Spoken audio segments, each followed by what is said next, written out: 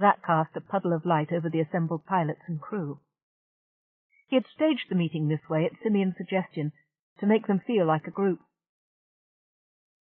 "You know what's coming down," he said, making his voice intense without making it loud.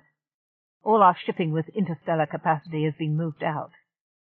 "Not all," one of the miners said, running a hand over her luridly tattooed head. "Can it, Shabla? You can do maybe 10 lights scouting for materials. That won't get you to the next system." She shrugged, grinning at those ranged about her. "What we've got left is the tugs," said Gus, "and some mining scouts. It isn't much against 4 frigate-class warships." "It's fardling nothing," another said, "unless you want us to ram 'em." The man didn't think much of that idea even as he voiced it. Ramming was not completely out of the question. If you cut something heading toward you at high speeds into smaller pieces, you were just multiplying your troubles. You had to blast it into gas or deflect it before you were safe. They all understood the principle and the limitations. "Ramming's not on," Gus said, shaking his head, even as he gave them a sly grin. "Not when we lose to any beam weapon they care to turn on us. But," and he waited until a schematic of a standard tug came up on the screen behind him, "what has a tug got?" "A big, normal space engine, and a great big power plant, and a fardlin' humongous grapnel field. Mining scout's about the same, only with a sampling laser. So there isn't much sense in us getting into slugging matches with warships." He caught the universal sigh of relief that wafted about the bay. "But," and he held up one gnarled finger, "there are things we can do." Then he outlined the changes needed on the screen behind him. Gratified and slightly vulpine grins replaced frowns, even when he explained the strategy to be affected by such alterations. "Hey, wait," Shabla said. "I got a husband. 2, actually, on this tin can. You want me to leave him here while the place is taken over?" "Exactly," Gus said, giving her stare for stare. "What the crap could you do for him here? Get your head kicked in? Start a firefight in a corridor and blow the pressure hull? Out there we've got a chance to do something worthwhile for all our skins. We've all got someone here, or nearly all of us.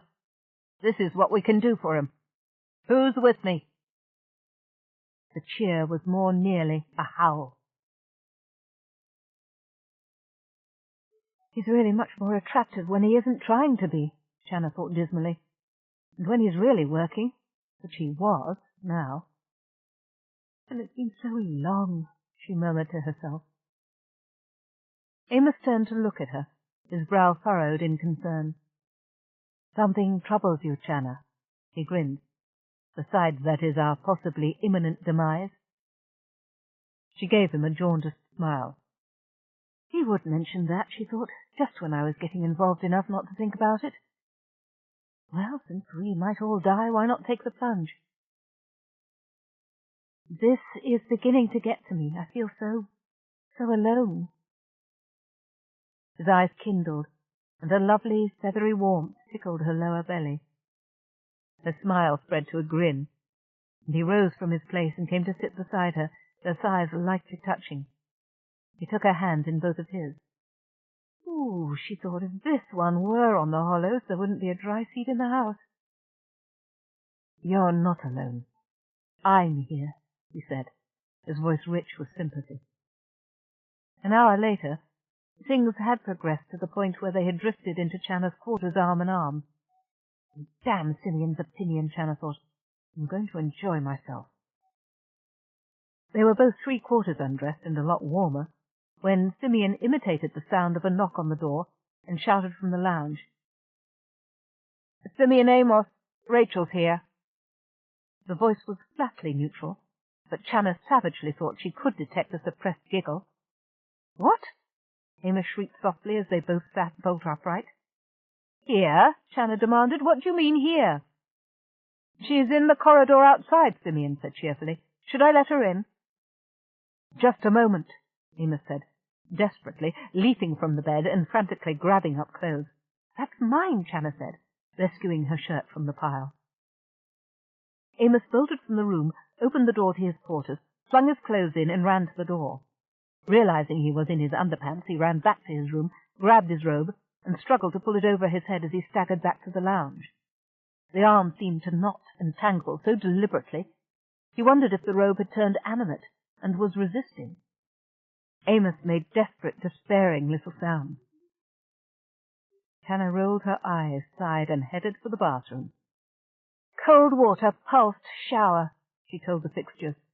"As if I need one with Rachel at the door," she thought. Amos took a deep breath, finally pulling the robe down over his body. "Why am I agitated?" he asked himself. "I do not have to account for my actions.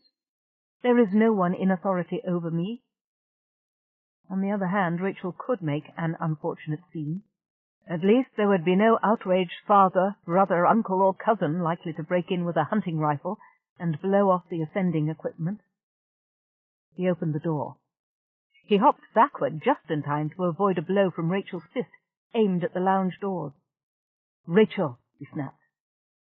She stood glaring at him. She was breathing fast, her nostrils flaring, a sheen of sweat across the pale olive of her skin. "What are you doing here?" she demanded. He looked at her in astonishment. "You know perfectly well what I am doing here," he said. He had himself sufficiently under control now to speak with his usual gentle authority, and he could see her purpose falter. "I am living in the manager's quarters, because I am to be a co-manager of the station. I am studying very hard and constantly to be worthy of this honor. I have told you this. I told everyone." He let his eyes widen slightly in unaffected innocence. She narrowed her eyes. "It is true, Amos, that you told everyone, but you did not tell me." "All right," he said soothingly. "All right. Come in." He placed his hands delicately on her shoulders and steered her to the couch. "Sit." She looked first at him, then at the couch, as though she suspected some trap, before she cautiously folded herself down to the cushioned surface. Looking up at him, she patted the place beside her. "You sit down, too," she insisted. "You will have some refreshment?" "No, I will have an explanation." He drew over a straight-backed chair, placed it in front of her, and sat down. Her eyes widened, and she sat up straighter, looking, if possible, even more affronted than she had been. "I am sorry," he said, "if I have offended you, but I have been very busy." Unspoken was the inference that she should be also, helping to brief the Bethelites and settle them into their temporary roles. "I told Joseph about our plans, and I assumed that he would explain everything to you." "Oh," she said sarcastically, "you told Joseph. Well, then, of course there was no need to enlighten me. He could tell me whatever he pleased of your plans, and that would have been sufficient. Then I could go to sleep this night, knowing that you had moved in with that black-hearted slut-bitch with an untroubled heart." "Rachel bint Damascus," he said sharply, "you forget yourself." She raised both fists above her head and shouted, "It is not I who disport with the daughters of the heathen, an act forbidden by every scripture. Nor is it Joseph's place to tell me of what we do. It is yours alone. Are we not to be betrothed?" He stared at her in shock. "No," he said in blank astonishment. "Whatever gave you that idea?" She blinked. "No?" "No," he repeated, shaking his head in the negative. All of the colour drained from her face, and he could see the white of her eyes all around the iris. She breathed in and out through her nose with a sound like tearing silk. She trembled. She tried to speak, and only a garbled sound came out. Then she said in a grating voice, "She has seduced you." "No," he said, and shook his head again, waving both his hands in the same negative gesture, but his eyes slid away from hers. "Always," she said harshly. "From the time we first met, I knew that you were mine. Mine!" "No," he said. "You are meant for Joseph, who has always loved you. He will make you happy, and he wants you." He forced his voice to gentleness. She has become unbalanced, he thought desperately. Of all the times for such a thing to happen. He had thought her only a little more given to hysteria than most of her sex, but something had changed her. Perhaps the trauma of the attack, perhaps the massive drug dosages they had been forced to use on the trip. Her eyes widened still more, until the white showed all around the iris. He had heard of such things, but never seen them, except once when an ancient hermit had gone into a trance and prophesied. I should have paid more attention to my first aid training, he thought ruefully. Perhaps then he would know how to deal with her instability. Whatever her faults, she had sacrificed much to follow him. She had been invaluable in the chaotic scramble of the last days on Bethel. My dear friend, I have failed you. He wants me, she said in the same low growl. And you do not? Her mouth twisted and she bit her lip as she turned her head from side to side and nodded several times. Abruptly she rose and was out the door before he could rise from his chair. He grabbed his hair in both of his hands and pulled. "Ah, Simeon," he asked, "what have I done?" "Pissed off Rachel, I'd say."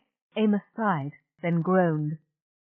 "No," he said despairingly. "I have done worse than that. I allowed myself to be talked out of doing what I knew was right. I knew in my heart that she should be evacuated, but Joseph asked me to let her stay. Perhaps I gave you the wrong answer today, my friend. Perhaps I cannot play this role if I am so easily convinced to go against my better judgment." "You thought Joseph could keep her in line?" "Yes. I hoped that, because he would be nearby and considerate of her, she would turn more to him and less toward me." "Not a bad reasoning," Simeon replied truthfully. "Sending her away might break whatever hold she has on reality." Amos looked unreassured and more miserable than ever. He might be a good-looking man, but he sure had cornered the supply of gloomy looks. "Today you have said quite correctly that you are older than I, and also that in many ways you are wiser. Today I should have been the wiser."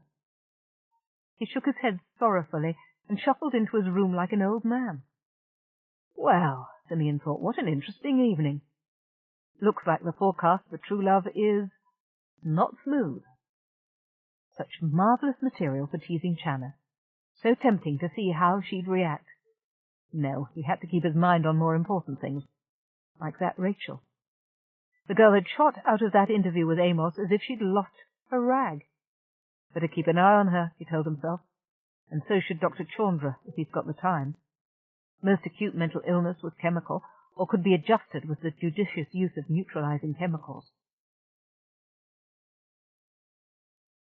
With a weary woof, Dr. Chandra sat at his desk and, setting his coffee cup in the most spill-proof area available in the surface clutter, he keyed up his mail. It had been 2 days since he'd had an opportunity to look at it. 25 attempted suicides, 4 of them among the refugee Bethelites, who chose gruesomely old-fashioned methods. One had actually hanged herself. Good in one respect, easier to revive, although there might be some memory loss from oxygen deprivation, and he'd have to use a nerve shunt. The sight of that bloated, blue-tinged face with the protruding tongue lingered unpleasantly. He slipped himself a calmer. Just one, although the gods alone knew what it would do with all the caffeine he'd been absorbing. He had to get on with this accursed viral project, even if he was a doctor, not a gene sculptor. It disturbed him to deliberately make a virus more harmful, too much like making medicine into a weapon. Chandra had grown up on a planet where personal violence was fairly common, and done his internship in a trauma ward. His own family came from a pacifist tradition, and the internship had confirmed him in it. At least Seld is out of this, he thought with relief. The first message was yet another requisition for karmas. He signed it out. The organosynth machines were going to be running overtime. Would pirates take notice of supernatural calm? The doctor smiled ruefully at that, and told the machine to show him the next message. It was flagged personal, which was odd. He began to read. His heart stumbled. He could feel the pain in his chest quite distinctly, but it seemed distant and unimportant. Vision grayed down to a tunnel. It was long minutes before he could speak. At last he managed to croak, "Simeon? Simeon?" "What is it, Chandra?" "I don't like the way he looks." The sound of the doctor's voice had been sufficiently worrisome for Simeon to activate visuals. The doctor was visibly tired, but considering the workload he was pushing, fatigue would be normal. Nor unusual for Chandra, who tended to push himself. If Simeon had been capable of experiencing fatigue, he would be knackered right now. The slightly built dark man was grey-faced with sweat beading his forehead. Simeon ran a diagnostic program. Not good. Extreme stress to the point of endangering the man's health. Chandra was not young anymore, and had endured some very hostile environments in his career, not to mention the current problem. "This message," and Chandra managed to point to his screen. "Dear Dad," Simeon read. "Why on earth didn't this trip my Watchman program? I'll have Jokes hide for this, by God. I couldn't go. I'm sorry. I hope you can understand and forgive me. But if anything were to happen to you and I wasn't there, I'd never forgive myself. I have to be here because Mom can't be. I love you. Seld." Oh. Simeon paused in full comprehension of Chandra's state of mind. "But didn't you put him on?" "No," Chandra said in a voice drained of affect. "He was in line, almost to the lock. Then I received a bleep message, the most urgent of codes. Seld said I must answer. He understood that. We embraced, said goodbye, and I left him there." Chandra flopped one hand over weakly, unable for more effort than that. "He was practically on the ship. How the hell did this happen?" "I'm sorry. I've too good an idea," Simeon told him. "I'll try to find out where that wicked young rascal is right now." He didn't mean Seld, but did not qualify his term. After a moment's pause, he came up blank. "I'm not finding him, so he's well hidden wherever he is. That should be some consolation, Chandra," he said in a firmly reassuring tone. "If I can't find him, neither can our expected visitors. I'll keep looking. Count on me for that." "Looking with every eye I own," Simeon said grimly. How could the well-mannered, well-brought-up Seld have fallen for one of Jote's schemes? And what part would the kid play in it? And I'm to blame for this situation and Chandra's heartache.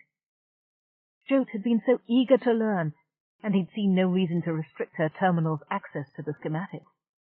She had been bad enough before this emergency sent her to cover. Now, he didn't know what she was capable of doing. "I've an idiot savant running feral in my station," he thought bitterly. 10 years precocity in advanced engineering techniques and the morals of a 5-year-old. The selfishness of small children can be charming when they don't have the power to do much harm. In a near adult, and a brilliant near adult at that, the possibilities went out of bounds. "Well, Seld is here, somewhere," Chandra said, recovering himself enough to shout and to be livid with rage. "The clock says his message was entered 10 hours after his ship left." "I know, I see it. Don't worry, Chandra. We'll find him." "I know we'll find him.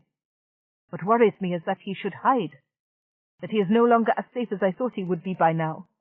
Do you understand? My son could die. My heart is pounding with the anxiety." Simeon ran another quick scan of the station, this time including apartments left empty by the evacuation. "Still searching. There are so many places he could hide, and even I couldn't find him," he said by way of reassuring Chandra. "He's a big, strong kid who can handle himself. As well as any of us," he thought.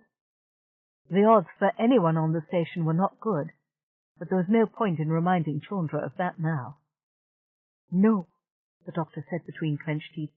"He isn't a big, strong kid, and he can't handle himself. He's never going to be strong. The plague that took his mother left him with nerve damage." "Nerve damage?" Simeon said incredulously. Regeneration of nerve tissue was an old technology, and well understood. Without it, shell people would be impossible, for the same technique knitted their nervous systems into the machinery that supported them and that they commanded. Chandra shook his head. I've done what I could to bypass the damage. But if he puts too much strain where the repair exists—" His voice trailed off, and when he raised his face to Simeon's visual node, he had turned into an old man. It was a little clinic, you understand. Mary, she was the meditech, I the doctor. A new continent on a new colony, world. Much to do. We were on research grants. Then people began to die. There was nothing I could do. They imposed quarantine. Quarantine in this day and age. When I found what had happened, already it was too late for Mary. The virus was a hybrid. A native virus analog combined with a mutant Terran encephalitis strain. The native virus wrapped around the Terran, you understand. So the immune system could not recognize it and had no defense. The Terran element enabled it to parasitize our DNA. Feld was damaged on the point of death. It took 3 years of therapy for him to be able to walk and talk and move as well as he does. Sean returned, picking things up from his desk and putting them down. But he will never be strong. If they seize him, he'll be as helpless as someone half his age. There could be convulsions. Stress accelerates the damage. It is cumulative. Why do you think I took this position? He must be near a first-rate facility at all times. He must not suffer extreme stress, or the effects could snowball. As it is, he will probably not live much past adulthood. Chandra slumped in his chair, anger, even anxiety draining out of him as he buried his head in his hands. Then we'll make sure they don't hurt him, Simeon said grimly. First let's find him. He probably was Jote. Seld's mentioned her? Chandra's voice was muffled. He has many friends, but she sounded different. She is. Oh, she's different, all right. And she wouldn't leave either. So in a way you and I are in the same boat. Chandra rubbed his mouth and chin. Whiskers rasped.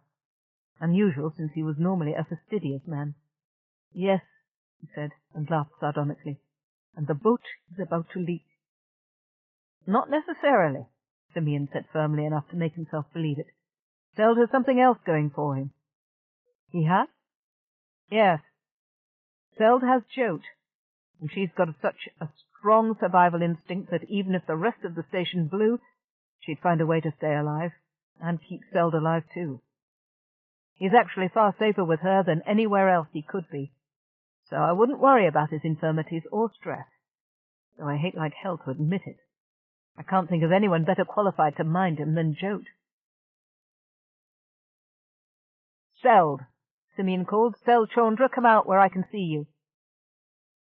Jote popped into view, rubbing her eyes. What are you yelling about, Simeon? She asked, yawning. Send him out, Jote. This is the only place he can possibly be. Jote crossed her arms and looked sleepily defiant. Your father is worried, Seld, Simeon went on. He sent you away so that you'd be safe. So you know he's not really going to kill you for staying, even though you deserve it.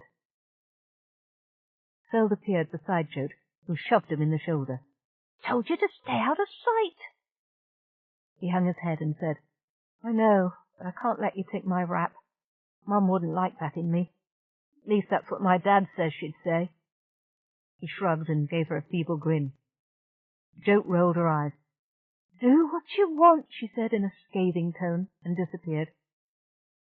Actually, Simeon told them both, I don't see any need to rough it just yet.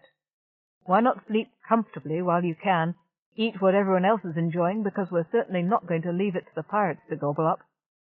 I prefer that you hide out when the pirates arrive. Meanwhile, Sel, give your dad the benefit of your company. He needs it. Save your rations, Jote. Eat with us. Food's better. For now. She picked up her disgusted sigh, and then she walked into view, arms still folded, expression still defiant. Simeon warmed to her all over again. I don't think I was ever that young, he thought. But you know, she makes me wish I could swagger. Okay, guys, let's go. Chapter 14. Very large mass, Baylor said, whispering. Several score megatons at least. You need not lower your voice, Belazir said, amused, and more so when several of the bridge crew jumped. We are proceeding stealth, but sound waves do not propagate in vacuum. He turned to the schematic and long-range visual views. Impressive indeed, he thought. Far and away the largest free-floating construct he had ever seen. Twin globes, each at least 1,000 meters in extent, linked by a broad tube. More tubes at the north and south axis, evidently for docking large ships, although none were there at the moment. Around the station was an incredible clutter of material, loose ore, giant flexible balloons of various substances, radiating networks, fabricators. Large, but soft, he decided, like a huge lump of well-cooked meat steaming in its own juices and touched with garlic, waiting to be carved into bite-sized pieces. It was a target so rich that he had trouble convincing himself of its reality. Mentally, he accepted it, while his emotions could only kick in every minute or so as jolts of near-orgasmic pleasure. He stretched like a cat, acutely conscious of the anticipatory tension beneath the quiet, ordered activity of the bridge. Everyone in the flotilla would come out of this a hero. He couldn't believe this plum could be snatched away, not from the Kolnari, and especially not when he commanded the Kolnari flotilla.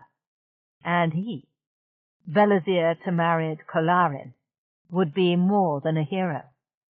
He would be placed firmly in the logical line of succession to Chalku Tamarid. A pity it is so big, he mused. A shame to have to waste any of the possible plunder. He sighed, for of course they would have to destroy what they could not take. The flotilla were warships by specialty, not cargo carriers. Even if they had time enough to bring in the heavy haulers from the clan fleet, only the merest tithe of the goods to be found in this size station could be transported. On the other hand, the ecstasy of sheer destruction had its own euphoria, the knowledge that so much data and effort could be casually blown to dust. A message torpedo to the fleet, Zerig asked. You echo my thoughts, Zerig, Belazir said. Ready for instant transmission once we close our fist on our prey. The message sent back with the captured merchantman would have the clan fleet on alert, but the transports could not yet have arrived at Bethel, much less landed there. Rigged for deep space running, sufficient ships could be diverted to assist him without hindering the effort at Bethel. Say 10 days transit from the Saffron system, to be conservative.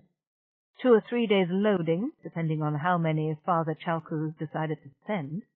Then set demolition charges, nice large ones to leave nothing larger than gravel. There might well be prisoners worth taking for skilled labor.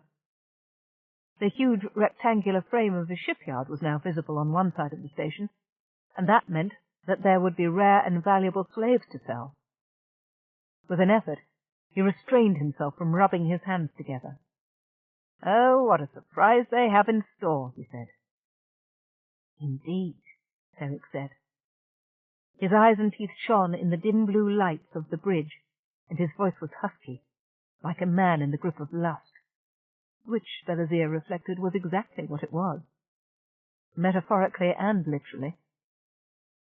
Keep your eagerness in chains, my friend, he said genially. It is a good slave, but a poor master. He turned to Bela. What traffic inbound? None, great lord. None? Belazir raised a brow. Curious, he thought. A space station built in an area nearly devoid of traffic. Is it old and due to be abandoned? Or is it new and as yet rarely used? A small chill diluted the perfection of his pleasure. There were alternatives here. He might be the hero who brought unimaginable wealth, or the immortal villain who revealed the existence of the clan to an enemy more powerful than they. He shook his head with a small tisk of disgust. Impossible. The merchantman had been rich with treasure, and it had just left the station. Indication?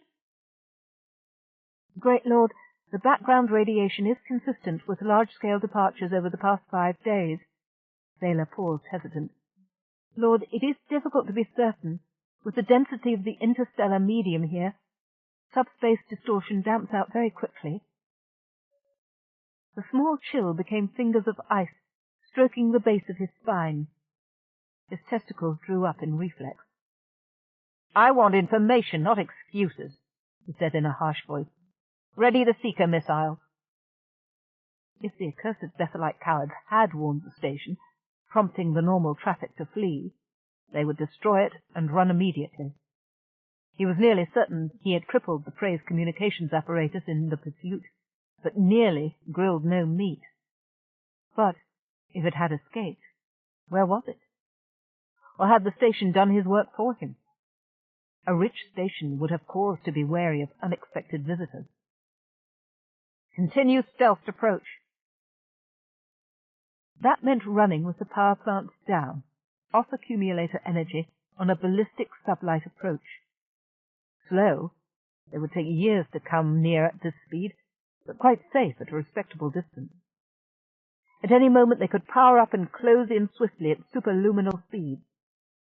This was a modification of a tactic the clan sometimes used against merchantmen on the outskirts of the solar system. And they were close enough that light speed was not much of a problem for detection purposes. Briefly, he considered running back on FTL for a few parsecs to see if he could pick up traces of in- or outbound traffic over the past week. Then he shook his head, rejecting that plan. Signal degraded too much over distance, and his own trail would advertise his presence. While the station retained subspace communicator capacity, it presented the clan with a deadly risk. Taking time to consider a problem from all angles was no excuse for inaction. Strike the hardest blow you could, then see if another was needed. That was the Kolnari way. "See if you can pick up anything from their perimeter relay beacons," he said. In dust this thick, even local real space beacons needed amplification. "Message, Great Lord," said Bela. "I would hear it." Immediately, a woman's crisp voice filled the control center. "Warning all ships!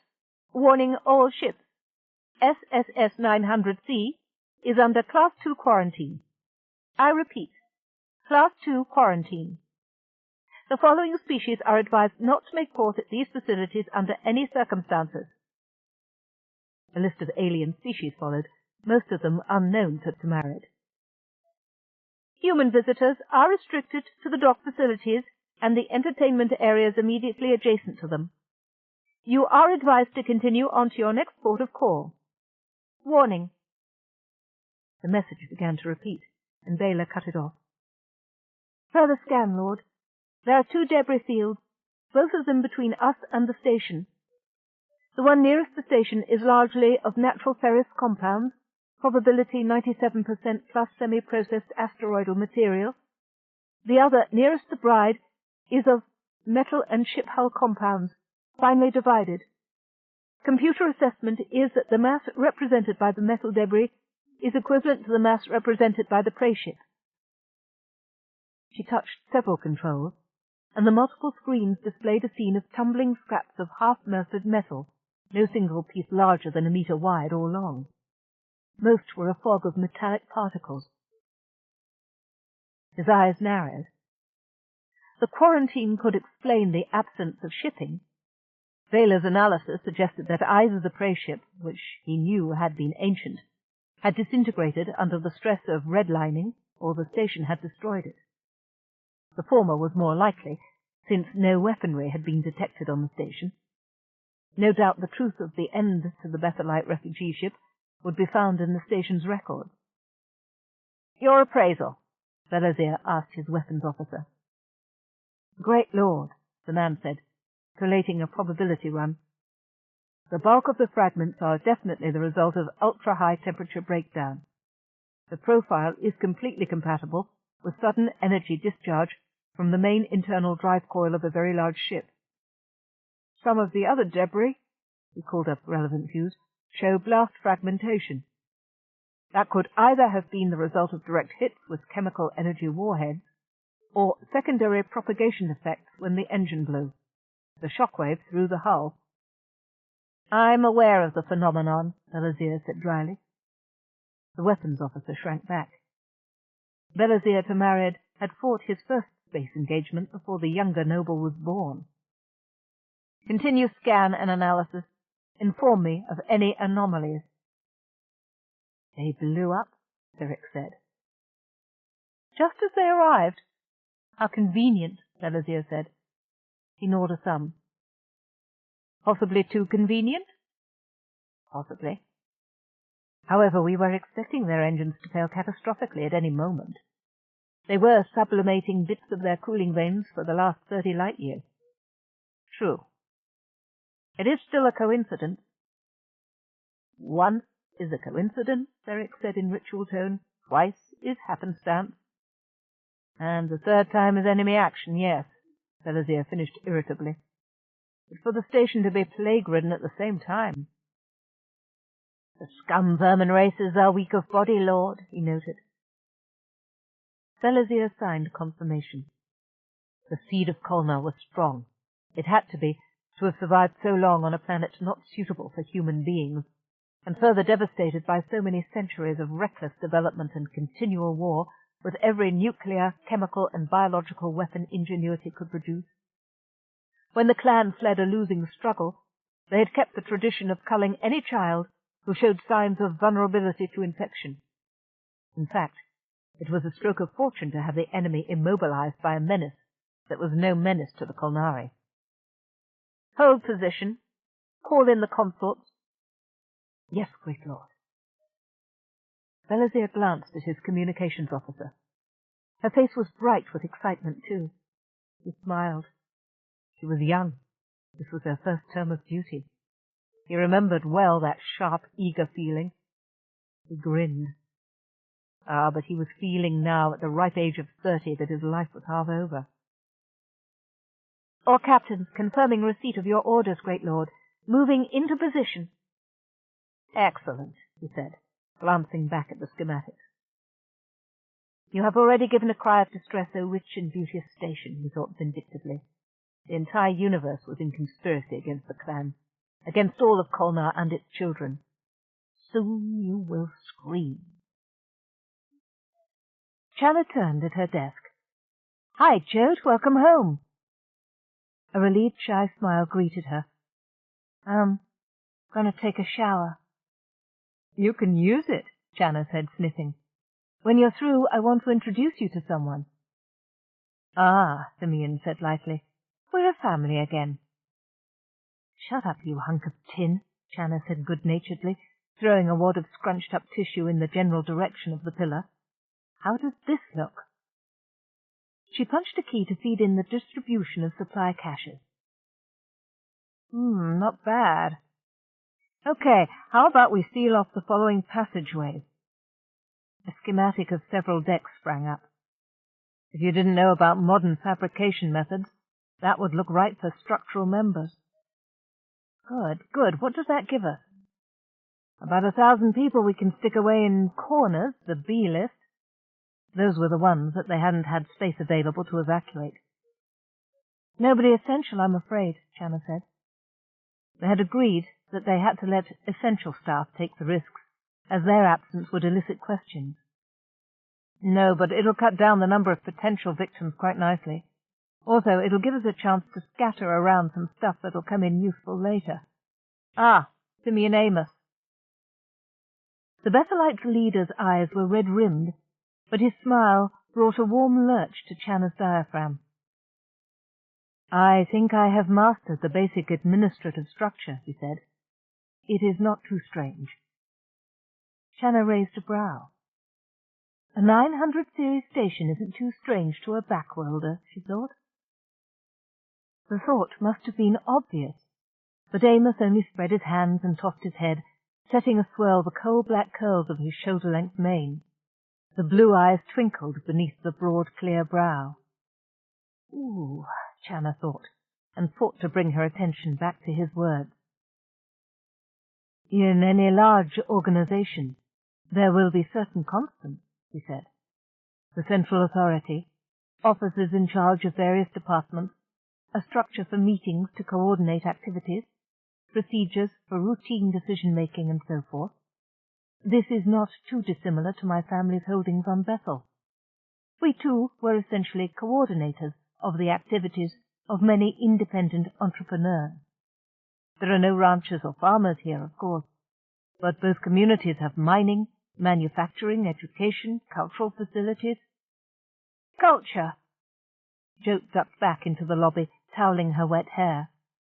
For a wonder, she had on something more formal than the shapeless patchwork colourful overalls that were current fashion among SSS 900C's youths. Like hollows and verti games and stuff. Amos hesitated. He had been thinking more of choral song and traditional dancing. The general principle is the same. The servers had been setting out the evening meal. Simeon had programmed them to meet the basic dietary superstitions of the Bethelite religion, although Amos had turned out to be flexible. Channa shuddered mentally at some of the things she'd screened in that Bethel text. How in God's name, for example, were they supposed to check that none of the materials had ever been touched by a menstruating woman? They sat down. Amos murmured a prayer, and for another wonder, Jote waited a second before grabbing the nearest bowl. She had turned out to be a monumentally unfussy eater, but in sheer capacity she belied the scrawny, underdeveloped frame. Between, or sometimes during, mouthfuls, she grilled Amos about Bethel. "Sounds dull," she said at last. "I thought so too," Amos said, pushing a bowl of steamed millet closer to her. She shuffled several helpings onto her plate, and heaped them with sour cream and chive. "Jote," Channa said gently, "that really doesn't go with pineapple slices, you know." "Why not?" Jote asked, turning to her with a milk moustache on her upper lip. The girl licked it away with satisfaction as Channa searched for a reply, gave up, and turned her attention back to Amos. "Hiding away all that stuff was smart of Channa," she said thoughtfully. "Always got to have supplies in your bolt hole unless you're fardlin' stupid." "Sound strategy," Amos said seriously. "He certainly seems to be good with children," Channa thought, stirring her food around with her fork. "Girls don't bother him. Not prepubescent ones, at least." In her inner ear, Simeon began to croon an ancient song. "Across a crowded room." "Shut up," she sub-vocalized. "This place has got more back alleys than you'd believe," Jote was saying. "Not like a ship at all, really. You can get anywhere from anywhere, and ain't nobody can stop you if you know where you're going. Some of the places pinch gruddily, but they're inable if you spelt them." "I would have thought it much like a ship of space," Amos replied courteously. Channa could see his lips move silently for an instant as he puzzled out Jote's slang. That was no wonder. Half of it was her own invention. "A whole other order of magnitude," Simeon said. "No mass limits on a station. The SSS 900C wasn't expected to go anywhere.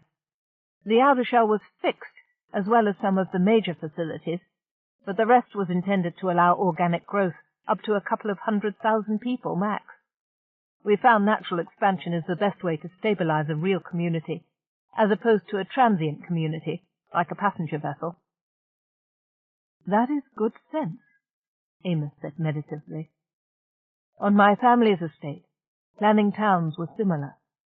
If you set down every detail, the place has no life. When Uncle Habib decides to put his tobacco store next to Auntie Scala's pastry shop, or Brother Falcon's saddlery, and that brings an ice cream parlor, it then follows that the town becomes a living and efficient entity." "Why do you talk so funny?" Jote asked. "Why do you talk so funny?" Amos parried, and they both laughed. "Because Bethel was cut off for so long. We did not even screen or broadcast data from other worlds, so our people's way of speech changed little, and those changes differed from those in the Central World, which had dealings with many other worlds and cultures." "Central World?" Jote asked. "Oh, you're fardlin', way off there. This is Hickstick, frontier, you know." "To you, not me." He paused. "I think, Jote, that someone besides yourself should know of these hidden ways of yours." "You should see it," she said enthusiastically. "You wouldn't believe what's back there." "I would very much like to see it," he told her gravely, "but I have not much time left for my study." Her face fell. "Still," he said, "I think that it is important that trusted people other than just you and Simeon should know these back ways of yours. Would you be willing to show my friend, Joseph?" "He's your head honcho, Ray?" "My brother and my right hand," Amos said seriously. "Okay, if he's none o' Grudley." Amos gave up trying to interpret that remark, and glanced over at Simeon's image in the screen. "Grudley," the brain said, in his most professorial. "An all-purpose negative. In this context, not too Grudley, straight-laced, conventional, boring, unimaginative." No, no. To tell the truth and shame the devil, Joseph was, in fact, a dockside desperado when I met him, Amos said. Jote lit up, her urchin smile taking a year or two off the extra time life had dealt her, so that she looked 12. "Sure. I'll be glad to show Joseph around, whenever you like." "Thank you. And now I must return to my study." He sighed theatrically and rose. "I know how you feel," Jote said, shaking her head in resignation. "He's made a conquest there," Channa sub-vocalized. "Wonder how he did it." "Jote is no longer a feral child," Simeon pointed out. "We broke the ground for him. Being glamorous doesn't hurt, and he listens to her. He's naturally interested in people, I think, under the weird socio-religious stuff they rammed down his throat." "You're right," Channa said aloud, looking dreamily at the now closed door of Amos' quarters. "Well, Simeon Amos," Simeon thought, "you're a hit with both my girls." A petty observation, but couldn't he indulge in pettiness in the privacy of his own mind? "Course I'm right," Jote said. She was having more of the pineapple slices, fresh from the vat, lavishly dolloped with ice cream. "You flipping the sheets with him yet?" "Jote," Channa said warningly, reaching over to flick her on the ear with thumb and forefinger. "Watch it," Jote said, rubbing the offended lobe. "I'll report you to Gorgon the organ." She grinned unrepentantly. "I know all about it, you know." "You may have observed, and I wouldn't put that past you for a nanosecond, but you don't understand what you've seen. You also have no manners." "Yeah, that's true," Jote said complacently. "You needn't act so smug about the lack," Simeon cut in.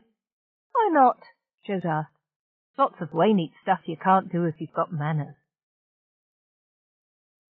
My God, Channa thought, looking up from her note screen. All of them were looking terrible, but Dr. Chaundra looked old, and haunted as well. Channa was a little surprised. She would have thought him one of the ones who could handle the fear. "Here it is," he said bitterly, holding up a small synthetic container. Channa automatically glanced down at the box, a capsule dispenser, standard model, but looked more closely at him. "Are you all right, Doctor?" she said anxiously. There were other medicos on the station, but only one Chaundra. Personal factors aside, he was also the only specialist with experience in original viral research. "Tired is all," he said. The non-standard accent in his voice was stronger than usual, a trace of liquid sing-song. He stood for a moment by her desk, looking at the box he carried. Then he placed it in front of her. "They're ready," he said, pointing to it. Channa touched the dispenser slot, and it dropped a gelatin capsule filled with clear liquid into her palm. "The virus," she said. "Yes," he murmured. "I, who am a healer, have created for you a weapon." "A non-lethal weapon for self-defense," she said in gentle correction. "Hopefully non-lethal." How can I be sure with a genetically non-standard target population? I cannot even be certain nobody on the station will die of it. The probability, Simeon began in a firm tone, is vanishingly small, yes indeed, Chandra said. Then he sighed. There is no sense in complaining after the fact. We have made enough so every man and woman on the station gets 5. I can't imagine anyone being unlucky enough to need more than that. What you do is bite down on it. Don't swallow and breathe it all over the Kolnari nearest you. It is contagious even if swallowed, you understand, but more so with direct contact. If the pirate wishes to kiss you, by all means let them. Ugh, Channa said, making a face. I've alerted the group leaders to call in at the clinic to collect dispensers for distribution to their people, Simeon said. Remind them, will you, Chandra said, that anyone who uses a capsule should report as soon as possible to the clinic for the protective shot. They'll get a light dose then, but their, victim will get very sick indeed. Symptoms? Asked Channa. Headache, nausea, diarrhea, fever, possible delirium? He shivered. I must get back to my lab. So much more needs to be done, and there is so little time to do it all in. You need to sleep, Channa said firmly. Go to bed for a minimum of 6 hours. That's an order, Chandra, Simeon told him. As of now, you're off duty until tomorrow morning. Yes, of course. Chandra nodded abstractedly. And the volunteers, he continued. Have them in the hospital as soon as the pirates appear. We can accelerate the onset. Go to bed. Channa took him by the arms and gave him a little shake, finally getting his startled attention. Oh, he smiled. Good idea. He paused at the door and blinked. Oh, yes. Jote. I have met young Jote. She is a bit more mature than I thought she was. He frowned, looking concerned. Do you think it will be all right, their being together so much? Her and Seld, I mean. Channa blinked. At least nobody has been unkind enough to mention any grisly tales of Jote's life story, she thought. I don't think it will matter, Simeon said, slightly amused. They'll be kept well occupied, you know, and they are neither of them physically adults. You are very off-handed for a proper father of a daughter, Chandra said owlishly. Well, I am her father, or will be when the papers are completed. Truly, Chandra, I think we can depend on Jote to be responsible. I trust her. She may operate on her own code of ethics, but she is more consistent about it than many adults I have encountered. I'm not worried. Chandra sighed. I wish I had a credit for every time someone has told me that they are not worried. They're at a volatile age, and they can't even trust themselves. Hell, he said, throwing his arms wide, under all this pressure, the adults on this station can't trust themselves. How can we expect these kids to? Channa felt her colour rise. We can only anticipate the problem and talk to them and hope for the best. If they're so inclined, to her surprise, she couldn't force herself to be more specific, they'll find a time and place where we can't interfere, so let's not wear ourselves down worrying about it. A whole new set of problems, she thought. Correcting the damage done to Jote's psychosexual development was probably going to take many years. Right now, the girl needed Seld to be her friend, not her bed partner. He was definitely her friend, but Channa remembered what boys were like at that age, too. There's more of a danger that she'd break his arm, but she needs a friend. Something else to lie sleepless and worry over. Or had anyone told Jote about Seld's medical problems? Privacy, she thought. Seld had the right to deal with that in his own time. Hey, Simeon said. You-hoo, Channa, Chandra, you're both tired. Everything looks manageable when you've had some sleep, so go sleep. We'll take care of the capsules, and we'll organize the volunteers. Don't worry about a thing. Chandra sighed again, and assumed a wry expression. Amateurs, he mumbled. What you're experiencing, Simeon, is denial. You can't avoid such problems by pretending they don't exist. His shoulders fell. I'll have Sel bring her home with him after they're through working today. He waved goodbye and left. Denial, Simeon said musingly. Strange, knowing what he did of her past. He knew that sex was the last thing Joe would think of as a recreational activity. That was the commonest symptom of the particular form of abuse she had suffered, and still the idea made him uneasy. Fatherhood. I don't want to talk about it, Channa told him, and marched briskly back to her desk. She sat down and spun the box of capsules around with one finger. I was thinking, she said, wouldn't it be great if we could up the ante on these? She looked at Simeon's column. Yeah, it would, but we're already putting our people at risk. I'm not willing to do the enemy's work for them, you know? True. What if we could make them believe it's worse than it really is? Hard to say without knowing their physiology, tissue samples. Oh, you're talking about a con game, aren't you, Happy? It all depends on their psychology, of course, and I'm not happy. Well, Simeon said dubiously, the Navy psych reports aren't too detailed. These splinter groups are usually aberrant.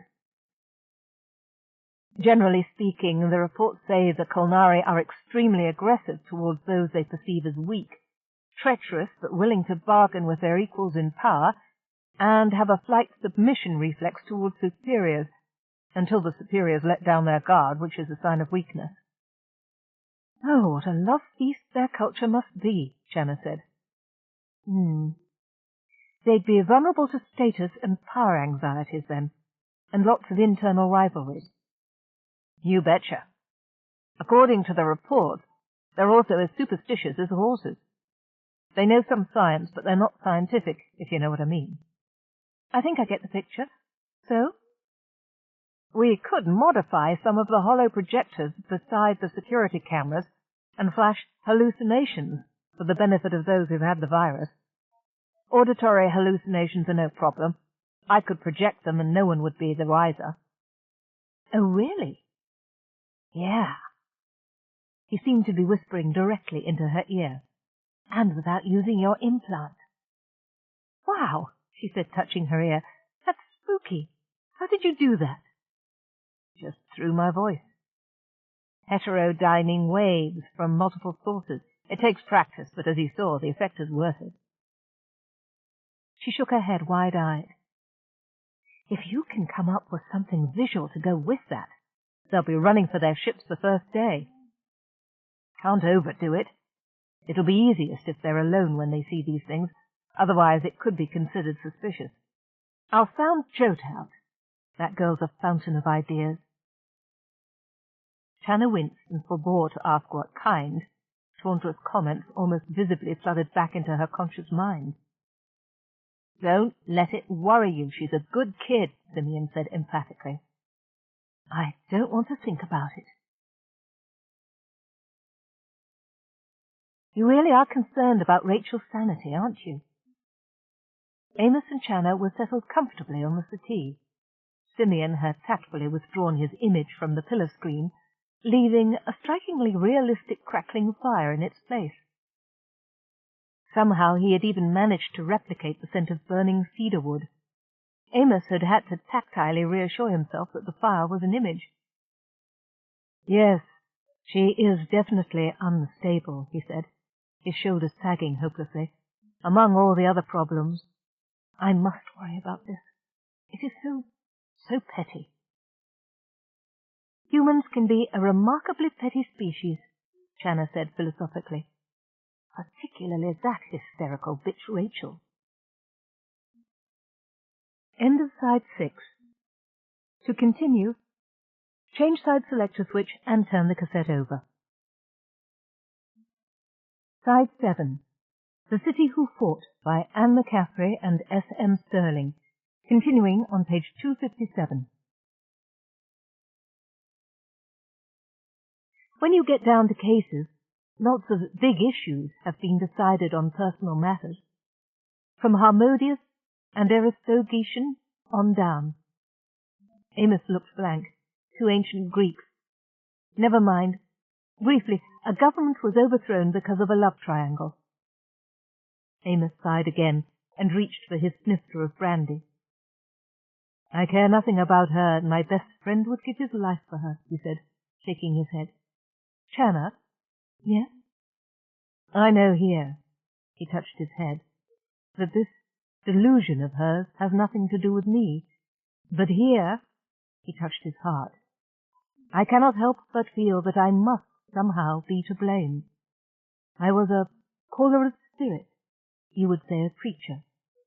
Oh yes, I knew that half the women in those crowds were in love with me. What of it?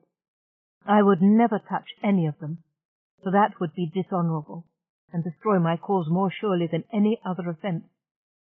The folk of Bethel are inflexible about such matters. Yet if I knew and accepted love, if it flattered my vanity, am I not in some manner responsible? How desperate she must be, and how lonely. It is sad. Channa patted his arm and smiled soothingly. From your description, it was never this bad before. If you're to blame, then so is every charismatic politician and hollow star since time began. Her delusion may have been aggravated by those drugs, although she's not responding to medication. Simeon, has anyone talked to Chandra about this? Not yet, he said, after a tactful pause to suggest he hadn't been listening. I have decided to keep her under my eye, Amos said, adding reluctantly, mental care, the cure of souls. It is part of our religion, but only those consecrated can perform cures of the human soul. Your religion sucks wind, she thought silently. No sense in offending Amos, of course. Humans shouldn't be forced to take religion. That should be free choice. Maybe we'd better let Chandra know that Rachel isn't responding to treatment. She may need stronger calmers. Let's face it, when the pirates arrive, you're going to have a surfeit of problems to keep under your eyes. I can keep my eye on more than one thing at a time, Channa, Simeon cut in abruptly. Simeon Amos? He nodded. I agree with Channa. I will speak with the doctor of this. This is my burden, my obligation. I will do it. He rose and disappeared into his room, shoulders bowed. Channa shook her head. You'd think he was sending her off to be executed. Who knows how his people view psych treatment? Confession seems to be a major element in their religion. To him, treating this as a medical problem could be equivalent to blasphemy. She turned to squint at his column. By the way, don't try to tell me that you didn't enjoy that little interruption, Simeon. I know you too well by now. Okay. His voice was downright cheery. She smiled ruefully. Just don't make a habit of it, okay? There are no guarantees in life, Channa. Oh, no?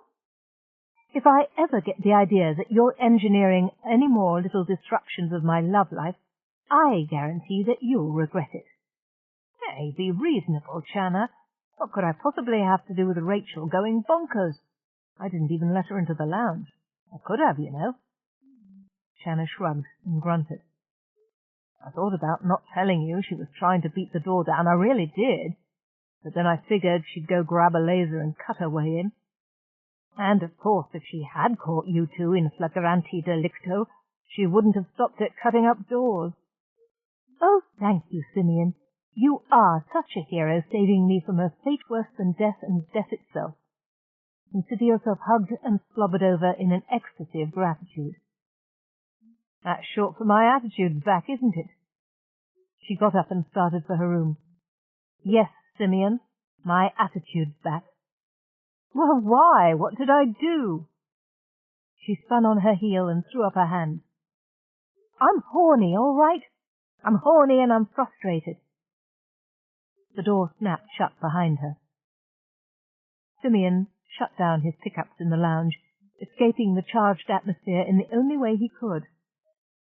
Gee, she thought, soft shells were strange. Chapter 15. Nothing, great lord. Nothing but rebroadcasts of the same warning message. You have had no success in monitoring internal communications? No, great lord. This time Baylor's voice held a slight touch of resentment. This was no backwater, no half-barbarian slum that used electromagnetic signals for internal communication. This was a sophisticated central world installation they were planning to attack. It had internal optical circuitry.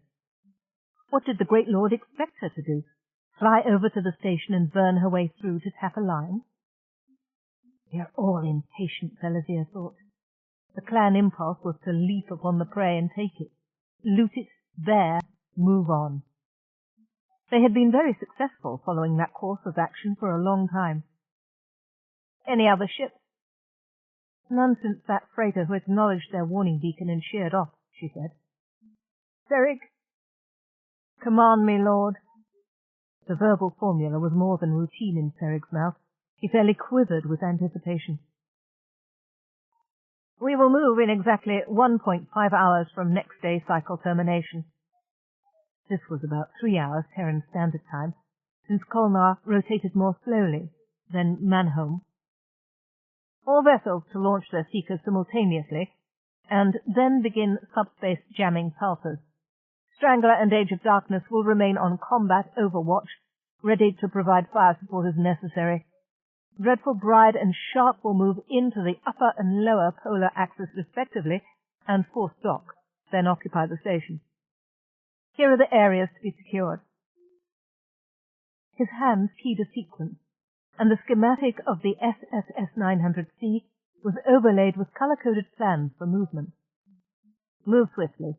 Crush any sign of resistance with utmost force. If resistance slows the infantry down, secure those decks and blow them open to space. I will be with the second wave at the North Polar Axis. Lord. Captain Lord Poll is not to disembark before the target is fully secured. Those are my orders. Repeat them to her in the message. I hear and obey, great lord, Ferric said. He made a few notes to himself. Tight beam? Of course. I may lead the assault party. Belazir and his henchmen shared an identical wolf grin. Of course. Joseph Ben Said nodded gravely. I am glad that you have shown me these things, Jote. Jote looked downshaft between her legs. It was the only way to see the Bethelite's face, since they were both climbing up, and smiled cockily. They had paused at this intersection with 2 small feeder ducts, so she could give him direction. He had hooked one thick arm around a rung, so he could squint down the other shaft. You learn pretty quick, she said. Hey, and you don't get fardled up in a tight spot neither. Joseph's square face split in a rapturous smile. Shows my friend, where I grew up one learned quickly or one died. Also, I spent much time in narrow places, sewers and tunnels rather than ductwork, but the principle is the same. Yeah, I guess we've got a lot in common, she said. You poor bastard, she added to herself, not aloud.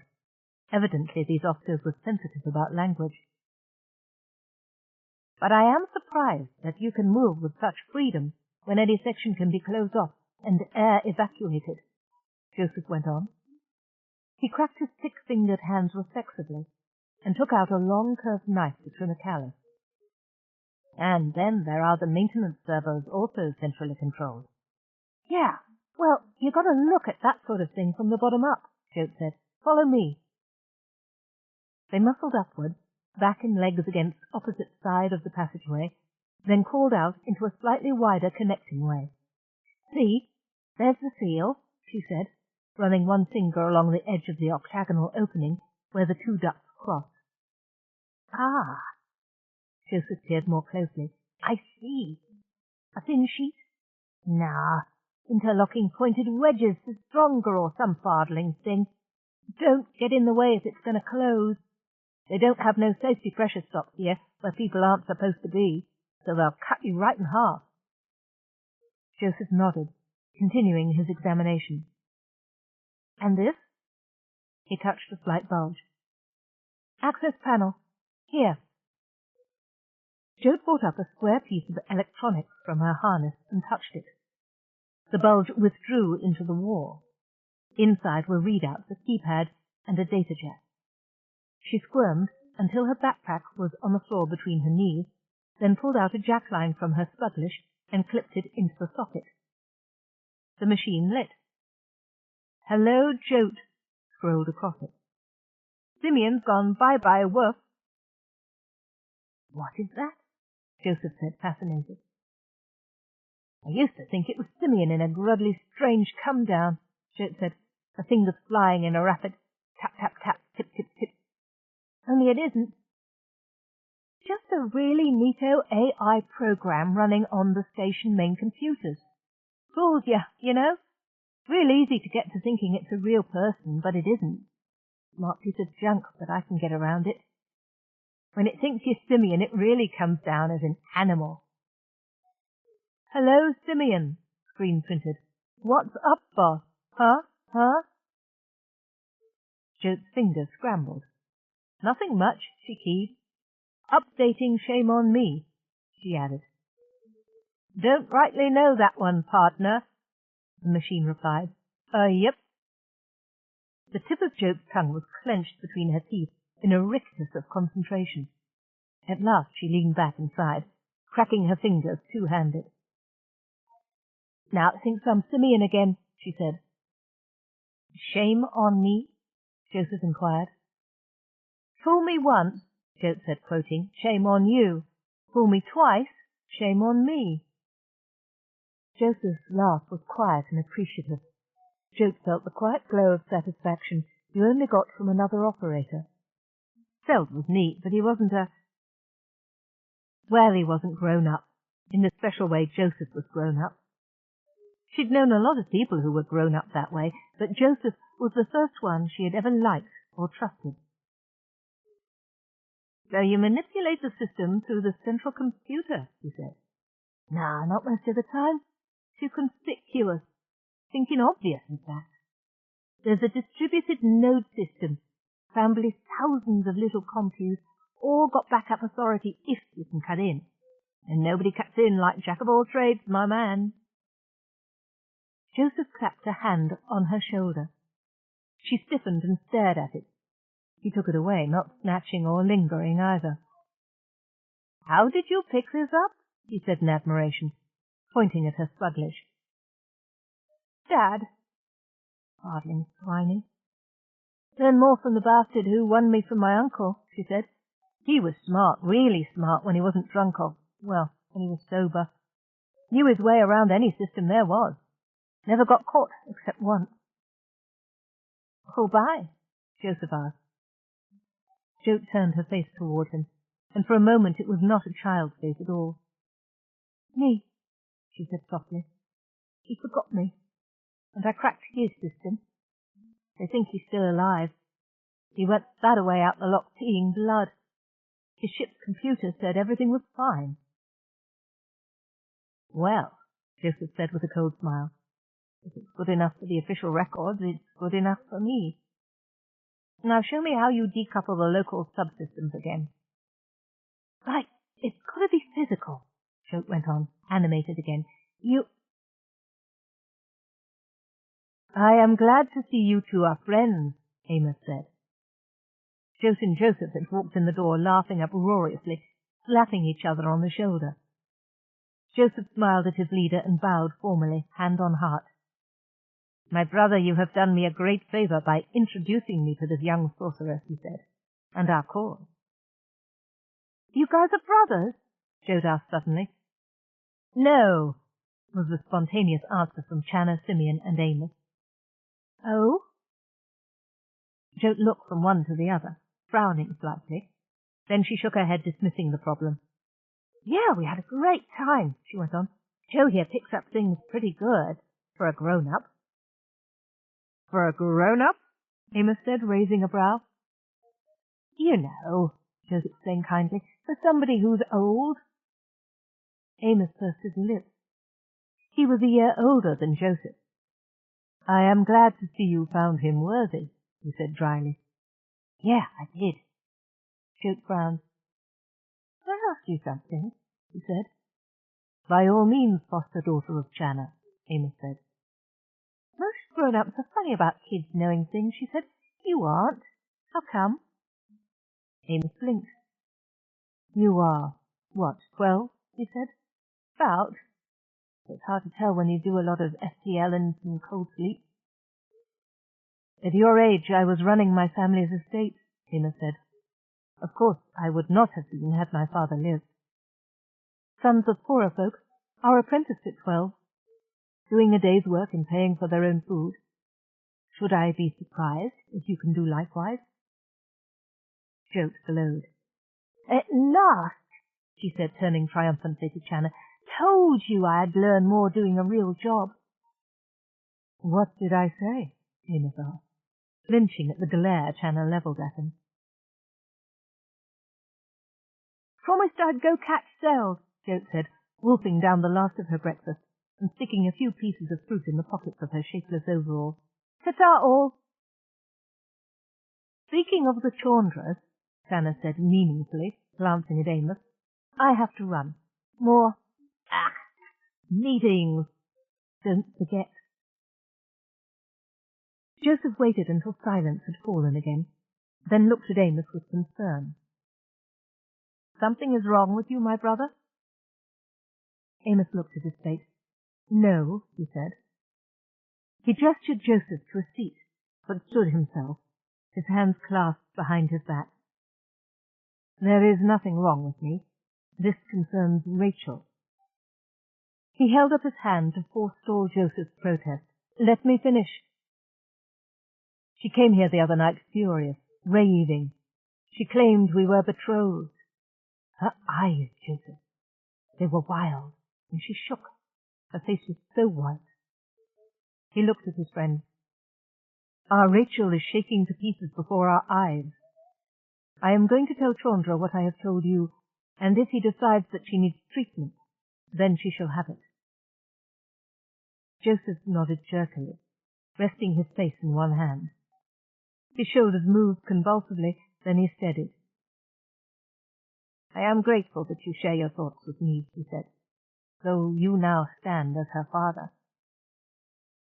We have no healer of souls here, Joseph, Amos said with deep remorse.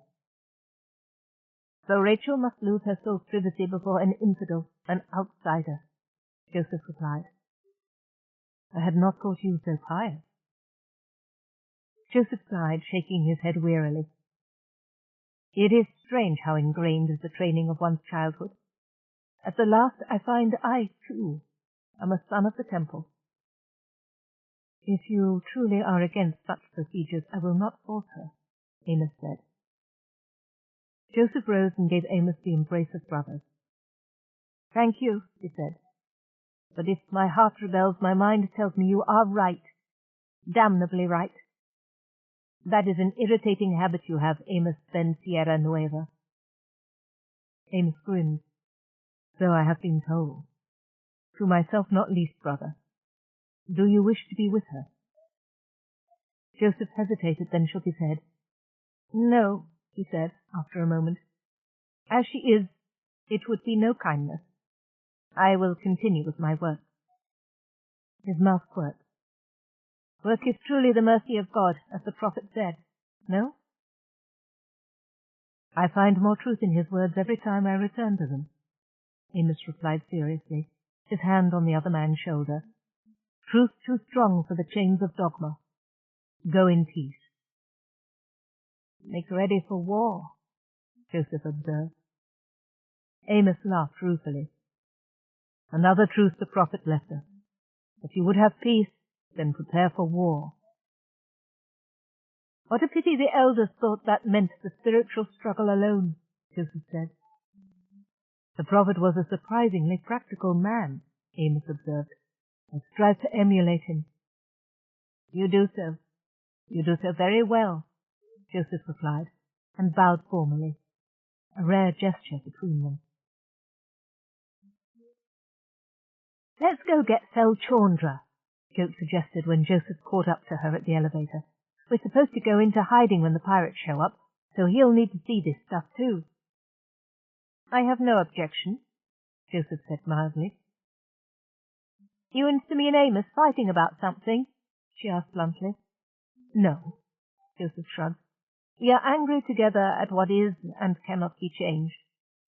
"Yeah, life's like that," Jote observed. They reached the main corridor and took 2 people movers down from the wall. Joseph looked a little dubious as he stepped onto the disc. As it silently lifted from the floor, he gripped the handhold tightly with one broad spatulate hand. Jote showed Joseph the address to tap to reach the Chandra's home. The little float discs took off, dodging agilely through traffic and summoning elevators when their route took to the upper decks. Feld himself opened the door. "Hi," he said somewhat nervously. "Hi, this is Joseph Ben Said," Jote said, indicating the swarthy man beside her. "Simeon Amos suggested that I take him round, and I thought you might like to come." "Oh, I'd love to," he said, all eagerness which dissolved the next moment. "I can't. I'm grounded." "You're what?" Jote asked, puzzled. Feld blushed to the roots of his auburn hair. The colours clashed horribly. "I'm being disciplined. I can't leave our quarters." Jote's expression was amused and aghast. "Glad I don't have parents," she thought. "I won't get stuck someplace I don't want to be." "Gee, Feld, your dad can't seem to get it right. First it's too much go, now it's too much stay." She shook her head in awe. "You can't win playing that way, so come anyhow," she added, cocking her head at him. "I can't," he repeated, glancing nervously at Joseph. The Bethelite crossed his arms and looked at the ceiling, humming an idle tune. "He's okay," Jote assured him. "Why not?" "'Cause Dad's going to call and check up on me." Jote rolled her eyes. "So call into the answering machine every so often. If he's called, you can call back and say he caught you in the head.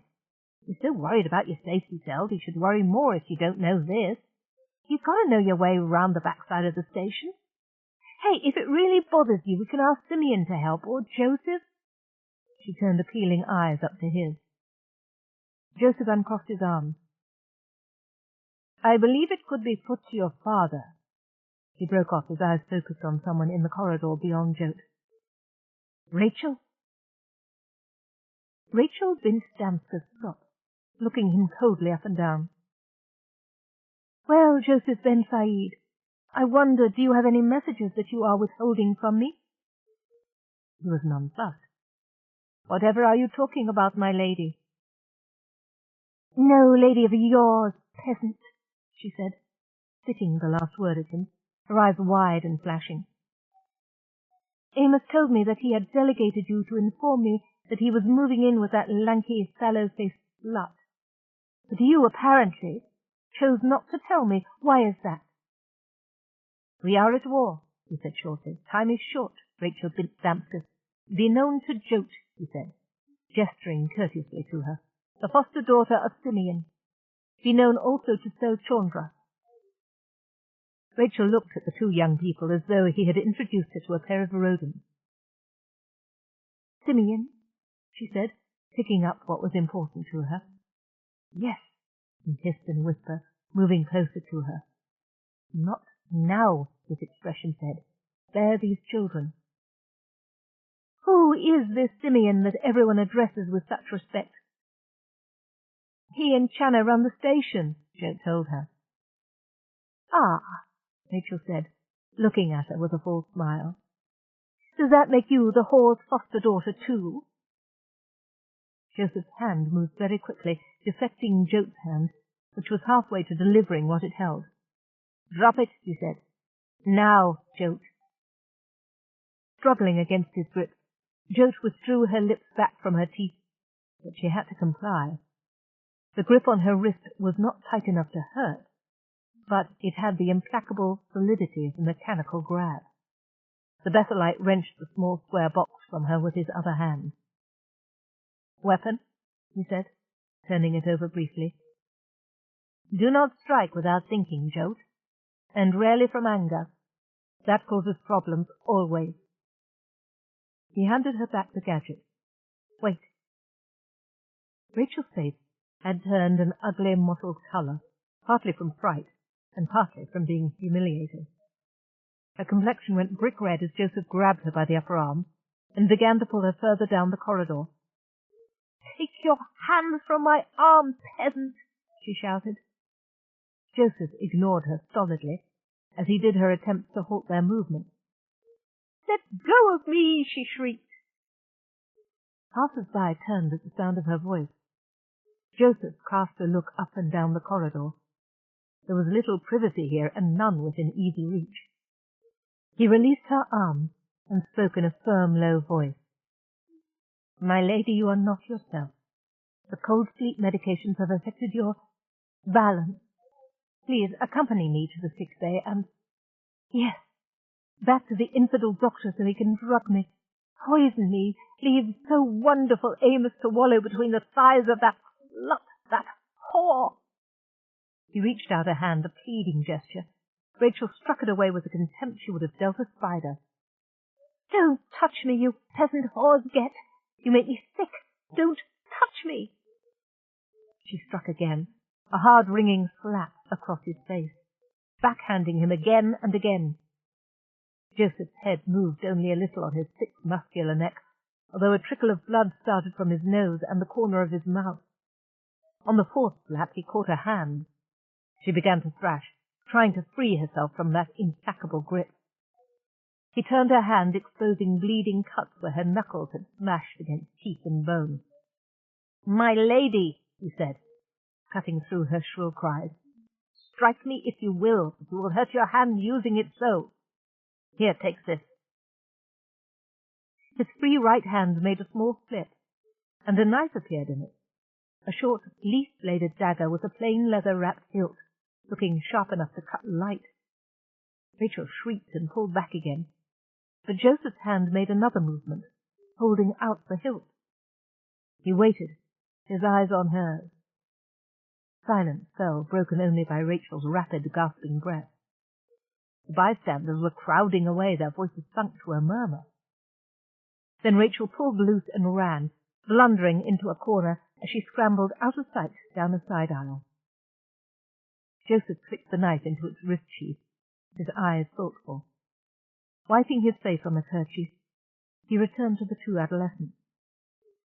"I don't think I like her," Jote said laconically.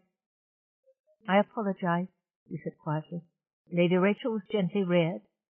She is suffering from stress and adverse reactions to medication." "She's Bughouse," Jote said bluntly. "He's gone on her," she thought. "Dear, what a fardling waste. People should reproduce the way bacteria did, splitting cells. That was cleaner. Even ungrudlies like Joe got strange when they had the hot." Joseph frowned at her. "Negative reaction, as I said." "Yeah, Bughouse, like I said. Okay, forget it. How did you do that thing with the knife?" "Ring-loaded sheath," Joseph said, obviously relieved to change the subject. He bent back his wrist and showed them. Jote glanced at Sells, caught his eye. He shook his head in silent agreement. "Adults, they're nuts." Channa stumbled into the lounge and fell face-first into the cushions of the couch. "I hate commuting," she said, with a theatrical groan. "Ah," was Simeon's mocking comment. "Call that commuting? Why, in my grandfather's day—" "In your grandfather's day," she said, pulling herself into a sitting position, "they probably commuted by ox-cart through subspace and drifts of snow 14 feet high, and that was in high summer, being dive-bombed by stinging insects the size of ore freighters, just to borrow a cup of sugar from their next-door neighbor 3 light-years away. I," she said, indicating herself with a delicate hand and a raised eyebrow, "am not as hardy, and I hate to commute. Not a problem I'm likely to have, he commented. No, she agreed. So I should just offer sympathy and understanding, he suggested. Absolutely. And I, of course, will accept this with gratitude as the very balm my bruised and battered spirit craves. Poor baby. Ah, she sighed. Well, I feel better. What's new on the home front? Apparently Jote's gotten soul grounded until he turns 21. How'd she manage that? Chandra disciplined him for staying behind, and she talked him into exploring the station with her and Joseph. Poor Sel. What's Jote's reaction? Oh, it's all her fault. She's got the kiss of death or something. So staying behind is her fault? No, it's all her fault. The minute we decided to adopt her, Bethel was attacked, so that Amos escaped, the pirates chased him, and the station is now endangered. You see the logical sequence of events. One of her depressed moods. Those tended to be temporary, but of unpredictable duration. I can't deny, she said, fighting a laugh, that the logic's inescapable when the data is structured in that fashion. They were still laughing when Amos came in. What causes such merriment? He asked, grinning. Channa looked at his handsome face, and it seemed to her that for a moment the station stood still. Oh, Simeon told him, the horrors of being 12. Amos shuddered. Indeed, he said, rolling his eyes. Would that all horrors were both so transient and so amusing in retrospect. I fell in love with the cook. When that was over, I decided I was religiously inspired, and never recovered from that. Channa gave an involuntary snort of laughter, glanced over at him to be sure, then dissolved in whooping gales of laughter. At least, she said, wiping her eyes with the back of her hand, you don't take yourself too seriously. I cannot afford to, Amos said, bowing with hand on breast. Far too many others do. If their prophet cannot laugh at himself now and then, they are lost as well. My adolescence was worse, Simeon said. They turned and looked at the pillar. Imagine my pure, unsullied young self thrust among hardened asteroid miners. It certainly left its mark, Channa said dryly. No one escapes without being marked, Amos said wisely. And no one gets out alive, they all said together. Are you talking about the station? Jote asked in horror, emerging from her room. No, Channa said. Life. Teenage life, actually, but let's not be specific right now.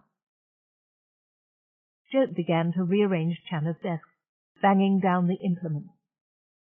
It's so stupid, she said, clattering a note organizer screen down. What is it? Simeon said soothingly. Sometimes that tone annoyed Jote so much she forgot what was troubling her. This time she was too focused. Seld, she said. I mean, this could be the last week of our lives and Seld is locked in his room. What a great way to go, you know? No one answered her. Channa and Amos wouldn't meet her eyes. A look of mild exasperation crossed her features, and she tried another tack. Look, I need him, she said earnestly. He's really pretty good in a Junior Rudley way, hey? I want to help, you know? So I thought we, Seld and me, could... She stopped, tapped her fingertips together, and stared upward, biting her lips. I thought we could maybe make up some of those signal disruptors I use, she said in a rush. You mean the ones that keep me from seeing or hearing you? Yeah. Jote appeared fascinated by her fingernails. Those. Jote, you could do that in the engineering lab. Anyone there will be happy to help you. If we get enough people assembling the elements, we could make quite a few in the time we have left. No, Jote said, and sat down, looking right at Simeon's column. I mean, I like the idea of working in the engineering lab, don't get me wrong on that. But the signal disruptor is my idea, and I'm not going to just give it away. I know I'm just a kid, but I know you don't do that. I'm not going to let anybody steal the credit for your invention, Jote. I fully intend to watch out for your interests. I give you my word on that. Thank you, he said simply. A silence fell, oddly solemn. After a moment, Joke continued, You know, it's probably not a good idea to have too many of them around. I mean, the more there are, the more likely some jerk will lose one and the pirates will find it and figure it out. Then where'll we be? A valid point, Shanna said judiciously. So, Joke slapped her legs and rubbed her palms up and down her thighs. What I thought was Feld and me could make up enough for you guys. She turned to point at Amos and then at Shanna, and as many of the council reps or team leaders as we can. She looked at the adult faces, checking their expressions, then turned to Simeon's column. What do you say? I'd say you're a heartless hard bargainer, a blackmailer, and a techno-witch. That said, I'll talk to Chandra, and I think he'll allow Feld to assist on an authorized project. Use more sense next time, Joke. When I adopt you, you're going to have limits too. Oh, and don't work him too hard. He is just not... Simeon tried to finish the caution diplomatically. The hardy type. I know, he said softly, nodding solemnly. I'll take care of him, I promise. Then she smiled, a tight, professional-looking little smile, and rose. Well, good night, everybody. Good night, they wished her in return. When the door had closed behind her, Amos looked warmly at Shanna, then dropped his eyes. I, too, am weary, and there is still so much to learn. Do what you can, Shanna advised, and play the rest by ear. And don't forget, Simeon told him, all you have to do is ask, and I'll try to help. Shanna, why don't you give him that contact button now? Yes. From a desk drawer she took a small box, which she presented to Amos. You should probably give one to both Jote and Feld, Simeon suggested. Shanna nodded. Amos took out the small button curiously. That gadget will let me see what you see, hear what you hear, and respond in relative privacy, Simeon told him. It is too small, Amos said, examining the tiny device. But so effective, Simeon answered through the button. Startled, Amos dropped it. I can see that it could be very useful, he said, laughing as he retreated. Thank you, Simeon. Shanna hesitated. See you in the morning. Yes, altogether too briefly, he replied, giving her a rueful bow. Shanna yawned hugely and looked up at the time display. Evening again already. Almost time for dinner. Hopefully it would be more cheerful than breakfast, which had been subdued in the extreme. God, another day gone. Where is everyone? Amos is on his way back home and should be here any second, Simeon said. Jote is committing illegalities in the engineering lab, chortling madly with Feld when I can pick them up at all. She'll be back here to eat, or so I believe her plan to be. Shanna stretched. I need a break. She flopped into an easy chair and said, Would you put on the Hebrides suite, please? She listened to it for a moment and said, This is nice. One of my favorites. My great-grandmother once told me that this music held the soul of Earth's oceans in its phrases. I've loved it ever since. Your great-grandmother was from Earth, Shanna? No, but she'd been there. Oh, this is my favorite part. A little louder, Sim. She raised her hand, palm up, to show that he should raise the volume again and again. The door opened on Amos, who stepped backward as though the magnificent swell of sound had washed him out on a wave of music. Shanna laughed at his startled expression and signaled Simeon to lower the sound. Sorry, she called. Amos poked his head in cautiously. Phew, he said. Shanna, it is dangerous to play music at such volume. Your hearing will be impaired. She made a face at him. Don't be a priss, Simeon, Amos. No one ever lost their hearing on classical music. Beethoven? Simeon suggested. Ha, she said. You men all stick together, and stumbled to the galley for coffee. When she had doctored it with cream liqueur and whipped Jersey floating on the surface, she took an appreciative sip. Ah, that's good. Although when I learned where Jersey originally came from, I nearly lost my lunch, she added to herself. Simeon had picked up on her taste quickly. Now that is something I feel I've missed out on, Simeon said. Coffee. Food. Everyone who sits down to dinner at the perimeter says, wow, that smells good, closely followed by, this is delicious. And I haven't got an analogue for either of those sensations. Smell and taste. You'd think they could have given me one of them. Oh, I can taste when something's off in the chemosynthesis plant, and I can smell an ion trail, but it's not the same thing. Sometimes the people at Medic Central are downright inhumanly utilitarian. Why don't you put Jote on it? Hannah suggested. Put me on what? Jote asked, arriving at that point. I was just saying that I've missed out on tasting coffee or smelling it even. Everyone says it smells so good. I don't even know what that means. I just can't get my mind around the concept. I don't like the feeling that I'm being denied one of life's greatest pleasures.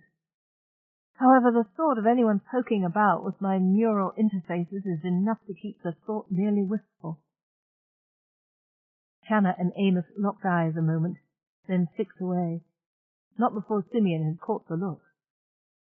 That's terrible, Jote said sympathetically. So maybe if you gave me your sex.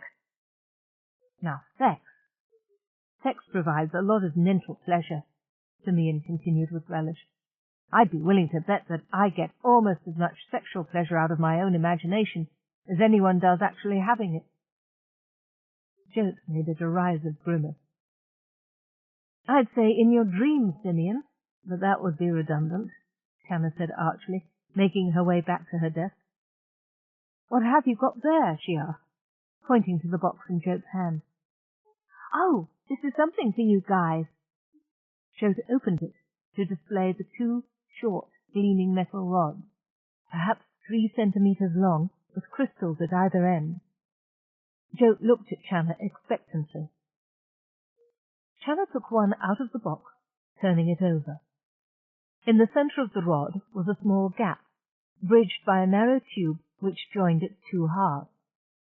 She touched the crystals experimentally, then looked queryingly at Jote. It's pretty? She asked, puzzled at its use. Jote laughed. Sal said we should make him into jewelry, but I figured we didn't have time to experiment with the effect that might have. I wear mine in a sheath in my boot. She tugged up her pant leg and pulled down the cuff of her boot to show the top of an identical wand. How does this artifact of yours work? Amos asked her, picking up the other. You push the 2 halves together to make a contact. Amos did so. There was a click as the 2 halves came together to form a smooth, even surface. He looked at Channa and Jote, then at himself. Is it working? Ask him, Jote said, jerking her thumb at Simeon's column. Simeon? Simeon didn't answer because he hadn't heard the question. He had, however, seen Amos wink out of existence, and he was experiencing some very uncomfortable feelings about that disappearance. Suddenly he was unsure that he wanted anyone besides Jote to have this ability. Such disappearances definitely gave him the willies. Apparently not, Channa said pleased. She clicked her own rod together and vanished from Simeon's sight and hearing. Amos leaned close to her. I can already see much potential for his device. His smiling eyes were warm and full of meaning. Seldomly knocked 7 of these off today, Jote explained to Simeon. We'll contract more tomorrow, now that we've found the parts we need. What's the matter? She asked, in response to Simeon's groan. Sorry, Jote, 7 is pretty good, really, and there's nothing to say that we can't share these around. Right, Channa? Channa? Ollie in free? Channa grinned smugly at Amos. He really can't see us, can he? Then she pulled gently at the rod. How nice of you to drop in, Simeon said in a sour tone. Damned if I'll let you know how much that bothers me. Sorry, Channa said. I know it bothers you, she sub-vocalized. Somehow Sim connected it with being cut off from his sensory input. Me? Now I'm a sensory input? She turned to Jote. Do you actually have to have it on your person for it to work? Or would it work if, say, I had it on the desk beside me? It should keep you disappeared if you stay very close to it. You're not really blanked out. It's more like a local override command to the sensor not to record you, you know? I didn't really measure it very close. Jote gave a self-deprecating twitch of her hand. I need more theory and stuff, I know. Well, I'm impressed, Jote. She clapped her hands together. Let's celebrate and send out for dinner. She took the rod out of Amos's hands and unsnapped it. You know, Simeon commented as Amos reappeared, this invention of Jote's could be the biggest boon to burglars since hacking. Channa froze, then looked over at Jote. The girl managed to look sweet, innocent, and furtive at the same moment. It was true.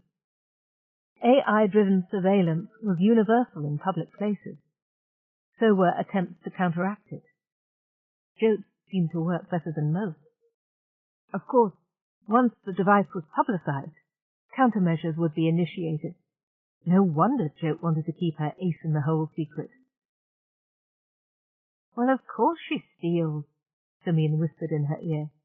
How did you think she survived before you took a hand? Like many swords, Amos agreed, it is two-edged. But they will be of help, and I shall enjoy testing mine. He smiled at Channa. Channa looked at Simeon's column. Just think, we'll be able to keep secrets from you, Sim. How will you stand it? Amos tiptoed carefully out of Jote's room. She never woke, he said in a half-whisper. I put a blanket over her. Channa shook her head. Jote's subconscious seemed to know who to trust. This evening was the first time she had noticed the girl sleeping with the limp, irresistible finality of the trusting child. She'd also had a long, hard, if triumphant day. I thought she'd never get enough of your stories about Bethel, she said. And neither would I.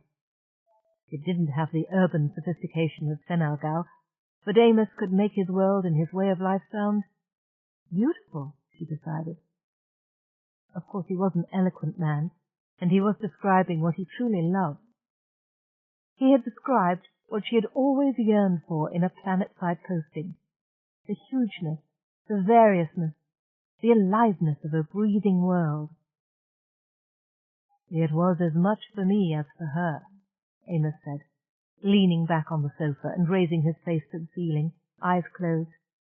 I speak, and I see what can never be again. She put a hand on his. Bethel will be freed and made beautiful again. The Kolnar only stripped the surface, not the nature of the planet. Yes, I believe, must believe that. His fingers curled around hers, fine, long-fingered hands, a little calloused. From riding horses, she thought, a sport she had only read of before. Simeon had provided hollows, and riding looked more dangerous and exciting than piloting mini-shuttles. Yet, when the enemy had driven off, the wound and beyond that, we need to change, we must change. More than I thought or wished, and I was a rebellious youngster, a radical, a breaker of images, or so they called me. He turned his head over to her. The enormity of the task ahead frightens me, overwhelms me. Yet with help, oh, great, she thought, to herself. Lost prince of beautiful, exotic planet seeks helpmates companion, lover, to assist in rescue reconstruction. Requires intelligent, forceful manager with strong sense of duty. Will furnish lifelong love and affection, plus palaces, estates, interesting experiences. Apply Amos Ben Sierra Nueva. What was that quotation? Get thee behind me, Satan? Amos sat quietly beside her and placed Jote's box in her lap. His glance was filled with meaning. Channa opened the box, and they each took out a crystal-tipped rod. Then they glanced at Simeon's column with identical fuming smiles, and clicked the two parts together. Amos leaned over. They kissed. She stroked his dark hair and gently cupped the back of his head in her hand. "It is good to have privacy," he said huskily. "Yes," she agreed, "it is good. And it adds spice," she thought, "like sneaking out of bounds when you're in school." Simeon watched Channa's door open and close, though no one appeared to be near it. He suppressed a burst of resentment. He had told them he'd turn off the sensors if they requested it. But no, they'd just gone and shut him out without a word. What is the universe coming to? He thought in irritation. Besides, there's a child present. A child who had presented him with a techno itch he could not scratch. On reflection, he decided the analogy was maddeningly accurate. Try as he might, his attention came looping back to the nagging gaps in his recordings. He was accustomed to knowing everything that went on. Jote's earlier white noise machines and attention deflectors were minor irritations compared to this newest gadget. Of course, she hadn't had access to the engineering labs before this. The child was probably born with a micro-tool in her hand, he muttered. Now, how did the wand function? Jote had, after all, given him a hint. She might be a genius, but Simeon was a shell person, with all the computer power and experience that implied. And I'm also constitutionally unable to resist picking up the gauntlet, he thought happily. There were times when the only way to get rid of a temptation was to give in to it. I can't believe this, he told himself, 15 minutes later. Equipment made by the best minds in the Central world flummoxed by a pre-teen, which confirmed long-held thoughts about the quality of minds attracted to the Central world's bureaucracy. Simeon had long thought that it was a private miracle he hadn't come out phosphatized into a camel, since the design teams were committees. Now he must meet this challenge. Channa arched her back against Amos's weight. Her hands caressed the slick, silken skin at his back. He kissed her throat, and she sighed happily, ready for... "Oh, Channa, I see you." "Cack!" Amos raised his head from the crook of her neck to look at her. The mixture of puzzlement and sensuality on his face looked very silly, not to mention slightly nauseated. Simeon laughed. Oh, this is terrible, Channa thought. Yet it was impossible not to see the moment from Simeon's point of view for a second. She laughed, caught between rage and helpless mirth. Amos bobbed up and down with her laughter. His expression assumed a martyred quality that caused her to lose control completely. "Channa," he said desperately, rolling off and holding her in his arms. "Channa, my darling, are you all right?" She struggled to speak to reassure him that her sanity was intact. Sim, he. She had to avoid the word he. "Sim," she gasped, "my implant, he can see us." She stopped, panting, and watched his look of concern melt. Suddenly she was slightly frightened. This was a man accustomed to redressing insults, and his ego had just received a terribly humiliating one. "Simeon!" he roared. The door seemed to recoil before his headlong passage, and the cooler wind from the lounge brought goosebumps to her skin. Amos picked up the first thing his hand encountered, a vase, and threw it against Simeon's column. "You incest eater!" he bellowed. "You filthy pie dog! Stand shut!" Channa appeared in her doorway wrapped in a sheet. "I've never seen a naked, erect man in a fit of rage before," he thought dazedly. "Oh, I really shouldn't have broken up. Men get so focused at that particular moment." "How could you do something so vile? Have you no decency?" Amos was demanding. "What the hell is going on?" Chode asked, and stopped, poleaxed at the sight of a naked and raging Amos. Amos dived for the sheet Channa was wearing, and they tussled for it. He settled for dragging a small corner of it over his hips. He drew himself up. "Go back to bed, Jote. This does not concern you." The pure mad anger had drained out of his voice. Bethel had a nudity taboo, and he was suddenly and acutely conscious of being naked before a 12-year-old girl. "Don't take it out on her, Simeon Amos. I'm the one you're mad at," Simeon said. Amos spun round, losing his grip on the sheet. "I am unlikely to forget that," he said, between clenched teeth. "Nice buns," Choate murmured in abstract appreciation. Channa and Amos turned to stare at her. "Hey, you guys," he said, blushing. "I'm young, I'm not dead." "What kind of people are you?" Amos murmured in shock. "Our children leer. Your shell people are voyeurs." His gaze snapped to Channa. "And you? What sort of pervert are you?" "Me? Oh, now wait just 1 minute, Simeon Amos. I'm a victim here, too." "I do not think so. You find this amusing, but I do not." Turning his back on them all, he strode to his quarters in a fury, the door calmly swishing shut behind him. "Whoa!" Jote said enthusiastically. "What's a voyeur?" Channa's mouth firmed grimly. "A voyeur, Jote, is a nasty-minded son of a bitch who keeps poking his nose into private matters."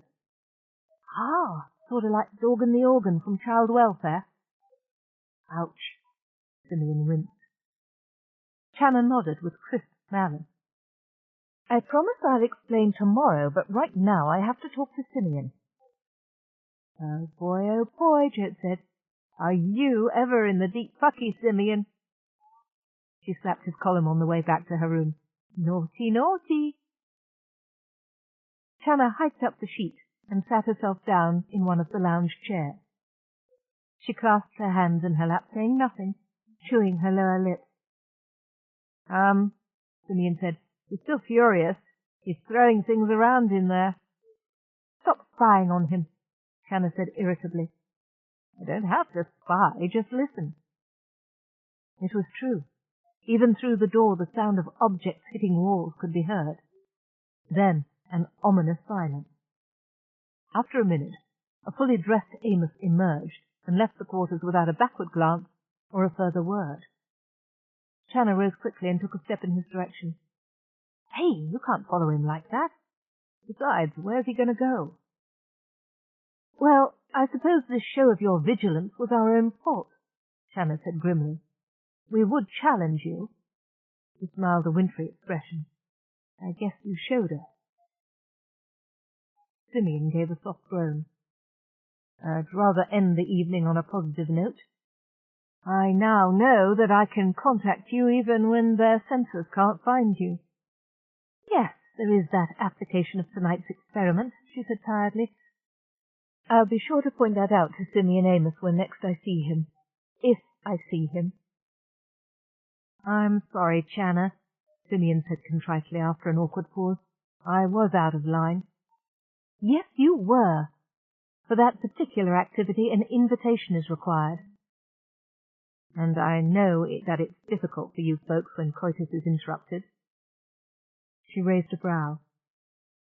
"Are you asking for information?" No," he said hopefully. "You are a swine, Simeon, an utter filthy pig. If you want to know, look it up in a medical text. Skip the pornography." And then she gave a despairing laugh. "Oh, God, he'll never speak to me again. Where is he?" "He's still on the move. At a guess he's going to Joseph. Best thing for him, really, a little male bonding. Maybe they'll get drunk together and complain about how badly the women in their lives treat them." This woman in his life was treating him just fine until you showed up. Is it my fault he's so parochial? Parochial? Channa exclaimed. Simeon, wrong use of that word. A man, any man, who is one, will take offence at being spied on while making love. So now you've called him a name, it's all his fault and none of your own, is that it? No, he said calmly, I still accept responsibility for what I did. Let's not fight about Simeon Amos, Channa. She leaned her head against the back of the chair. No, let's not fight about Simeon Amos. We don't have time. She looked at his column from the corner of her eye. It occurred to me that you were defending him not so long ago. Maybe I was wrong. No, you weren't. You know it too. We are putting a lot of pressure on him when he'd arrived already under a crushing weight. He's lost everything, Sim. A whole world, family, friends. He blames himself for bringing the pirates to our door. Now he's working himself into the ground to save us from them. We should try very hard not to subject him to these little power games we play. Ah, sure. Because, Simeon, if you can't, you're not the person I thought you were. And if you aren't, I don't want to have anything to do with you once this is over. Channa! Think about it, Simeon. You're 68 years old. Grow up. Amos returned to the lounge for work the following morning, pale, distant, and polite. Simeon found an opportunity to apologize, and convinced the Bethelite of his sincerity, vowing never to do such a thing again. Amos accepted the apology with the same detached courtesy that he received Channa's explanation, then closed himself firmly in his room. Dinner conversation that evening was so stilted that even Joe noticed. It was still early when Channa was left sitting alone next to the titanium pillar. Simeon, come talk to me. Ah, she asked now instead of demanding. Your charm has humbled me, she said with a grin. Besides, I'm bored and really crave your company. I'm sure it's my company you crave? Heh, last night I was horny. Tonight I'm bored. Different things, fella. I think that if I were you, I'd rather be horny. And you'd be an idiot, he said scornfully. But I wouldn't be bored. She was silent a while. Simeon, I'm scared. We may die. Yeah, he replied. I'm scared too, Kathy. Real scared. We don't have much time left. Another pause, and he added more brightly. That was a hint. No, she said, shaking her head. The moment came, was interrupted, and went. He must need someone kinder than a bullbuster like me. Channa, Simeon exclaimed, laughing in a pause. I wouldn't have called you a bullbuster. You probably have. But that was before I knew you, he admitted. Rachel is a bullbuster. You're just a bit prickly. Prickly? Yeah. Maybe I am horny, she said thoughtfully. Lordy, all the male generative organs that are creeping into this conversation. But you know, I'm right. We have to maintain a certain distance to carry this thing off. Simeon, say something to make me feel better. How about... Stern daughter of the voice of God, O duty, is that name thou love, when empty terrors overawe, from vain temptations dost set free. Hey! No, huh? Wrong mood? You might say that, she answered between clenched teeth. Right now, the stern voice of duty is overrepresented in my thoughts. True. Different mood. Okay, how about... Sound sleep by night, study and ease together mixed, sweet recreation, and innocence which most displease with meditation. Sarcasm ill becomes you, Sim. Don't you want to help? Sorry. One more try. I am the lion and his lair. I am the fear that frightens me. I am the desert of despair, and the night of agony. Night or day, whate'er before, I must walk that desert land, until I dare my fear and call the lion out to lick my hand." She was silent for a long time. He could tell by her breathing that she was not angry, and he waited for her to think it through. At last she sighed. "You know me pretty well on short acquaintance, Sim." "Shanna, he won't refuse you. He needs you as much as you need him right now. I screwed the pooch, I admit it. My only excuse," she gave him a tired smile, "is that it's an area of life I'm just not equipped to understand very well. Why should you both be miserable alone when you could be much happier together? After last night, and don't forget I've already turned him down once, Simeon. He's got one free refusal coming to him. What is this, a competitive sport? There are scores and free throws and penalties." She laughed. "Sometimes. Depends on who you play with." "Take up military history, Channa. It's a lot easier on the psyche." She sighed again. "Not when you're about to become military history."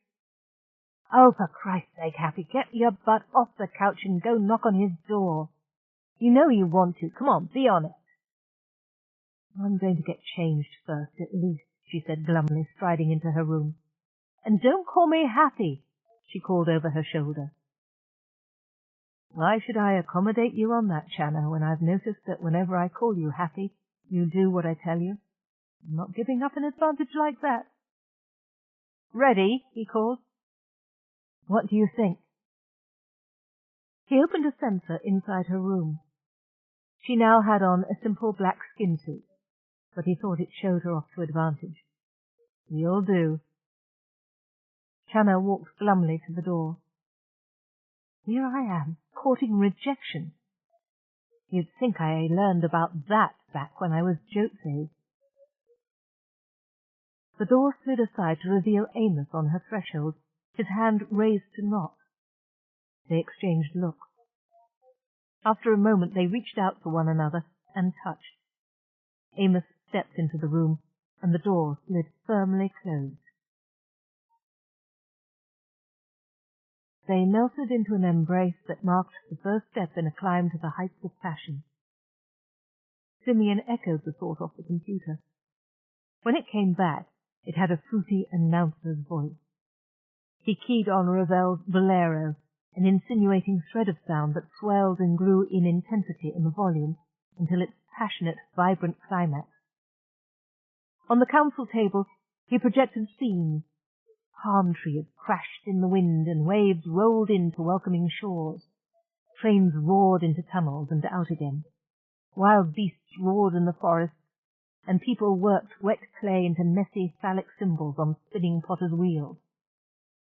Perfect, he decided, saving the program to hard storage. It wouldn't be tactful to show it any time soon, but someday they would be a lot older and more mellow. Providing, of course, they survived the next week. Show people had a lot of time to fill in. He listened to the music as it billowed and soared and swooned. "Bless you, my children," he thought, in the direction of Amos and Channa. "Now I will check in again with the auxiliary bridge, soon to be the fake real command center for SSS 900P, encounter with the Kolnari." Chapter 16. "Hey, Simeon," the traffic control watch said. "Yeah, Duke?" "I think I've got something here." Simeon shunted much of his attention to the sensors. This was part of the reason no computer could ever replace a colloidal brain. Apart from the inherent lack of self-consciousness, of course. Computers were wonderful at collecting and collating data, but they could never really interpret it the way a human could. And there's no interface like that between a shell person and his extensions, Simeon thought smugly.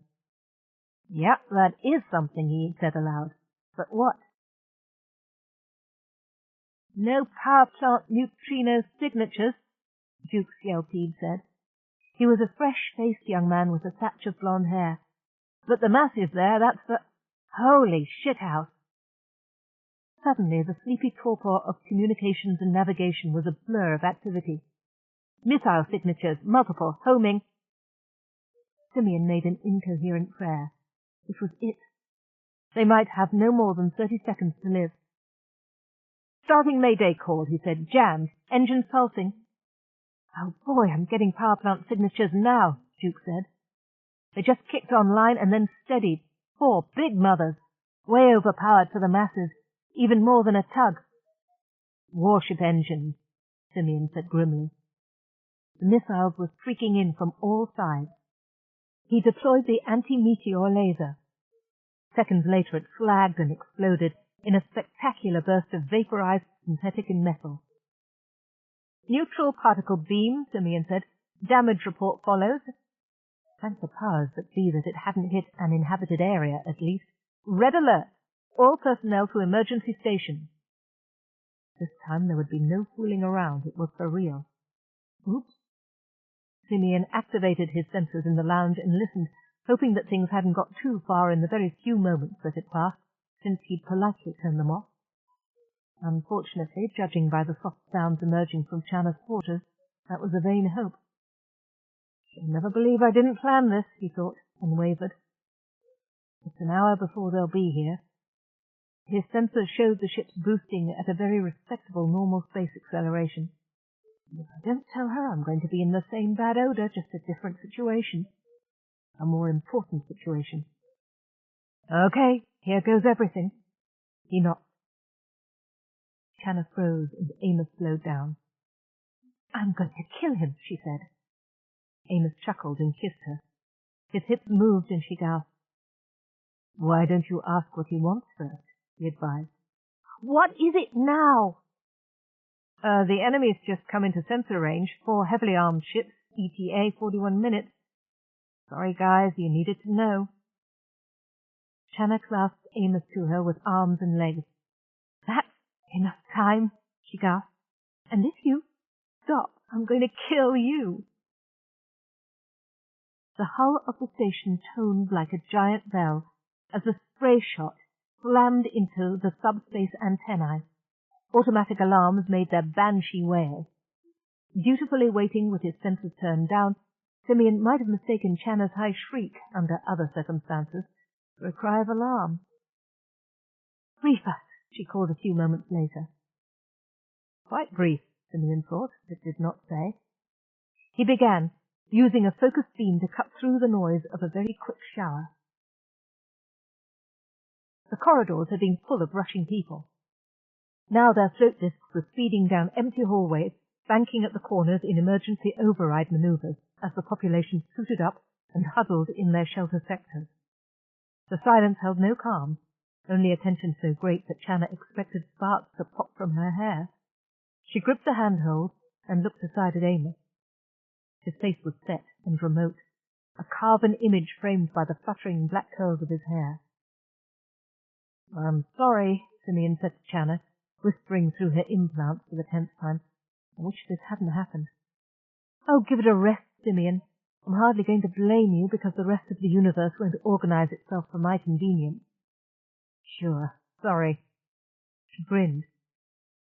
"And for future reference, buddy, I much prefer Carmina Burana to alarm klaxons as background music."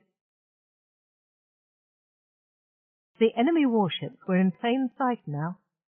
Simeon magnified, analyzed, and projected the results on the big screen in the secondary control chamber.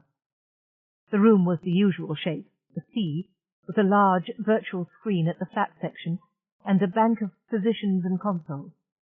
There had been a full crew here for the past few days to eliminate the slightly fusty air of an unused facility. Now the circulators were working overtime to carry off the ketones of tension sweat, and there were very convincing coffee stains and rings by most of the recliner seats. "That is the enemy," Amos said somberly. The ships were very different from the usual stubby egg shape. Elongated darts, with triangular veins swelling along most of their length, like sight feathers on an arrow. Designs scrawled across their sides in the spike and curve script. "Yep, Kolnari naval architecture," Simeon said. He set the computer on the names. Phonetically, Shuk, Kelyug, Driga, Rumel. "Why the odd design?" Patsy said, leaning forward. Not your most efficient layout. It is optimized for rapid atmosphere transit, Simeon said grimly. Courier service ships are much like that. I think the Kolnari have different maneuvers in mind for their vessels. For example, swooping down to sack a town planet-side. Note, the design's not uniform. They probably build or rebuild captured hulls as they get the chance. But it's still a class type. Roughly equivalent to a Navy frigate, I'd say. Bigger hull, though. They must carry a humongous great crew. 100 at least. He studied the armament and whistled. And with all those weapons mountings, they must sleep in shifts. I'm glad you've finally gotten a chance to indulge your hobby, Channa said tightly. I'm not, Simeon said. Odd, he thought. That's true. Closing, Duke said, licking his lips. 2 of them are orbiting the station around our notional equator. The other 2 are closing at the poles. Closing fast. Hell! Exterior screens dampened to cut the energy flux of sudden deceleration. Alarms cheeped and burbled as energetic particles fleeted into the exterior shielding field. A voice roared through the hull, an induction field vibrating the substance of the station itself. The words were blurred by the coarseness of the medium and by a thick accent. It sounded like the shouting of an angry god. Scum, vermin, submit! Then a feedback squeal tore at their eardrums as the broadcaster adjusted. Slave to the seed of High Clan Kolnar are you, person and non-person, thing our possession. Cease exterior scan at once. What? Somebody began. Then the lights faded for a second. Everyone gasped as pressure fluctuated, and the temperature rose perceptibly. On the heels of the pressure waves came a rising wave of vibration through the hull. Banks of light flashed from amber to red. Hit! We have been hit! Patsy was shouting from her environmental systems console. Lost the pressure, M7 through 11. Simeon's hands itched metaphorically. He had to step back and let the infuriatingly slow responses of soft shells handle his station, his body. There was one thing he could do. He cut all the active exterior sensors immediately, except, of course, for the one that had just been converted to vapor, along with a section of hull. Passive scanners only, Duke said. That was a high-energy particle beam. Chandra here. The doctor's voice had the slightly flat tone of a vacuum suit pickup. Rescue squads in place. The people here were all suited up. No fatalities so far. There will be radiation problems. From secondary gamma fleeting, where the beam had struck matter. Channa acknowledged his report. Injuries could have been much higher. Would have been, if the warship had come on them with no notice whatever. A screen activated, showing suited forms moving down an interior corridor, but it had the depthless bright look of light in vacuum, no blur at the edges of the shadow. The huge voice struck again. Obey. Gentle warnings, none more, will be forever. Stand by to be taken into the fist of High Clan Kolnar, scum vermin. You shit and die, you fardling maniacs, Channa muttered. Amos cast her a quick look, then nodded and gave a thumbs-up gesture. Still closing, Duke whispered. The infrared and other passive receptors were still working. Closing on the docking tubes, but inboard of the docking rings. Quick, Simeon said to Channa, like salt in her inner ear. Get anyone there away from the tubes. All personnel in north and south polar docking tubes into the core. Move, Channa barked. Then, privately to Simeon. Why? They're going to force dock.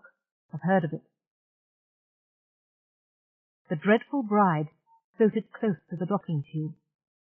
So close that of a sudden she seemed small to Bellavia, waiting impatiently in the off-corridor to the boarding tube, with his personal guard around him.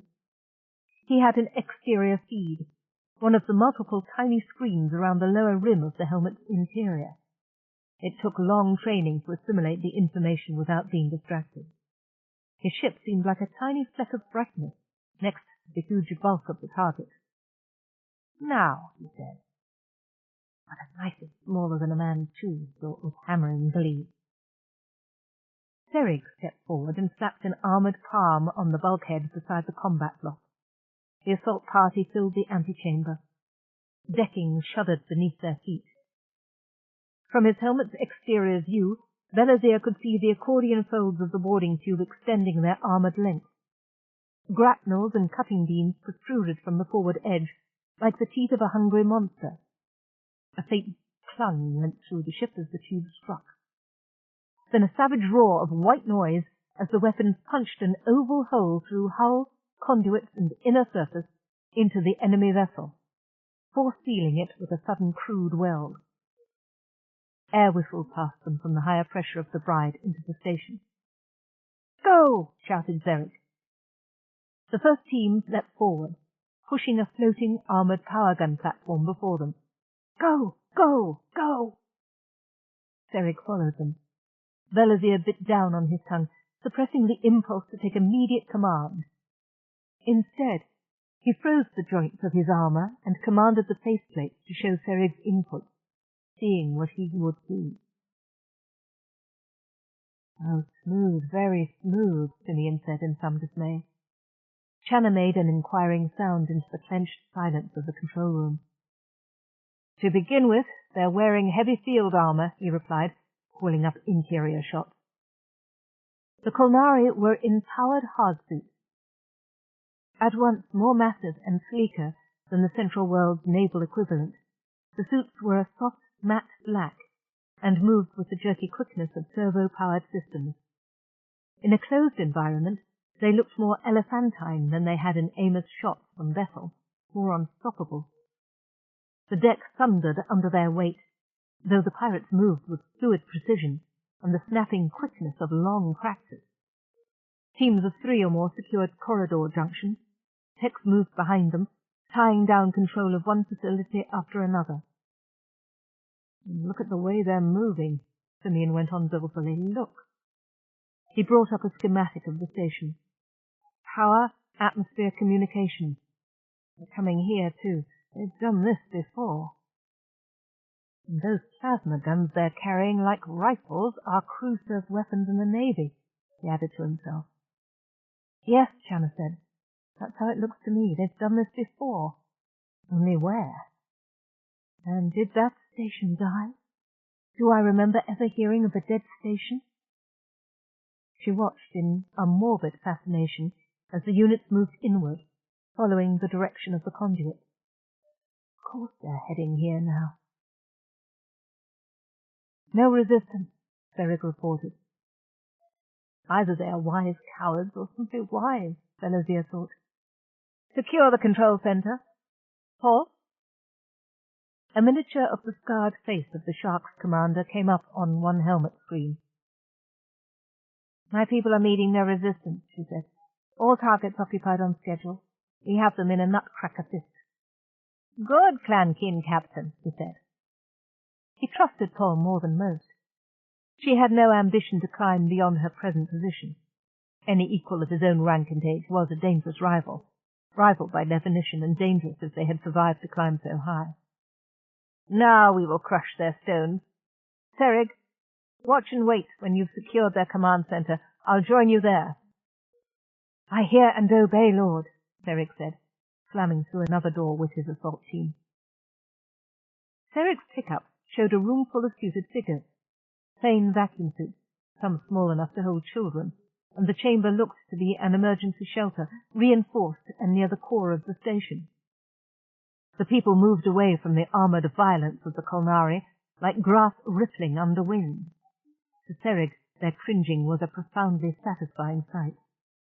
"Ah," he said in sharp disgust, "there are none humans here. Shall I open fire, Lord?" "No, Serig," Belazir said patiently. Of course, non-human sentients were worse than scum vermin. They bore none of the divine seed that made Kolnar. "We're going to destroy this place and everything in it, Serig, or had you forgotten? In the meantime, we need it functional." "I abase myself before you, great lord," Serig said formally, another one-word expression in their tongue, proceeding with plan. "Oof," Channa said. They were all lying with their faces in the fortunately soft decking, with their hands tied behind their backs. The Kolnari had not moved or spoken since they ordered the others down on the floor, except when one of the stationers so much as twitched, in which case they prodded them with the muzzle of a plasma rifle, hard, as one had just done to Channa. None of them spoke standard, she thought, except perhaps the leader with the gold flashes on his arm. He had the same thick accent as the amplified voice which had hailed the station. The iron tramp of powered armor boots sounded in the corridor outside. Another squad of Kolnari entered. All she could see was feet and a glimpse of something heavy carried in by the last two. A voice spoke in the invaders' incongruously musical lilting tongue, and the feet, with the load, put something over the main communications console. There was a chung, and then a minute of high-pitched buzzing, followed by silence. More clanks and clicking sounds. They're getting out of their armor, she thought, watching a pair of bare feet step to the deck. You may kneel, a voice said in standard, much less accented than the first. Either an interpreter or the big boss. From the authority in the tones, the latter. Let those who once led here identify themselves. Obey! Screamed the other voice, the first one, and a foot sank into her side. Channa grunted and came to her knees, sinking back on her heels. Then she raised her eyes and gasped. The pirate chieftain was the most beautiful human being she had ever seen. 190 centimeters, but so perfectly proportioned that he looked shorter. His skin was black, not the dark brown usually miscalled as such, but an actual gunmetal black, tightly stretched over long, swelling muscles, and he stood and moved as lightly as a racehorse. End of side 7. To continue, turn the cassette over. Side 8. The City Who Fought by Anne McCaffrey and S.M. Sterling, continuing on page 300. Much of this was visible, because what the pirates wore under their armor turned out to be a pair of tight briefs, the same color as their skins, and an equipment belt.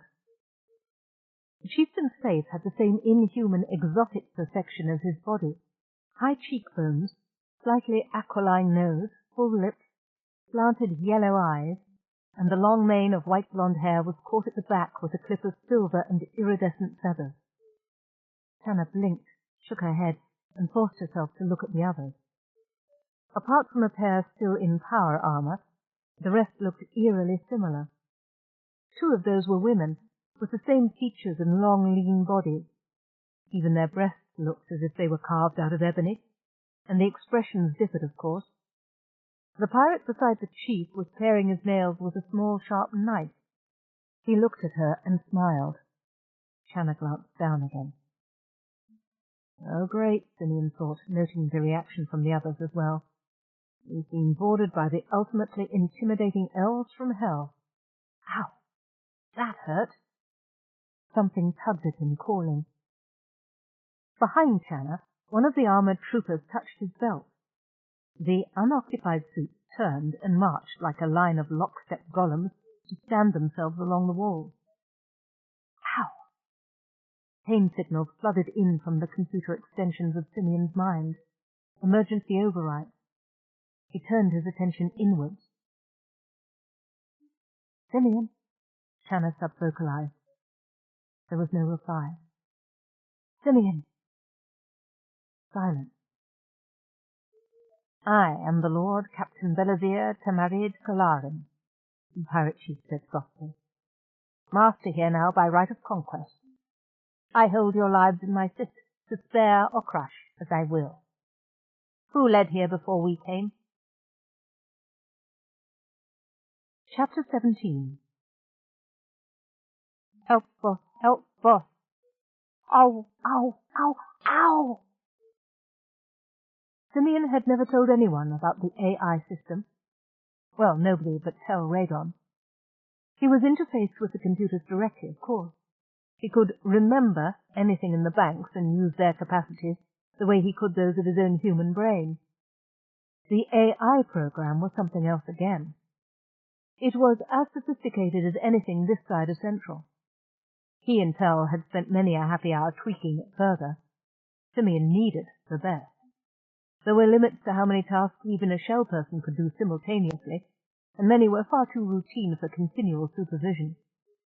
An ordinary human had the hindbrain for running heart, lungs, and other physical basics, a consciousness for thought and the subconscious for monitoring and mental house cleaning. Simeon had the AI. Help, boss.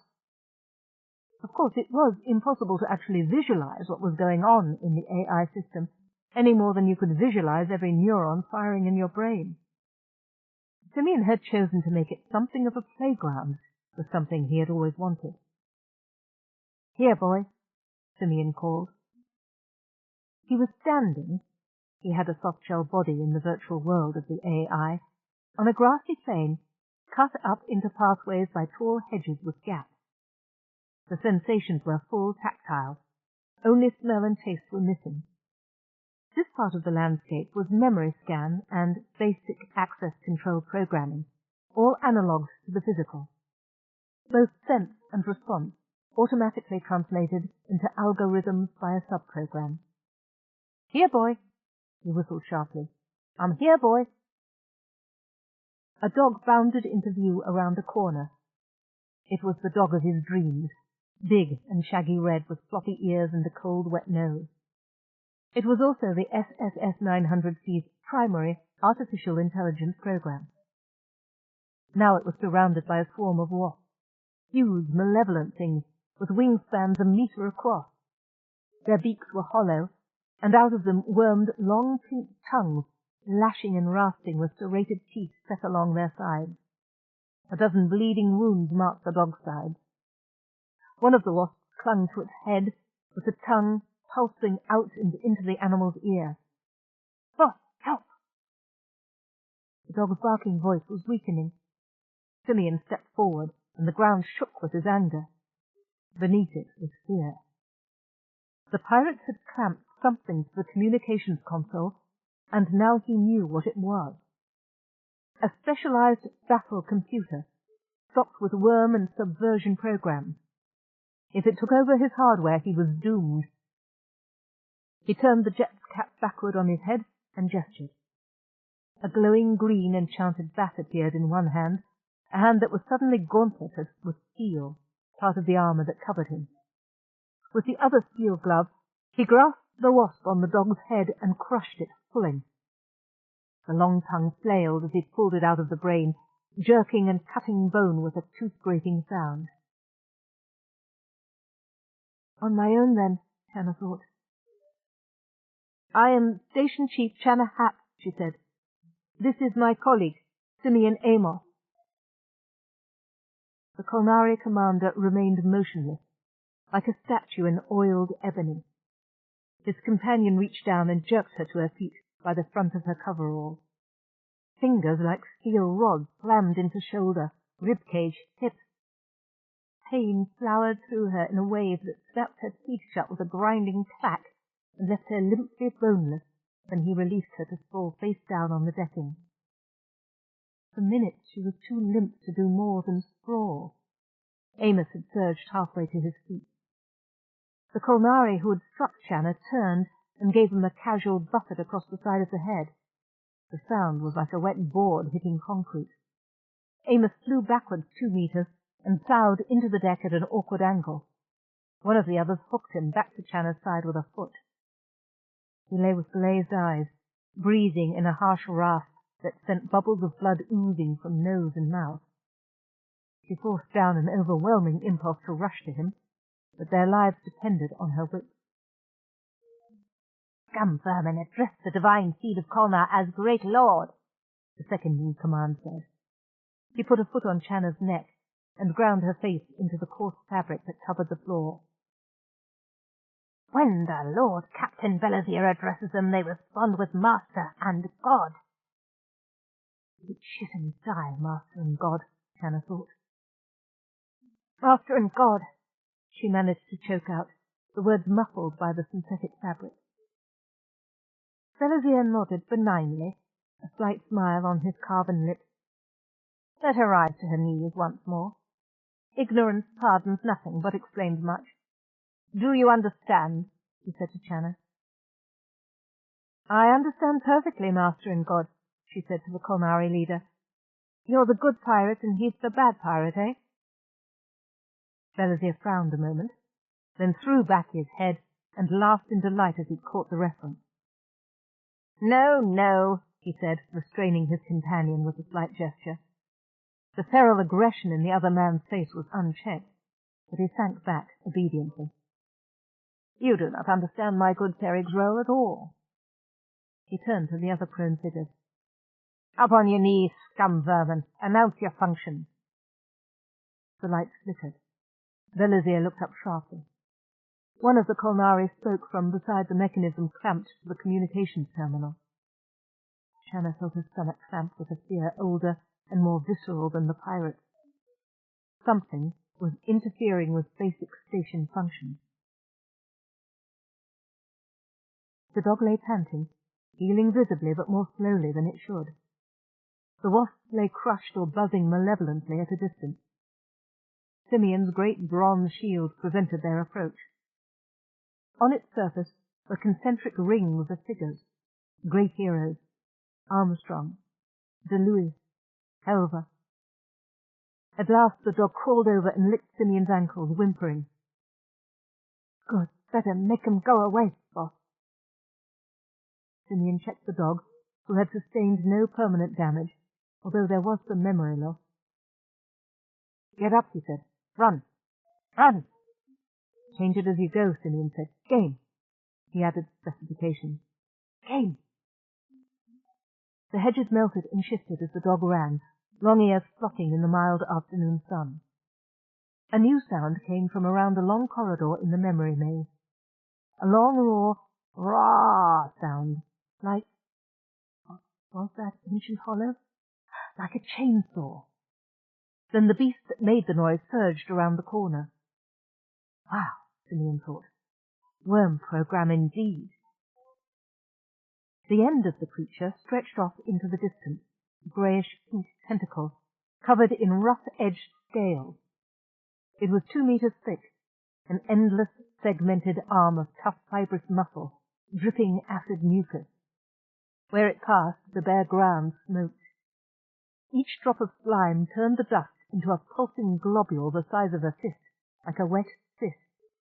When these popped, a long-tongued wasp crawled out, flexed its wings, and took to the air to join the buzzing cloud around the worm. The head of the thing reared up suddenly, sprang open like a fleshy blossom. 20 looping pseudopods whirled around it, each one tipped with a lidless eye. At their meeting was a series of circular mouths, one within the other, each ringed with pyramid-shaped teeth of urine-coloured diamonds. The teeth spun and clenched and gritted over each other's adamantine surfaces in a continuous blurred roar of hostile sound. By their programs shall ye know them, Simeon intoned, suddenly wishing that he had not made the construct he inhabited in this virtual reality quite so vividly lifelike. He could definitely do without the dry mouth, pounding heart and sinking stomach right now, for example. He could change the setting, but that would deprive him of one more slender advantage, his familiarity with it.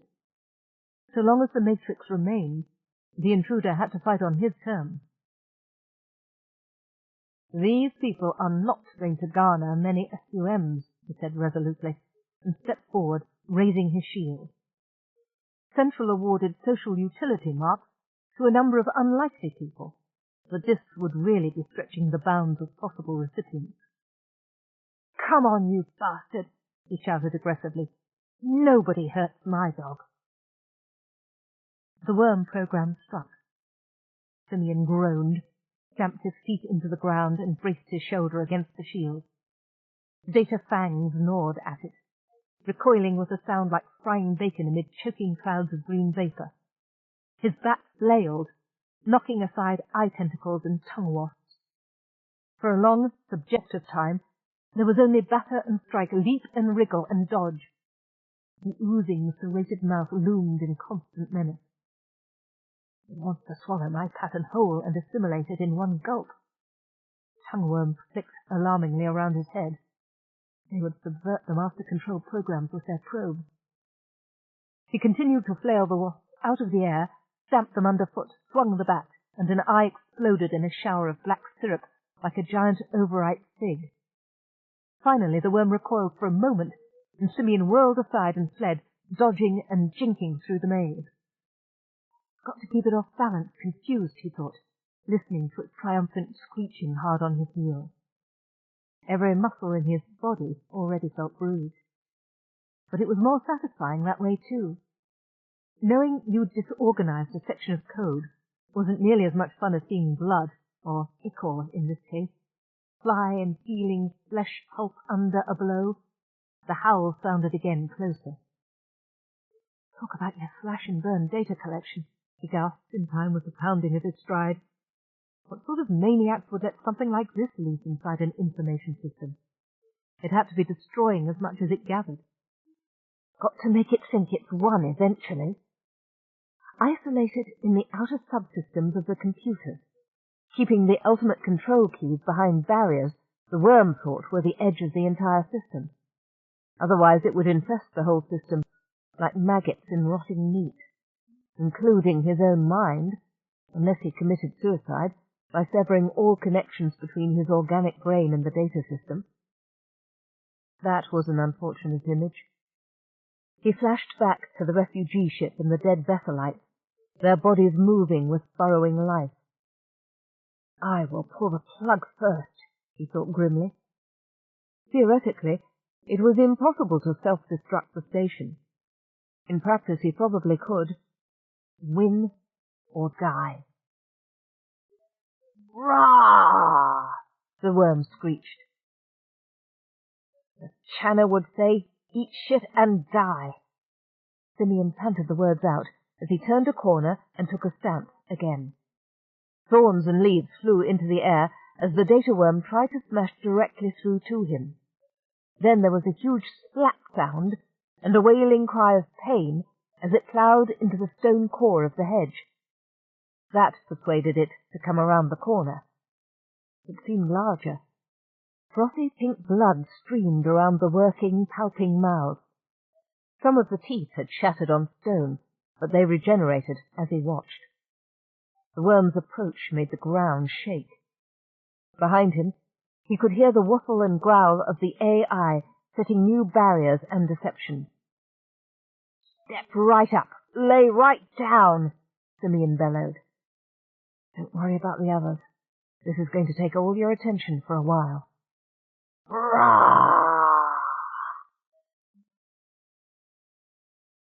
This time, the gravity bounced them about as the lights flickered. Velazir turned to the technicians with a well-controlled snarl of impatience. What now?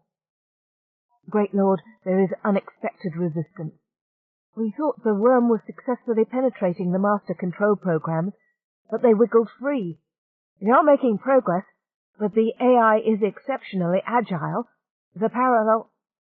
Velazir cut them off with a gesture. I am interested in results, not jargon-laden excuses. Grasp the core in your fist and quickly. He turned back to his prisoners. What naked faces they have, he thought. In a new conquest, it was often so. Those who survived long learned better, but it could be entertaining. Reports of the station's assets and supplies were flooding in. Better than I expected, he thought exultantly. Far better. Unimaginably rich. This facility could build dreadnoughts, given a little time, and the plans which were available in the clan's computers. The High Clan's greatest weakness was the lack of large purpose-built warships. They could turn out frigates, more or less, but for larger craft they could only modify captures. No cobbled-together merchanter could rival the performance of real battlecraft. A warship was more than a ship with weapons and defense systems. It was a single organism, almost living in itself. Must we abandon the shipyard? The frustration was as agonizing as the satisfaction of taking the station was euphoric, with its destruction as a second orgasmic hit. On the other hand, possession of such equipment would cut generations from the great plan, the spreading of the divine seed of Kolnar, and the power of the clan. Even worse was the humiliation the clan had suffered for too long. The human galaxy teemed with such prizes, yet the clan fleet must skulk about the outworlds, gnawing discarded scraps, border worlds, miserable settlements of poverty-stricken exile like Bethel, skulk like jackals, even as they had been driven from their lands and possessions on their ancient homeworld, gnawing poor bones, while feasts like this lay spread before them. Intolerable. It was not to be borne. His pleasure dissolved. "You have maintained physical separation?" he asked, his irritation at this check palpable. The technician ducked his head. "Of course, Great Lord. No data enters our machines from this system save by hedron. All such hedrons are first analyzed to the last byte of information. Our duplicate backups are kept powered down and physically severed while any captured data is running." Belazir nodded. "Continue," he said, satisfied that elementary precautions were being taken. "You will suffer. You will suffer. Ah, how you will suffer," he thought, barring mental teeth at the universe that stood between the clan and its apotheosis. All of them would rise in the fist one day. "You have a preliminary report?" "Affirmative, Great Lord," the technician said.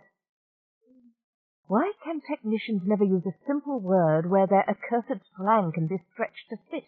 Belazir wondered as he heard the technician out. "We captured the message logs in the first penetration before the AI reacted. No non-routine messages to Central, except the arrival and spontaneous destruction of a large mysterious ship. Little evidence was left. Central said they would search their files." With a white-toothed grin, Belazir condescended to give a nod in reply. "Excellent. Order. Launch the message torpedo. Summon the transports, all that can be spared. Also personnel for the disassembly." He looked around at his fighter, smiling. "Well done. We will settle in, drinking the prey dry and eating it to the bone at our leisure.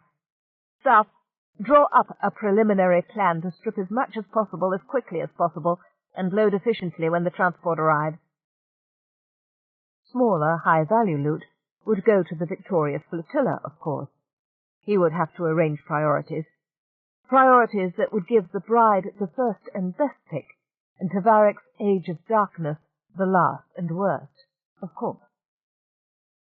Part of his attention had been on Serig's interrogation of the prisoners. He brought his head up, smiling at the executive officer's wit. "He says," he translated for the benefit of the scum vermin Serig had been taunting, "that he will explore your internal environment. Environment Systems Officer Coburn." "No," Channa thought hard at her. "Don't resist, Patsy." The older woman's broad, fair face was flushed, red spots on her cheeks showing her rage. The pirate reached a hand down her shirt and squeezed a breast casually. Patsy spat in his face. Channa started to rise. Belazir jabbed a precisely calculated toe into her bruised stomach. She collapsed to the deck again. The pirate grabbed her ear in strong, almost prehensile toes and forced her head around. "Watch, scum vermin," he said pleasantly, "and learn not to defy the High Clan." Behind her there was a flurry as Amos tried to rise again. A Kolnari pounded her heel into the small of his back over the kidneys, and he collapsed with a stifled shriek, thrashing. Nobody else moved. "Simeon," she thought desperately. "Simeon!" Serig touched his face where the spittle ran and spoke in his own language. The other Kolnari laughed or grinned, watching with bright-eyed interest. Patsy took advantage of his inattention, lashing out in a kick at his groin. A fist snapped down and met the rising foot with a sound like a mallet hitting rock. Patsy gave a sharp gasp of pain. With bound hands she was thrown off balance and staggered back against the coffee table. The Kolnari laughed as she almost fell, stripping away his harness and tossing it aside. The briefs came away with it, memory plastic rolling up into the belt. The stationer's clothes followed, torn away as if they were paper, while one hand held her immobilized, clamped to her jaw. He stepped back and stood like a licentious Greek statue, gestured. "Down," he said in standard. "Spread."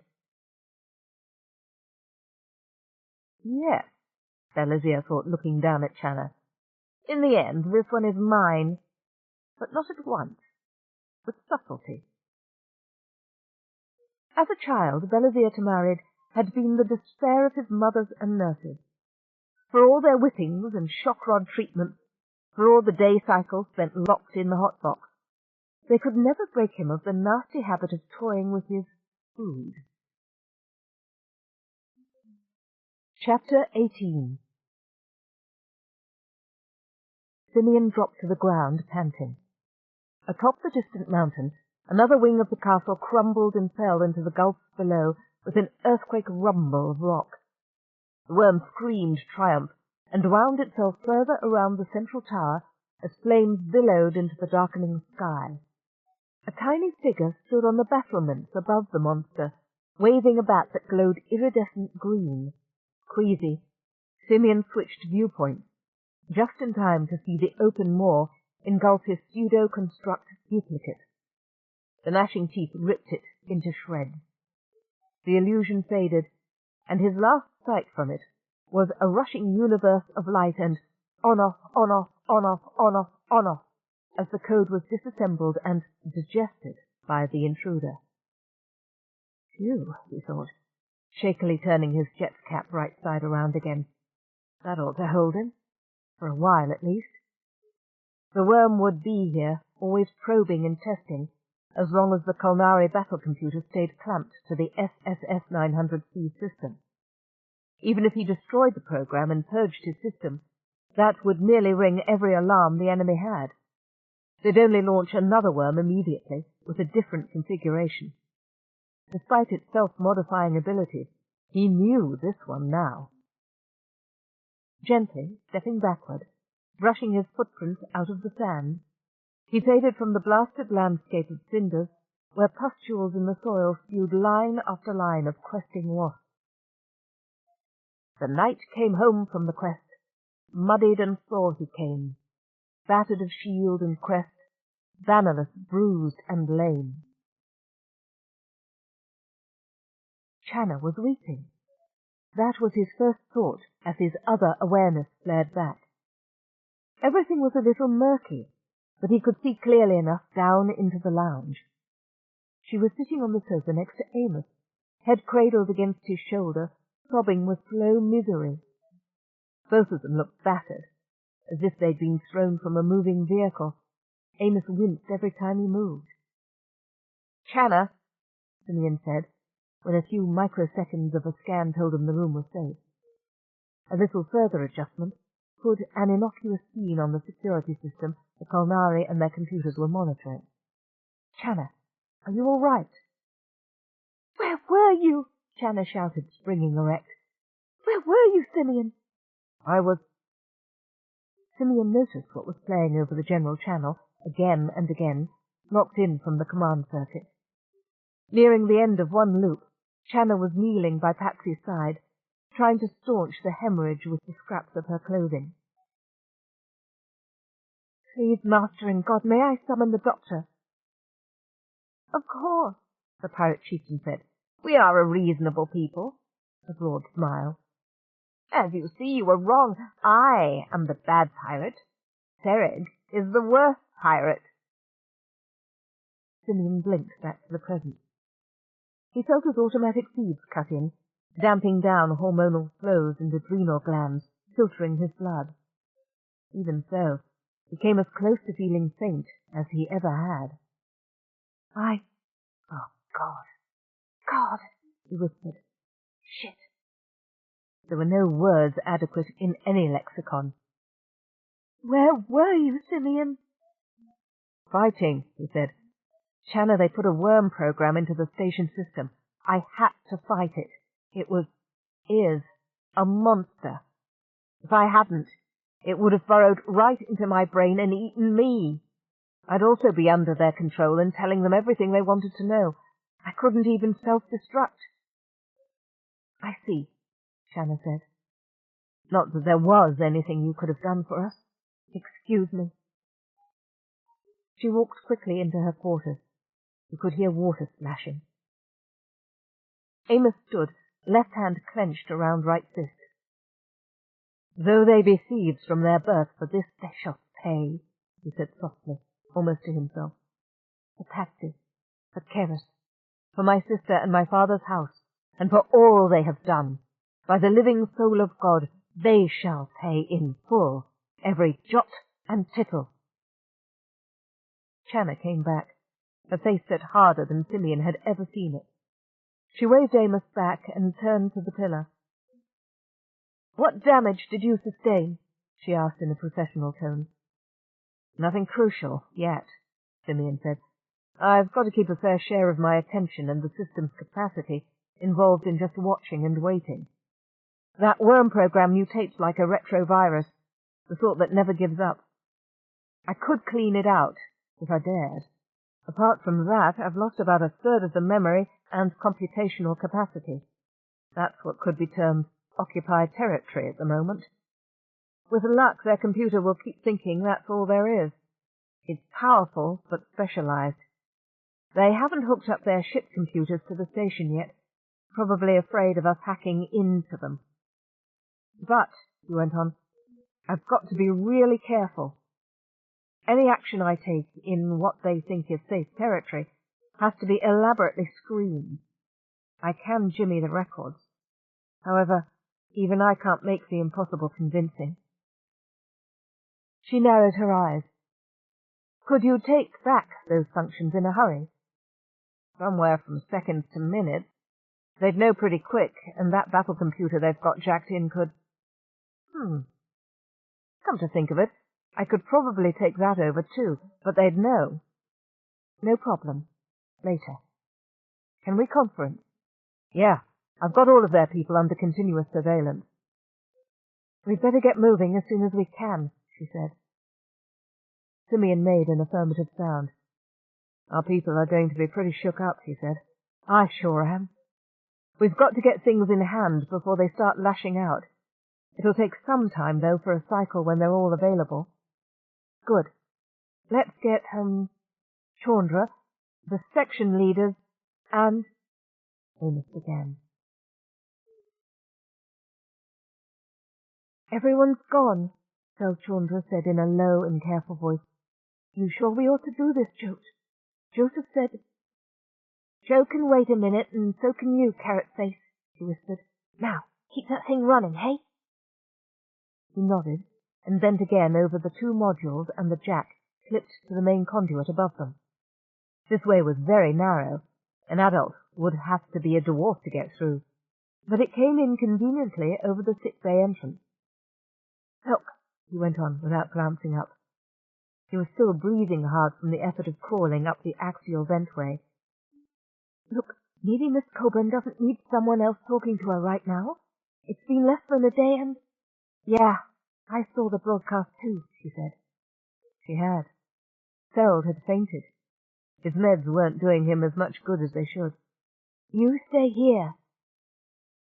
She called forward, pushing the local sensor override unit ahead of her. To the naked eye, the cover of the duct was a panel just like all the others. The only real difference was that it was selectively permeable and much thinner. It recessed obediently, and Jote looked down into a darkened room. One float bed, the usual furniture, and a figure under the sheet.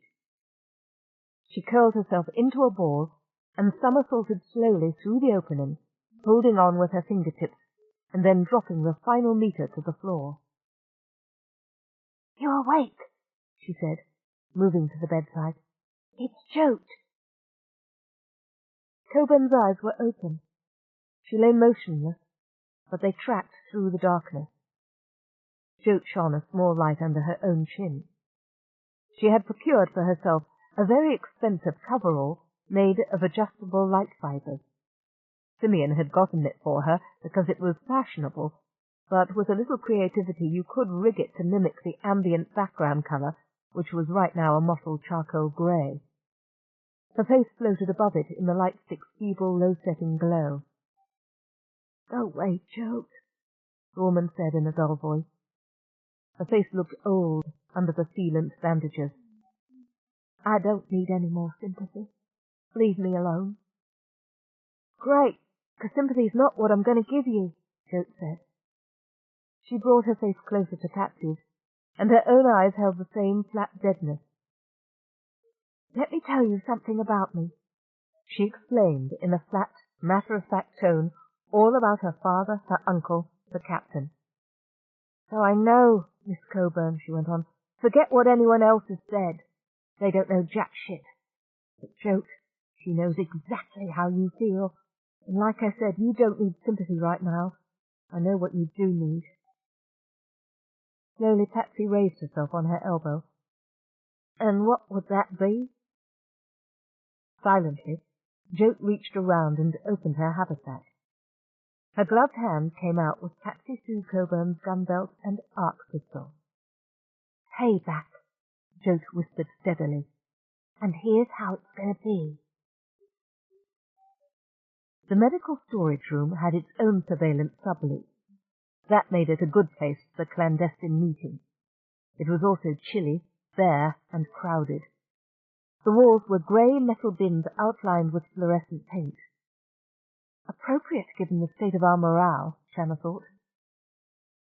"I have 257 people down with the virus," Chandra said. "The symptoms are spectacular but not life-threatening, as long as they stay hooked to the machinery. I have also treated 64 patients for traumas and wounds of various sorts. No fatalities so far. 1 or 2 are in critical condition, but they should recover. This total includes several of my medical aides who have been assaulted by Kolnari coming to check up on our sick. They seem to find the sight disgusting and exciting at one and the same time. Several of the patients have been assaulted." So much for scaring them off with the virus, Shanna thought. "Patsy," she asked aloud. "She's my friend." Patsy hadn't wanted to talk to her or anyone else, which was understandable. "But I want to know about her." There were no broken bones apart from the foot. I internally splintered that, gluing the bones together in a synthetic sheath stronger than the original material to give them a matrix to heal. Replaced the lost blood, and plus sutured all the soft tissue injuries. Miss Coburn is mobile, although in some physical discomfort. With the usual growth stimulators, full recovery should take no more than a week." He licked his lips nervously. "I cannot answer for her mental state. I fear catatonia. I have administered the usual psychotropics, but the mind is more than the brain and its chemistry." Shanna nodded jerkily. "Anything else?" "Yes. I now have abundant tissue samples from the Kolnari. There are things we should discuss privately." Amos looked at the faces on the screen. "Continue as planned," he said. "The enemy are pushing you to work. Be as stupid as you dare. Make mistakes as often as you dare. Above all, keep as much material half disassembled as you can." "When are we going to fight them?" somebody burst out. "You and Simeon talked a good fight about Cochise and the Viet Gong." "Kong," Simeon corrected silently. "So far all we're doing is rolling over." "There is the virus," Simeon said. "That's working. They're catching it. I've begun psychological operations. Most important, I've deciphered their language." That brought a rustle. "It's not much like the ones in the survey files. Both are Pidgin, Sinhala, Tamil, but anyway, I've got it. They've ordered 60 units here." "Oh, great," the man barked. "More of them." "Shut up," Shanna remarked. "That means they're not just going to strip the station of everything they can carry in their warships and then blow it up. You can't kill a cow and milk it. It'll be at least a week before the transports arrive. There ought to be about 60 of them. You know how long it takes us to load 60 freighters with homogeneous ore when we're trying to work fast. Imagine what it will take to remove and load fixed equipment with everyone dragging their feet. And the more of them that are here, the more will be caught when the fleet arrives. And, Amos said with a feral smile, that means we can be more direct in the interim. Do not worry, my friend. They too will suffer, no fear and pain. That brought a chorus of satisfaction. We think revenge is primitive, Simeon thought, until we need it to satisfy indignity and humiliation. He was feeling considerable desire in that direction himself.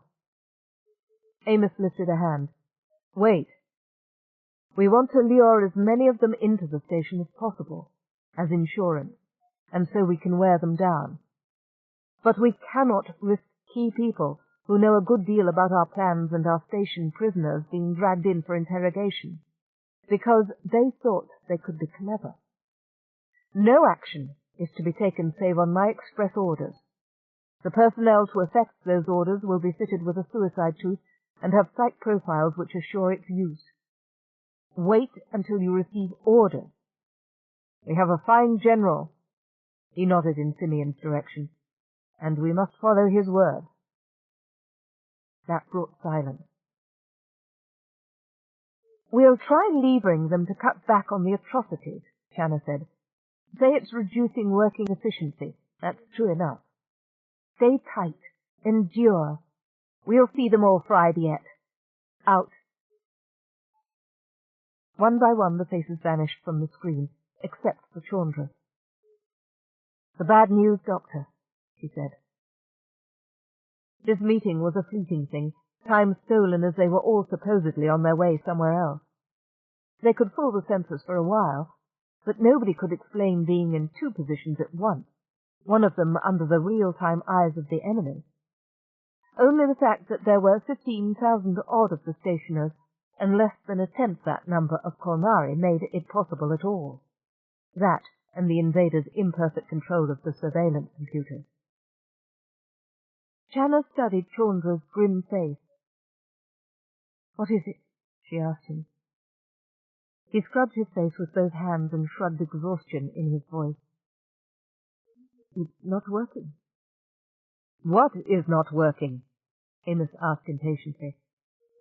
The virus, Chaundra said. They are infected, somewhat, but it hardly bothers them at all. Shit, Channa swore. She had hoped the illness would make the Kolnari shun civilians of their own volition. Doesn't it have any effect? Mild headache, some nausea, 1 or 2 cases of diarrhea for a day or so. All in all, much less than our people have experienced even with the immunization. The afflicted individuals act embarrassed, not frightened, and their companions laugh at them. Chaundra shrugged in despair. I move that we discontinue this plan. Our people are getting raped, beaten, humiliated, and catching the flu, while the Kolnari just have fun. I tested their tissue samples. The Kolnari immune system is barely human. If some of the rape victims were not pregnant, I would doubt that the Kolnari are human. No, I correct that. Of human origin. Their actions certainly are not, he added bitterly. Pregnant? Channa asked, bewildered. I terminated, he said, ectopic pregnancy in the fallopian tubes. This despite slow-release implant contraceptives. Those made the body's own immune system treat sperm as foreign matter until counteracted. Channa, the pirates seem to have metallic salt and other contaminant levels that should make every one of them stone sterile. Instead, their sperm are a whole order of magnitude more motile than the norm. The rest of their systems are built the same way. They're antibody responsive. Their bodies use the poison to kill bacterial or viral invaders.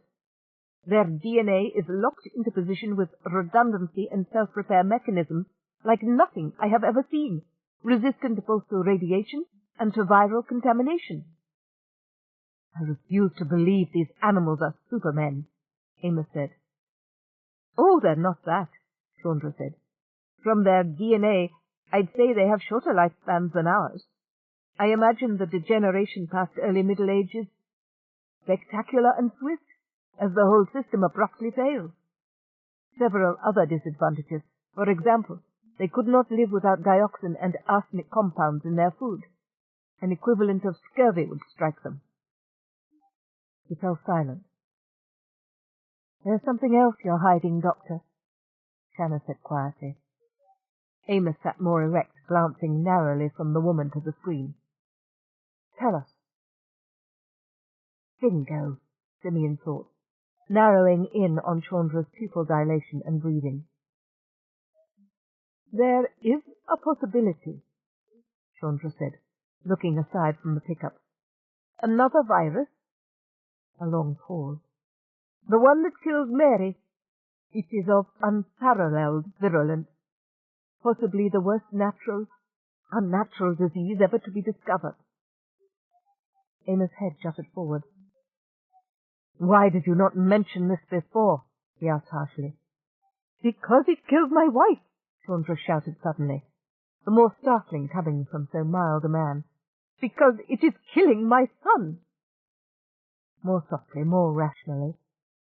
Because I swore that the filthy disease should never kill another human being. I no longer classify the Kolnari under that heading. Still, Shanna said, the virus is a good plan. The enemy don't have much medical capability at all, and Chandra has lucidly explained why they don't need it. For our purposes, they are medically ignorant. Little expertise beyond treating wounds and broken bones, really. I get the impression they just sort of junk anyone who's sicker than that. Chandra looked thoughtful, professional, competent, taking over despite himself.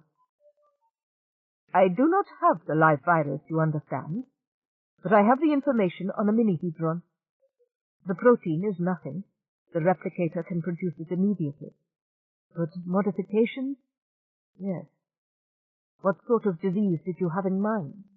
Something scary, she said. Something fatal, Amos added. If possible, she agreed. But at the least, spectacularly incapacitating, disgusting, horrifying. Something with mental deterioration. We want them terrified, and what's more terrifying than madness? Whoa, now I don't know, Simeon said. Do you really want a station load of crazy Kolnari? Crazier than they already are, I mean. They looked thoughtful and slightly sick. No, wait a moment, Chandra said, and paused. As Shanna suggested, we could target only those who've had the virus. They catch it. It's just not capable of getting much beyond the first few cells. Antibody response is very quick. That's a manageable part of the Kolnari force, enough to hurt and rattle them without driving them into a killing frenzy. It would be cumulative, spread among themselves. Close contact is needed, and I could increase that. Immunize our people stealthily under the guise of normal treatment. Can be done, I'm sure of it. Get on it then, Shanna said. When the doctor's image had faded. That takes care of that. Simeon's image nodded. It was less mobile than usual, with so much capacity tied up. This is a war of morale. Guerrilla war always is. We have to demoralize them, and much more important, maintain our own morale. Or our people will crack and someone will go to the Kolnari, went unspoken among them. Speaking of which, Amos said, rising. Must you? Shanna said quietly. Yes, I must, he replied, walking over to her and lifting a hand to his lips. The gesture seemed far more natural than it had at first, less staged. This isn't going to work for long, Shanna said to the air after he had left. It doesn't have to, Simeon replied. Only long enough. Get ready, cells, Joke breathed. I'm ready, he whispered back. He was pale and sweating heavily. Her hand rested on the diaphragm that separated the vent from the corridor. Her other hand gripped the spring-loaded device, adjusting it so the red dot on the note screen image beside her lay precisely over a spot in the corridor.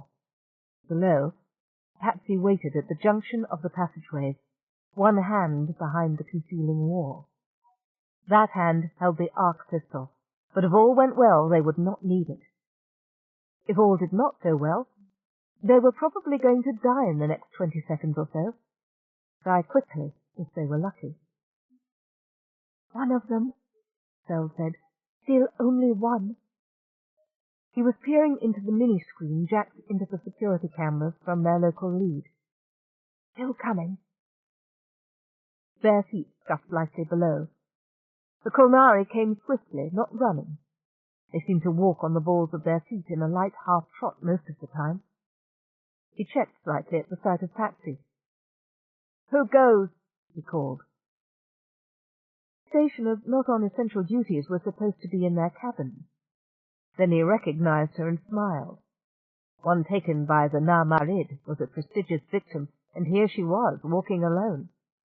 He started towards her, speeding up as she dodged around the corner. The warrior was stopping and turning, even as Jote keyed the diaphragm open. The speed was awesome.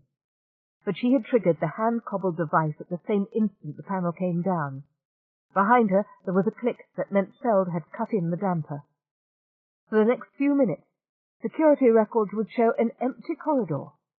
Safe, unless a human observer were looking. Even checking the files would show recording errors, normal enough considering the havoc the Kolnari had caused the station computers. The dart struck the Kolnari as his finger was tightening on the trigger of his own weapon. 100,000 volts flowed through the thread-thin superconductor wires behind them. He convulsed. Katash! Hot air blossomed away from the plasma rifle around a rod of sun-hot violence. Literally sun-hot.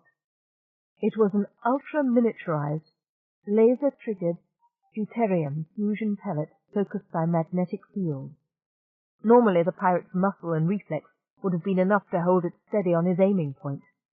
Now the superheated gas slewed his lifeless body around, and the substance of the wall sublimed away, the beam chopping through synthetics and conduits and the empty chambers beyond. There was a hiss and chirp, chirp, chirp of pressure alarms as the outer hull was punctured. Jote winced. That was not part of the plan. "Quick," she said in soft urgency. Dropping down into the corridor and grasping the pirate's weapon, she heaved it up. "Here," she gasped, wobbling under the burden of the clumsy thing. Between them, Seld and Jote got it up into the duct. Then she bent and grabbed one of the Kolnari's arms. She heaved, and her heel skidded. The juddering, twitching body was heavy. Far heavier than a man dressed only in a belt and briefs ought to be. Patsy darted back. "It's not him," she said. "It'll do for starters," Jote said with a grunt. "Come on." Together they dragged the body to the airlock around the corner and cycled it through. "Meet you at N7AXL, Jote panted, trotting back to the open diaphragm. "Need that stuff on the list." "I'll be there," Patsy said. "It will work," Joseph said reassuringly. "At least once," he amended. "Jote is an odd child, but any contraption she claims will function. Amos nodded dubiously. "I have never found reason to doubt you in matters of violence," he thought. That was comforting. On the other hand, no man was infallible, and even Joseph was an amateur at war. They were in the lower equatorial park, near the central core of the station's upper globe. For a wonder, there were no surveillance cameras here. By Central World law, there had to be such places in any substantial habitat. Most of the inhabitants being law-abiding types, SS-900Cs was in the park. It was fairly large, several hundred hectares, with part of the station water reserves deployed in the lakes and ponds. Currently it was in night cycle, and the Kolnari seemed to find that fascinating. Amos could understand that. He had found it heartbreakingly like and yet unlike Bethel. The scents were strange, greener and fresher than the arid hills of the Sierra Nueva estate, milder than the irrigated lowlands. Strange birds, or was it small animals, chirred and rustled in the undergrowth. He was an outdoors man, but these were not the fields he knew. "They come," Joseph said.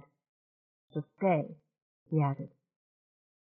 He moved off into the shadows of the bushes, bent low, moving with a skill he had learned in the alleys of his childhood and the hunting grounds of his leader's properties in later years.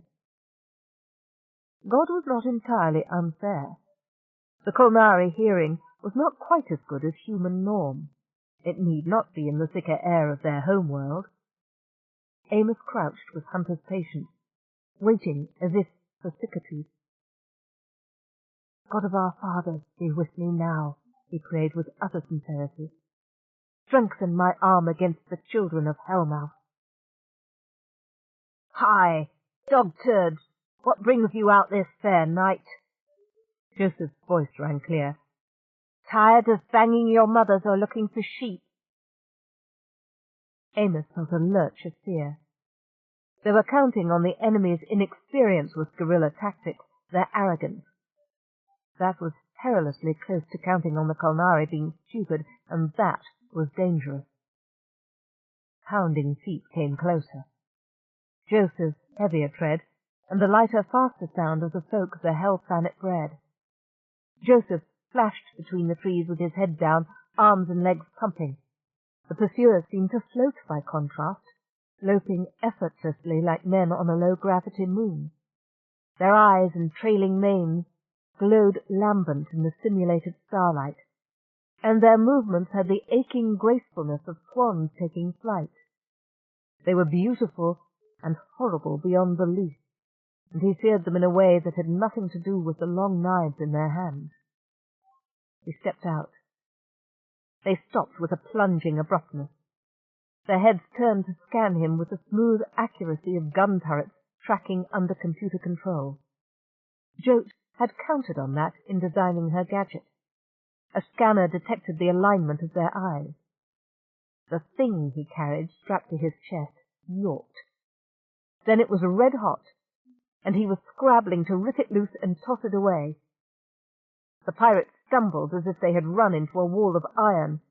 They screamed as if that iron were white-hot, and dropped their knives to tear at their faces in a frenzy of pain. "Scream, dog," Amos thought, gratified. "Scream as Bethel screamed, as Patsy screamed. Scum, vermin, filth." Cries of pain were not going to attract attention on the SSS 900C, not while it was held in the fist of High Clan Kolnar. A dozen men and women edged out of the shadows. Cutting bars and lengths of dull-gleaming synth tubing were in their hands.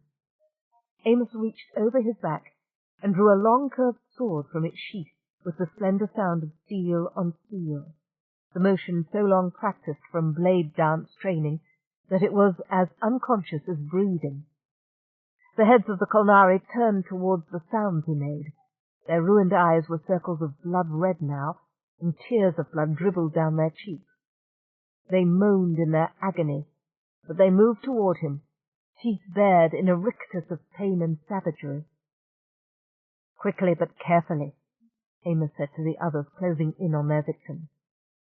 Afterwards, they must throw their clothes into disposal and go through full decontamination cleansing. Joseph was behind the blinded pirates, a half-dozen stationers at his back. 2 knives glinted in his hands. "Now," Amos said. Chapter 19. "Shall I perform an autopsy, great lord?" the eunuch medico asked in its shrill whine. The Vizier Tamarid looked down at the bodies in their separate bags. Separate bags? But who knew what went where? One bag might be a few parts short or extra, for all he could tell. "Creature," he said to the eunuchs, cupping one aside. when men have their skulls crushed by heavy blows, as these have, and their eyes gouged out, as these have, and their throats cut to the neck bone, as these have, and their bodies cut to pieces, as these have, then, generally speaking, as a rule, they die. An autopsy seems somewhat superfluous. The noble's voice was even and pleasant, as it usually was. The slave medico sank deeper and deeper into a crouch of abasement with every word, as if they were blows from the powered whip normally used on such. At the last, all the eunuch could do was whimper. "Cease," Belazir said. "Now this other. In that I have interest." The medico sealed the bags containing the body parts of the 2 dead Kolnari and hastened to the intact casualty. Relatively intact. He stroked a hand down the opaque material, and the stuff turned utterly transparent. "Whatever killed him, he was not pleased with it," Belazir remarked to Serig, looking at the dead man's bulging, staring eyes. Shifting to the interrogative tense, "Creature?" "It is uncertain, great lord. Either the electrocution or the explosive decompression would be fatal, of course. Here the dart struck. See a burn patch high on the shoulder, towards the angle of the jaw. As he was turning to confront that which killed him, it struck from the rear." "Blindingly obvious," Belazir said facetiously. "Go. Preserve the bodies." "And what do you propose to do, Tamarid?" the 3rd Kolnari noble present said. "Do, Lord Captain Tavarik?" Belazir said, turning with an expression of perfect courtesy. Tavarik's presence provided a welcome distraction. The kin enemy was always more entertaining than outsiders, if more predictable. He waved a languid hand about them, at the dew-cool grass, at the hollows far overhead that mimicked the blue cloud-scattered sky of earth. The temperature was far below what Kolnari preferred, but they could endure anything down to and below freezing without undue discomfort. None of them needed to wear more than briefs and ship-belts for utility. For status, the nobles wore long, open-necked robes of watered silk, jewellery of fretted silver, and home-world fire opals. Their hair was brushed to shining shoulder-length waterfall, pinned back with combs of sea ivory and precious metal, and the knife-sharp feathers of Kolnari birds. Belazir stretched. His robe was severely plain, dazzling white with gold and indigo trim. "I shall enjoy the beauty of this place. So fair and so tragic, because soon it will perish as if it had never been." He added a classical quotation on transience and death in the 3-tonal scale. Anger glowed from the other man, lambent as hot metal. He might have been Belazir's twin, except for a hairclip of gold rather than silver, and the petulance of his expression. Belazir Tamarid never showed an enemy his frustration. "3 of my men are dead, Tamarid," he said.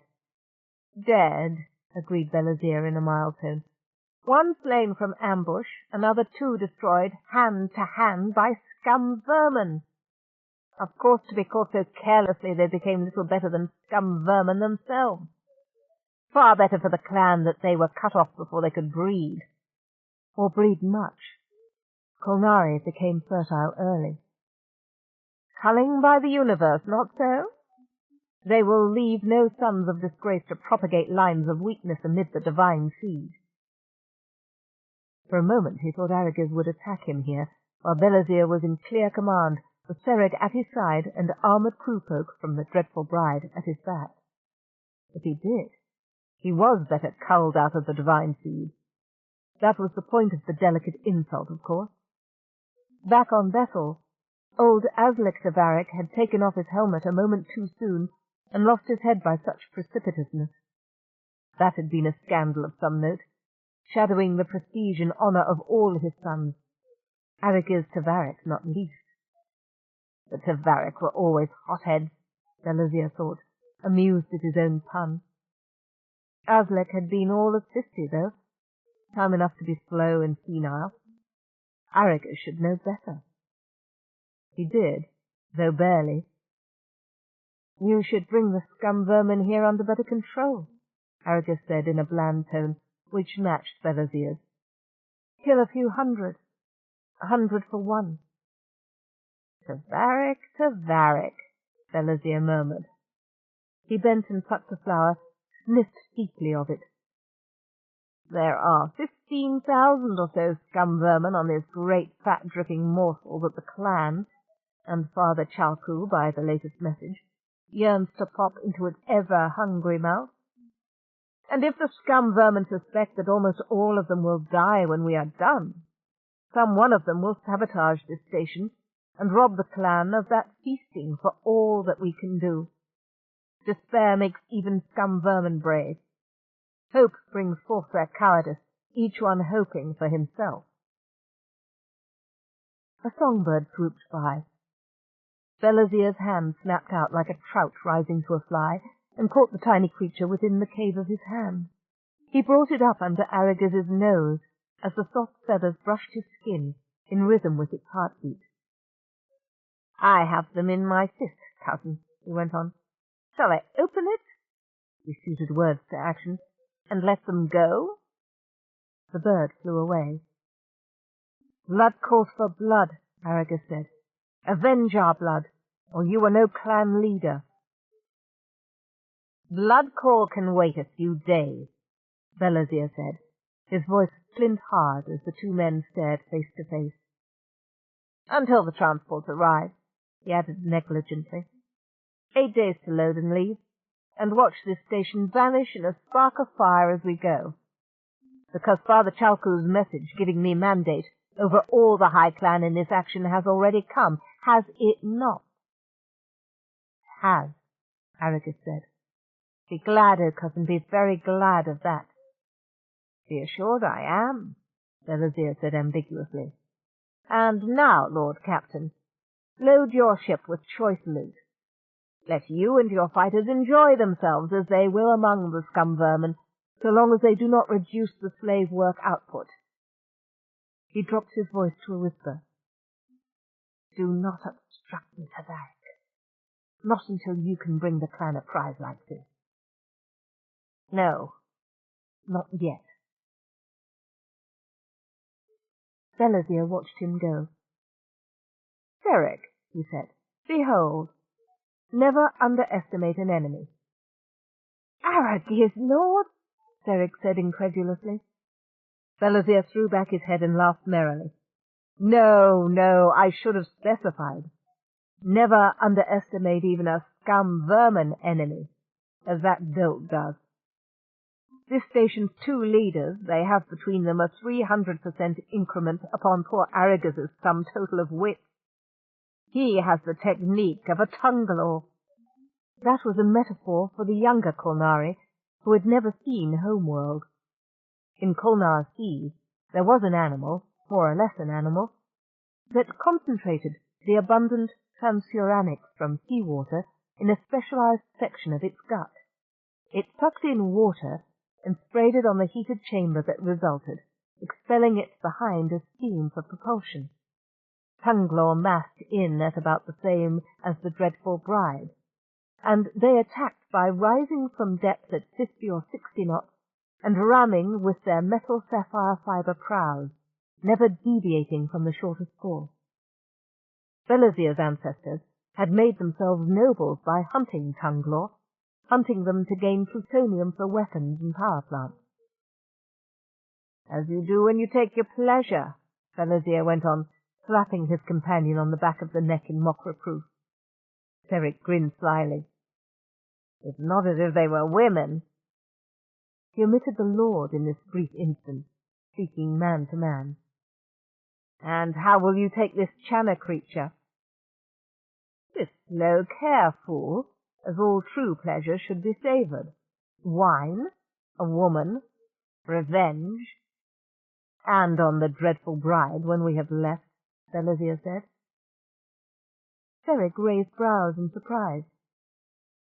You think her worthy of bearing slaves, Lord? he said. Many. The male offspring would be castrated. That was how such as the Medico were made, and the females bred back to the divine seed. In 4 or 5 generations, with careful testing, they could become Kolnari of the lowest caste. I will need some pleasure to relax me after our labours, Belazir added. Serig nodded, needing no further explanation. They would have to destroy and leave for Bethel immediately. The Central World's navy would be all over these stars as soon as they learned of the destruction of the SSS-900C. The clan would run a long, long way to wait among unpeopled, unsurveyed systems while they assimilated this treasure and bred the strength to use it. Empty systems held raw materials and energy in plenty, if you had the tools, and the universe was unimaginably vast. That voyage would be a giant step nearer the good day when it was the Central World scum vermin who were the scattering of fugitives, and the divine seed the power that bred and covered world upon world upon world. A long, if necessary, flight would be tedious. So leave me, Belazir said. See to the preparations for the transport. Now I will speak with the 2 scum vermin. Their Kolnari guards seemed incapable of letting them just walk through a doorway. The prisoners were always propelled over the threshold with a hearty shove. Thus far, Channa and Amos had managed to keep their feet, which seemed to inspire ever more energetic pushing. Channa wondered if the 2 guards bet money on which of them would stumble first. Such treatment irritated her, and it must infuriate Amos beyond endurance, since he was born noble among a ceremonious people. The last door gave onto the nature deck, one of the jewels of the SSS-900C. Amos straightened then, almost smiling. The deck covered several 100 hectares, lakes, several small wooded areas and meadows. A stream wandered from savanna to a miniature rainforest, through prairie, and into the softly informal confines of a classic country house garden here by the entrance. Herons stalked through the reeds by the river, alert for the fish that leaped after dragonflies. The smell was overwhelmingly green. Off in the middle distance, a herd of small deer browsed. The air was full of bird song. Normally there were parties of picnickers and the shouts of children. Now a plasma gun swung down before them. "Wait the great Lord's pleasure, scum vermin," the amplified voice of the Kolnar said. Uh-oh, Channa thought with a sinking stomach. That sounds bad. She and Amos had discussed what to do under interrogation, but she had doubts about his ability to keep control of his temper. As for me, I'll live through what I have to, and I'll dance on their graves, she thought grimly. She had been one of the first to take the new virus. "Buck up, kid," Simeon's voice whispered in her inner ear. It had the odd gravelly tone he adopted in tense moments. "Remember, I've got no sixth senses in there, so the implants will have to do. I'm with you, and I'll give a running translation of anything the pirates say in their jabber, okay? And from the structure of their language, the phrase they just used means something like front and center." "Got it," she sub-vocalized. They jumped back against the wall smartly when a Kolnari bossman came through, looking as if he would rather walk over them. For a moment Channa thought it was Belazir, and then caught the few subtle differences which told her he was not. Simeon's voice confirmed it. Serig followed a minute later. They both cast their eyes down to avoid showing the raw desire to kill they shared. "Now, scum vermin," the guard said. "Oh, am I getting sick of hearing that word?" Channa sub-spoke. "You and me and Simeon Amos both," Simeon agreed. The Bethelite had the button in his ear, but he hadn't been able to train a sub-vocal level that was inaudible. The Kolnari didn't hear all that well at the margins of audibility, and had no reason to use sensitive hearing devices. Belazir had set up his command post beneath a huge oak tree. He lolled at his ease on a reclining chair. A wreath of fresh wildflowers adorned his hair, dappled shade moving on his sleek skin, and the priceless silks of his clothing. On one side of him was a mobile console and a table scattered with note screens to print out small pieces of equipment.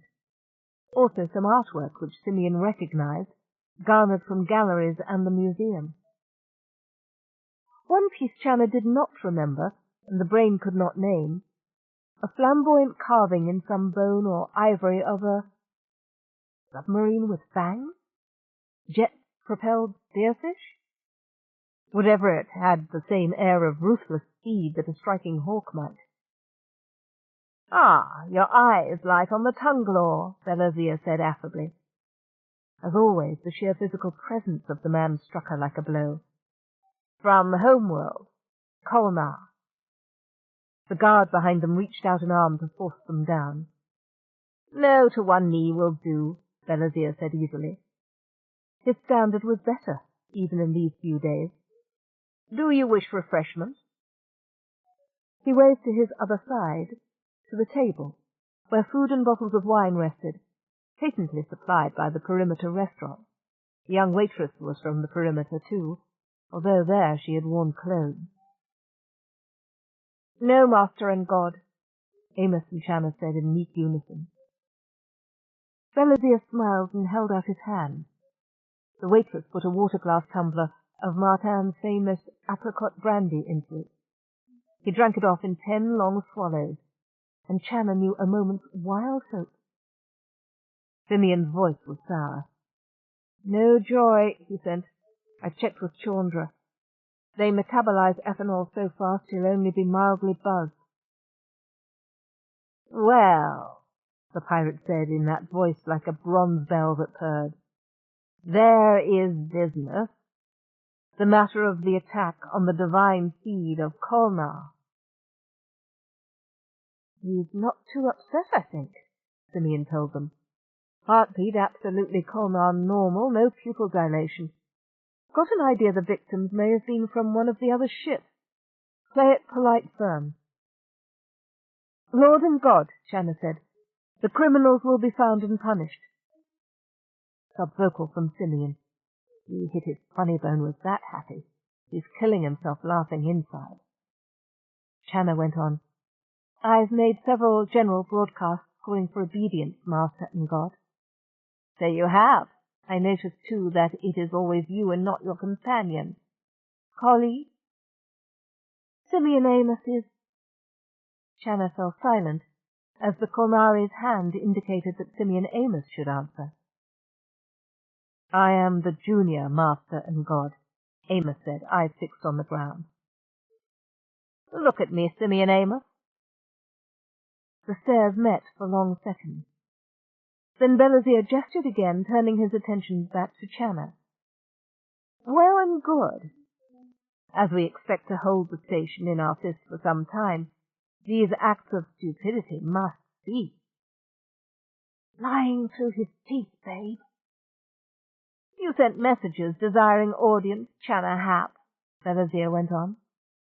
He rose like a black fountain tipped with white gold, the loose leaves floating back from his arms like wings. He looked down from his near 2 meters of height. "Continue."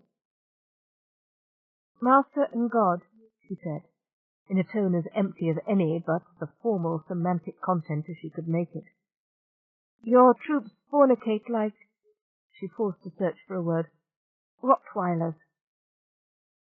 "Big chuckle at that one, Channy." Simeon was furious. Belazir crossed his arms. "Why does this not seem complimentary?" Channa looked up at him. "They bite," she said emotionlessly, covering her disgust. "All the time." "Then the chosen one should not resist their fate," Belazir said.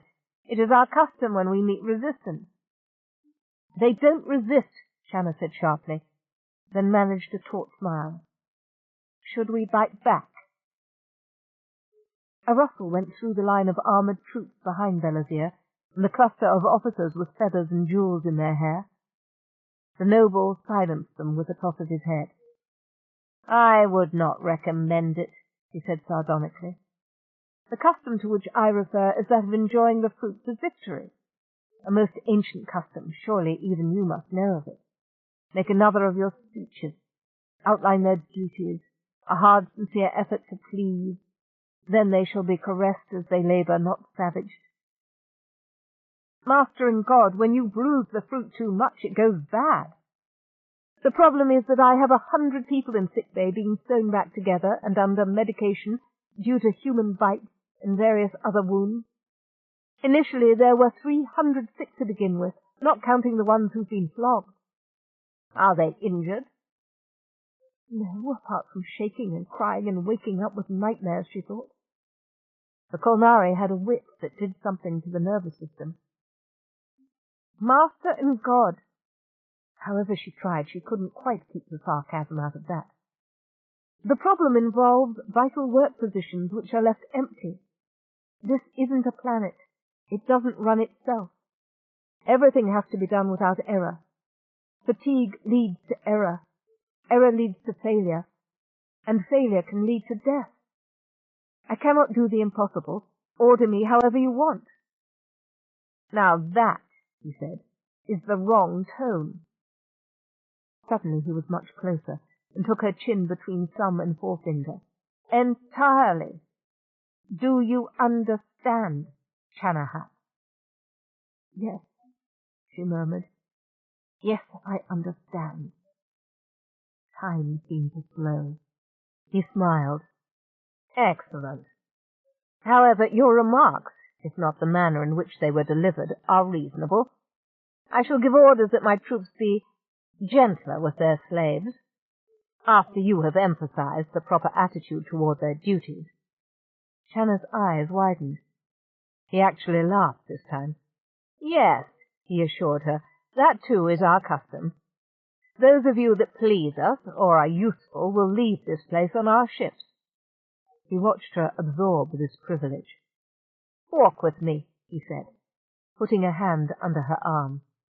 She jerked slightly at the contact, like the touch of a live conductor.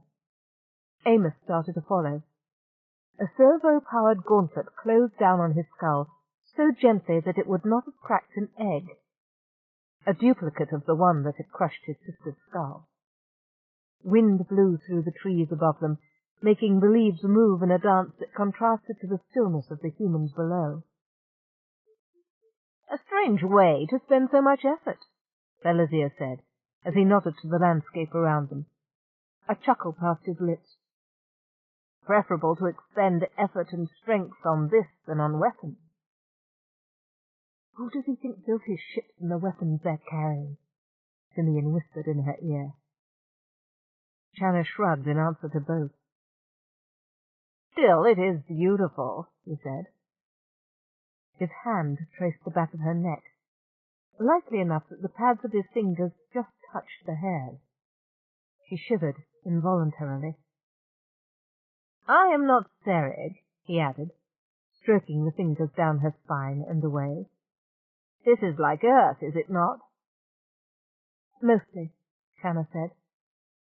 Unconsciously she tilted her head to one side away from Belazir as Simeon gave her the relevant information. "A few of the plants and organisms are from Rigel 4, but they're compatible." "Like looking back into the past," he said. They stopped, out of sight of the tables. He looked up into the sky. "Computer," he said. "Night." The constellations of Earth's northern hemisphere blazed out, as they had not in reality since men learned to bend electricity to light. "Yes," Tamarid said, looking upward at the full sky. "Very beautiful, but it seems too much openness, as if a body might fall upward and be sucked out into limitless space." Well, a weakness, she thought. Many spaceborne were slightly agoraphobic. That could be useful, if Belazir had been spaceborne. She thought a smile appropriate. The sensation is called vertigo. I've occasionally experienced it myself when planetside. I was born and raised on a space station. so I feel more comfortable under a ceiling. Something of that, he admitted, but also, computer, night on Kolnari, from Maridapur. Chana gasped in shock at the change. The dark sky overhead vanished. In its place was a glowing, moon-coloured cloud full of coloured lights from horizon to horizon. She blinked, then realized the light was not that much more brilliant than the Terran sky. Yet this phenomenon was not a sky. It was a ceiling across heaven. 12 times full lunar brightness, Simeon sighed. Off to the north, auroras circled and moved, scrolls vaster than worlds, electric blue and white and pearl. Beneath them, on the horizon, a volcano was a glowing firestorm spout, powered by its own natural fission reactor. Something gigantic and winged slid across the alien constellation. Smaller things pursued it, diving and tearing as it fluted an intricate song of grief.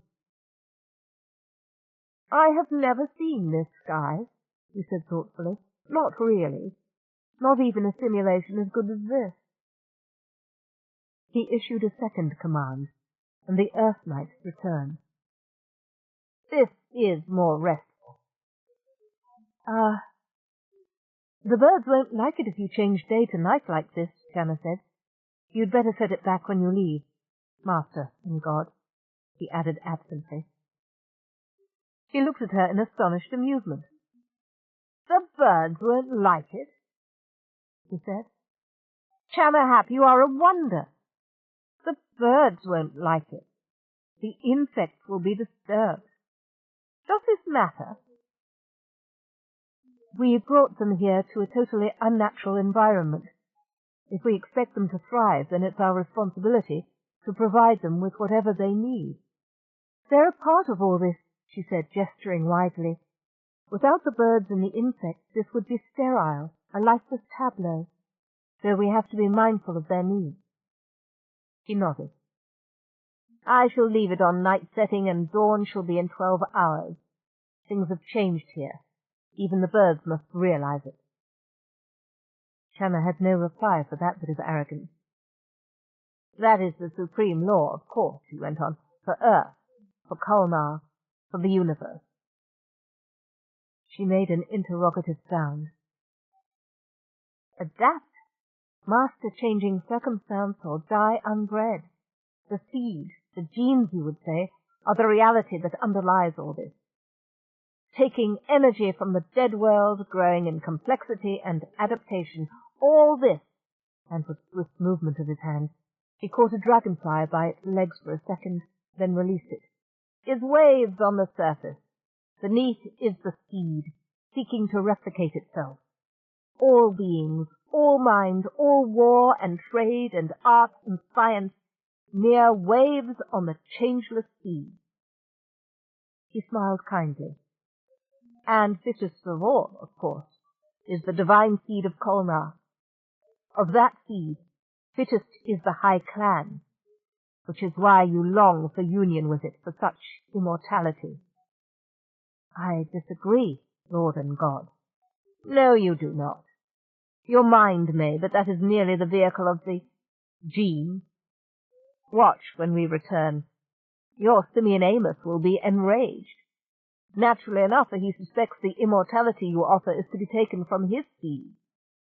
He sighed and turned back towards the table, hidden behind a line of trees. She trotted to keep pace, although he did not seem to hurry. Enough of pleasant idleness and philosophizing. To work. End of side 8. Change side selector switch. This book is continued on the next cassette. Side 9. The City Who Fought by Anne McCaffrey and S.M. Sterling. Continuing on page 341. Simeon, why do all my Prince Charmings turn out to be toads? Chana sub-vocalized. Amos stood stiff and withdrawn beside her on the people mover as it slid down the corridor. Is he really jealous? Under these circumstances, that's ridiculous. It's also maybe involuntary. Your girl goes walking in the woods with Lucifer, chatting it up. Absurd! Beats me, Channa, but I'll never, ribbit, turn on you, ribbit. Or turn me on, either. It's nice to know someone is still safe to be with. Whoa, kick me again, Channa. I think some of my ego is still unbruised. That is the scariest son of a bitch I've ever had the misfortune to meet, she said. Amos nodded silently. Simeon Amos. Yes, Channa. Hold me, would you? His arm went around her, and she melted into the firm, supportive warmth of his side. Thank you, she said. For what? His tone was light. For not really being green and warty or eating flies. Our guys. This time Simeon's voice came to both of them. I just figured something out. What? Amos said. Bad news about Bethel. The Bethelite stiffened again, his face drawing in lines that showed what he might look like on his deathbed, in the currently unlikely event that he would live to die of old age. What? Amos repeated, this time as a command. These scumbags. I'm not going to use scum vermin even in reverse. They're planning to loot me bare and then blow me up. Simeon was understandably upset if he was referring to the SSS 900C as me. That is bad news for you, Amos said, steeling himself for how that would also be bad news for Bethel. But if they do that, the Central World's Navy will find out, would find out even if the Kolnari had pulled this hijack off the way we fooled them into thinking they had. Central Worlds would send flotillas all through this sector and look behind every space rock. For sure they'd inspect any inhabited system. While the Saffron system may be far and remote, it's still on the map. And the Kolnari know that, hey? So they're sacrificing their chance of stripping Bethel in exchange for the station. Means they gotta leave both, fast. So what odds they plan on doing Bethel the same way they do me when they go? Blow it, too, and cover any traces they haven't time to sweep under the carpet. These guys are pigs, but they're not stupid. Yes, I see, Amos said, barely moving his lips.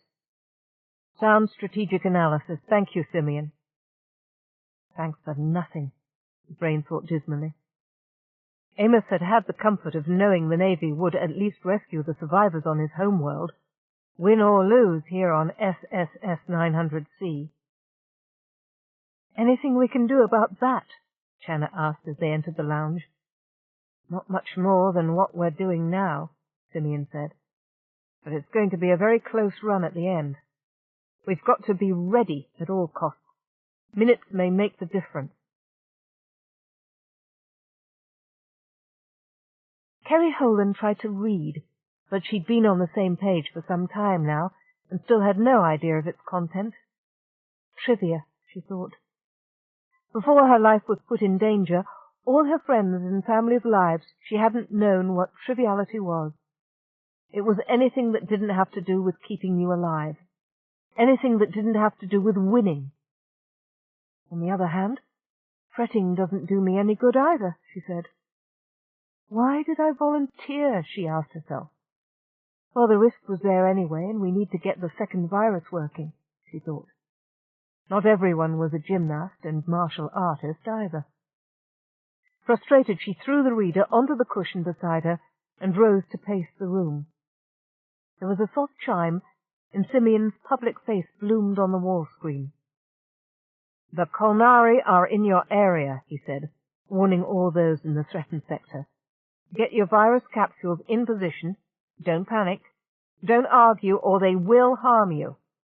Remember, place the capsule in your mouth, bite down, try not to swallow. Good luck, he added fervently. Kerry rushed to the cabinet, where she had stored her supply among other pharmaceuticals. Her hands were shaking so much the capsules flew out of the bottle like confetti when she at last got it open. Moaning, she rushed to gather them up and put them away before the Kolnari arrived. She put one in her mouth, holding it between cheek and gum. She returned to the living area and stood watching the door, fingers twining with the tabs of her robe. She could feel her pulse beat in her lips and fingertips. She felt as though she'd been running. The door opened. God, she thought as she bit down on the capsule. There are 4 of them. The capsule dissolved with a rush of coolness. Kerry smiled broadly and let the robe drop. "Welcome to my parlour," said the spider to the fly. Chapter 20. Maskira entered the elevator and selected her destination. The mining components fabricator was a treasure of immense value to the clan. With it, they could scavenge several crucial materials from uninhabited asteroids at need. Besides that, the scum vermin operator was a pleasure to torment in several different ways. She grinned. Then the expression faded. She could smell him. The scent was heavy in the cage, far more than it should have been when he merely passed through several times daily. She looked up, into the barrel of a rock cutter, and above it the grinning face of Kevin Duane. "Eat this, bitch!" he snarled, and powered up the cutter. He cut the Kolnari woman in half lengthwise, and smiled as he watched the 2 sizzling halves crumple to the floor. The elevator arrived at his level, and he replaced the hatch cover. There was the access tunnel, just where Jote had told him it would be. He handed Jote the rock cutter, and she raised an inquiring brow. He gave her a grin and a thumbs-up sign. Suddenly the elevator dropped out from underneath him, and he was holding on by his elbows, feet scrabbling against the slick shaft walls. He inched his way in, his broad shoulders making it difficult to maneuver. Far below he could hear the elevator coming up again. "Hurry up," Jote said, sliding the rock cutter down the access tunnel and turning back to pull him in by his shirt. All she succeeded in doing was pulling it up over his head. His arms were almost immobilized by the tough fabric. "Stop," he said. "Stop it!" "Hurry up," she cried, and slid backwards to give him room. "Or that elevator will smear your carcass all the way to the top of the station."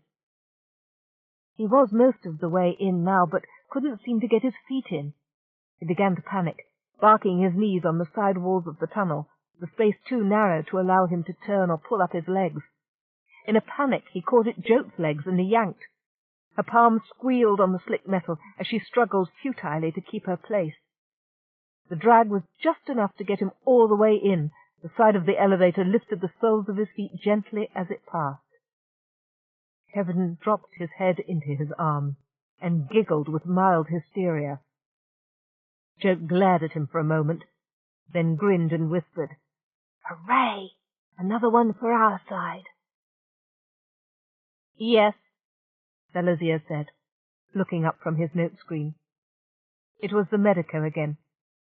The Kolnari repressed an impulse to kick it. If you hit messages ceased coming. On the other hand, his time was valuable, especially now with the transports here and loading round the cycle. The thought restored his good humour. 60 ships, a 5th part of the clan's fleet under his command.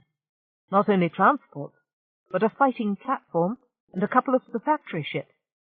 It was as good as having Chalku proclaim him successor.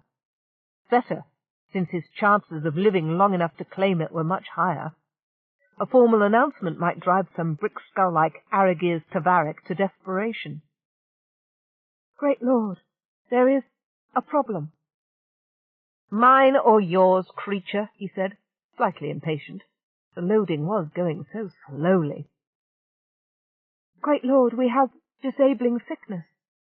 "What?" Suddenly he was looming over the eunuch. "No, please, don't hurt me. It's only old Veskis, the bone setter. Please, my great lord." Belasier's aquiline nostrils flared. "Speak." "Over 60 ill warriors have sought medical aid, great lord. We have never seen the like," it swallowed. "Great lord, we do not know how to cure the illness." Belazir had just finished a large meal. Now it lay like curdled hot lead in his gut. Impossible. He tapped at the note screen, accessing recent files. Yes, over 30 warriors put down or suicided for infection. Not completely unprecedented, but among the heaviest numerically of instances on record. If another 70 had reported sick, there must be many who had not. "How does the illness run?" the vizier asked. "Swiftly in some, great lord. Fever, loss of nervous control, debility, nausea. Others more mildly. Still others recover quickly and are whole. From the blood of those I may produce a vaccine in time." "Do so," Belazir ordered, "swiftly." "In time to avoid spoiling my triumph here," he thought. "Wait." He tapped his note screen again. Most sickness occurred among those on no fixed duty. Of those, Tavaric's ship suffered the most casualties. Belazir racked his brain for what he knew of diseases. Not much, since Kolnari were rarely bothered by disease. Accident, yes. He reflected on this problem, queried the info banks, thought again. "Orders," he said. "Isolate those infected." Those whom they could, that is. A noble could be killed, but not placed under restraint. "This may," he hesitated, "may be related to the disease troubling the scum vermin." Hideous that a disease would strike the divine seed more strongly than mere scum vermin. "The infected scum vermin are to be avoided. Go, post the orders." That such a scourge should arise now, he thought, looking back at the note screen. Loading was moving far too slowly. Chalku had given him a deadline. Past that, they were to abandon anything remaining, kill and leave. If there was much less than he had promised, he would go from hero to goat. Even if the total he did manage was more than any other Kolnari had amassed, performance and prestige would be measured against expectation. "Time," he muttered. Time was wasting, and the margin for error with it. He stood. "Computer. Kolnar. Noon at Maridapur." White-blue light flashed across the parkland, hurtful even to him in the instant before his pupil shrank to pinhead size. Jekit nor Varric prowled the corridors. He was not in powered armor. There were not enough suits to go around, and their maintenance requirements were fierce. The patrol was to enforce curfew and prevent sabotage, which was becoming a problem. He was in a flexible suit with a comlink and a plasma rifle. The corridors in this section were darkened, which gave his IR-sensitive eyes the advantage over any scum vermin. As if I needed it, he thought. His main enemy was tedium. The corridors were changeless and identical. 10 paces left, take a turn at random. Trot down a long length, checking that the seals on the doors were unbroken. Flatten to a wall and wait. He did isometrics then, muscle pulling on muscle against the strong, flexible bones of his body. Nothing much else to do, except that he tired too soon, probably because of the damnable light gravity he had been living on in this station. It would be a relief to get back to Kolnar Standard on the ship. Although there were compensations. Kerry Holan, for example. Jekit's teeth clicked together as he remembered how they had taken her, he and his brothers, many times since the first occasion. Worth the trouble, he thought. Limber as an eel and tireless as a real woman. Women were scarce for commoners. The nobles took so many. He and his 4 brothers, they were born at one birthing, had only 2 wives between them, held in common, and a mere 8 children. Jekit was sweating. He wiped his face on a sleeve and resumed the pacing, trying to push such thoughts out of his mind. Not until after his watch. It was hot, whatever the gauge said. His stomach felt odd. Maybe the plundered food was bad, although the divine seed could eat pretty well anything organic. Simeon watched the pirate. This jacket was a perfect choice. Definitely had the Mark II virus, too pig ignorant to know it, and he was almost asleep from boredom anyway. A little surprise would be good for his circulation. He checked the progress of the relief party. 10 soldiers and a squad leader. Plenty of witnesses, also perfect. Timing was the key. They had only 2 guards to relieve before they reached Jacket. Hurt my people, will you, Jacket? He thought. Okay. Now let's see how you like being on the other end of the stick. He began whispering. The words were loud enough to be audible, but not long enough to be understood. Just nonsense syllables pronounced in inflections similar to the Kolnari language, minute after minute, not steadily, but rising and falling and stopping altogether for random intervals. Then an increase in the volume, until the nonsense was a tease, tantalizingly on the edge of audibility. Add subsonics, guaranteed to have the hair standing up along the spine, although Kolnari didn't have body hair. Goosebumps, then, he decided. Jacket paced, stopped, shook his head, and brought the plasma rifle to port, summing off to safety. Doesn't this Snardley have any nerves? Simeon asked himself in frustration. Then he added the refinement. Things flickering at the edge of vision. The pirate was probably seeing things without Simeon's visual aid, since the sensor said his temperature was 5% over normal and rising. Sweat poured down his face.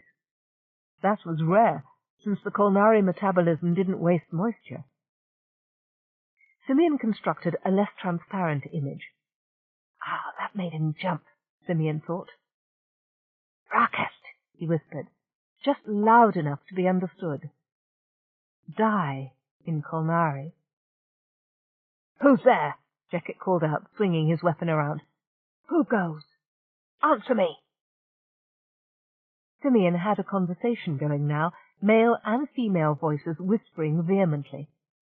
He moved the whisperers down the corridors, through chambers and halls and galleries. Now they were around the corner, now they were overhead, now right behind him. Jacket spun, his weapon levelled. Scum! Vermin! He shouted. The warning indicator flicked as his forefinger took up the slack on the trigger key.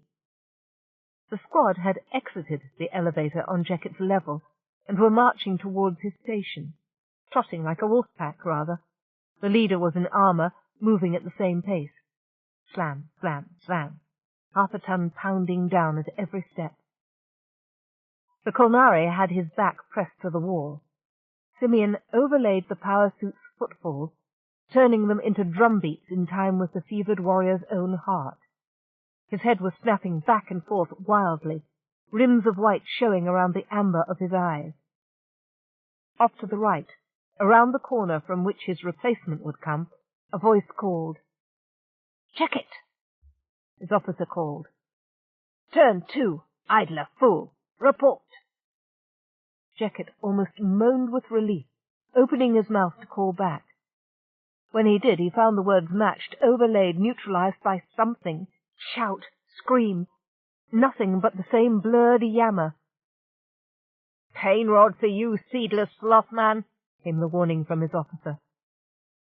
Jacket crouched and began making his way along the wall towards the voice. Halfway down the long wall, he jerked and vomited convulsively, bewildered. It had never happened to him before, that he lost his food. Footsteps sounded from around the corner as the replacement squad advanced smartly towards him. He heard a soft hiss behind him and turned. He screamed as he looked into a shape out of homeworld legend, a 20-eyed worm with gnashing concentric mouths, thicker through the body than a man was high. Ancha! He screamed and fired. Grinder! There was nothing wrong with his reflexes yet, and the spear of nuclear fire lanced through the monster. Gotcha, Simeon thought again. He'd been pretty sure that worm program was modelled on something native to Kolnar, so its name was Grinder. Appropriate enough. Grinder vanished. Behind it was a figure in power armor, slowly toppling over backwards with the whole upper part of the torso gone. The squad behind had already gone to earth and returned fire. A line of light touched Jecket's right shoulder, and the plasma gun fell away. The blurring, blanking wall of unsound fell away from his ears so suddenly that he could hear the slight whine as the weapon automatically cycled another deuterium pellet into the chamber. A plasma beam licked out at Jecket, and his legs vanished from the knees down. And he was still hot. His wounds did not hurt yet, insulated by shock, although he could smell the heavy fried meat odor. But his head hurt. It hurt. The others were rushing forward to secure him for interrogation. It would go very badly for them if he died first. All right, Simeon thought. Still, it should be fun listening to Jecket, the mighty warrior, explaining why he freaked like that. Now, who's next? Belazir and Aragiz knelt together before Paul Taveng. She was wearing the black robe and hood of an adjudicator, and in the dim light that left only the yellow glow of her eyes visible. Belazir knelt with grace. The Taveng was inferior by rank and birth, but she was efficient. Also a woman, of course, but that meant less these days than it had on Kolnar. Everything in space was a protected environment, like the fortress holds. You either lived or died, generally. Aragiz knelt in quivering tension, and the smell of his rage was musky, irritating to Belazir. "I find," she said at last, "that Jerek nor Varric, free common fighter of sub-clan Tavaric, opened fire on clankin while in hostile ground, without prior attack." That was the only excuse, and motivations or reasons mattered nothing by Kolnari law. He killed one petty noble officer of sub-clan Tamarid. He destroyed one suit of powered armor. Here is the judgment of the High Clan. At the next rendezvous of all units, Tavaric gens shall render to Belazir Tamarid 400 units of clan credit or goods to the same value, neutrally appraised. They shall also render 5 breeding age but unbred females of petty noble or higher rank fully educated. In addition, Belazir Tamarid may go among the concubines and wives of Aragiz Tavaric for 1 cycle, and sow there as he wills. Aragiz Tavaric shall do likewise among Belazir Tamarid. Judgment is rendered. As one, they bowed low enough to touch their foreheads to the deck. A good judgment, Belazir thought. Fair, wise, and most of all expedient. Part of the long-standing trouble was that the Tavaric gens were not as closely linked by seed as the rest of the High Clan families. They had been landless mercenaries on the homeworld, and had had the bad luck to sign on with the High Clan just before a war that ripped up half a continent and ended in headlong flight for the survivors. Technically, mercenaries were not subject to the extermination prescription of the vanquished nobility. Like peasants and commoners, they could switch allegiance to the winning side. Technicalities did tend to get lost in the fine glow of victory, though. Of course, Aragiz Tavaric would be unlikely to look at it in quite that way. Still, in the long term, knowing the closer relationship would reduce hostility. Hopefully. Without word or gesture, Aragiz rose and stalked out. No style at all, Belazir thought. The fine was a trifle compared to what the station was bringing in, and they both had 60 or 70 children already. He merely hoped the Tavaric intellect was training and not a taint. The lights came up, and Paul removed the hood. That changed her from adjudicator to ordinary noble once more. "Fool," she said, with no need to say exactly who. "Dolt," he agreed, and snapped his fingers. Serig entered. They settled in comfortably. "Loading is going too slowly," Belazir said. "Truth, Lord," Serig answered. "Okay," Simeon whispered in Channa's ear. "He's in position." The loading bay at the South Polar docking tube was more crowded than it had ever been before in the station's 70-odd years, mostly cluttered with disassembled equipment from the electronics fabricators 2 levels below, broken down just enough to let them be moved through the freight elevators. It would be more efficient to strip them down further and box the components, but that made them too easy to sabotage. There had been executions of stationers after Kolnari inspections showed how easy. Delicate electronics. Weird, Channa thought, ostentatiously looking down at her note screen. There had been no reprisals at all for the deaths, and there had been a fair number. The Kolnari had just increased their patrols as if taunting the stationers.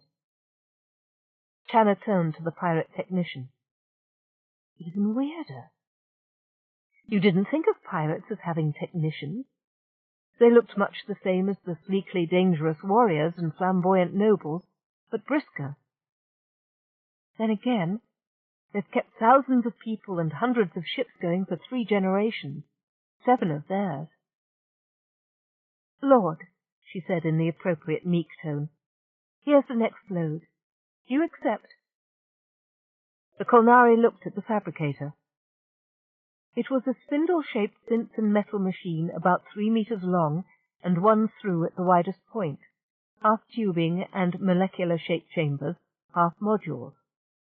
Both points of the spindle ended in tapped burls that fitted into a bearing, race. Underneath it was a floater cradle with, apparently, 6 arms and a 20-centimeter base. The Kolnari said something in her own language to her team. Women were more common among their technical class, evidently, and they went to work, plugging in their own info systems and a portable power feed to bring the fabricator up to standby. All order is, the pirate said to her, waving her back. Scum vermin, next spring. The loading bay was 100 meters by 200 by 3. 2 clan transports were docked at the outer hatches. 2/3 of the way down the deck, the enemy had drawn a red line. On either side was a squad in power armor. Floating over them were pods of small servo guns, anti-personnel weapons, heavy needlers that could be fired without endangering the fabric of the station. The weapons were highly dangerous to anyone not in combat armor, of course. Station side of the line were civilians, working mostly in their own teams, with a few Kolnari for supervision. Dock side of the line were only the clan crews. There were 3 checks from the initial position to the line. Once while the equipment was being stripped down, a second when the stationer stevedores took charge, and a third when it was ready to go over the line itself. If any of the checks showed damage, the stationers in charge were flogged to death with a powered whip. Falling below quota earned 10 strokes, which reduced the team's efficiency drastically, but was a very potent motivator. It was ingenious, and working far too well. Simeon murmured again, Yeah, they're locked in. Channa forced herself not to look at the eyes of the Kolnari. However, Simeon was doing it. It was not simple holographic projection. Maybe tight beam on the retina? Amos was whistling cheerfully as he swung the lifter around. God, he's even gutsier than he is pretty, Channa thought. They'd volunteered for this. Too many nerves had been shattered by the holocast record of the flogging. Someone had to restore confidence. To the Kolnari, it looked like the leaders were giving an example of enthusiastic obedience. Joseph bowed low as he handed over the controller pad to the cradle. Across the back of his overall was printed, Scum vermin rule, okay? One of Simeon's suggestions to build morale. The cradle followed obediently over the red line, behind the Kolnari technicians and toward the waiting cargo bay of the transport. The line divided the gravity field. 1 standard gravity at the line itself, running quickly up to 1.6 at the lowered ramp entrance. The work party moved through the crowds and the waiting chains of lifters. There was a howl as the 4 light arms, suddenly there were only 4, of the cradle gave way. The Kolnari team leapt in fearlessly, but the lifter failed in a burst of sparks and boomed hollowly to the deck plates. The fabricator slewed out of the broken cradle and onto the bent legs of the crew chief as she heaved back at the weight 10 times her own. The pirate alarms rang like angry wind chimes. Channa and the others froze. So did the damaged tech. The other Kolnari lifted the damaged fabricator and set it down on a pad of packing fibre nearby, lifting with unison grunt of effort and walking 6 steps with a low-voiced chant. They set the machine down with a mother's tender care. The tech lay with the broken bones projecting through the dark skin of her kneecaps, blood welling around them and the white showing all around her honey-coloured eyes. The flying guns swooped in. Channa found herself looking down the business end of one, and so did each of the group that had brought the ruined machine to the edge of the Kolnari line. Warriors followed, not the armoured specialists, but crew on rotation duty. One was pulling a powered whip from his belt as he came. Channa closed her eyes, but the first stroke never landed.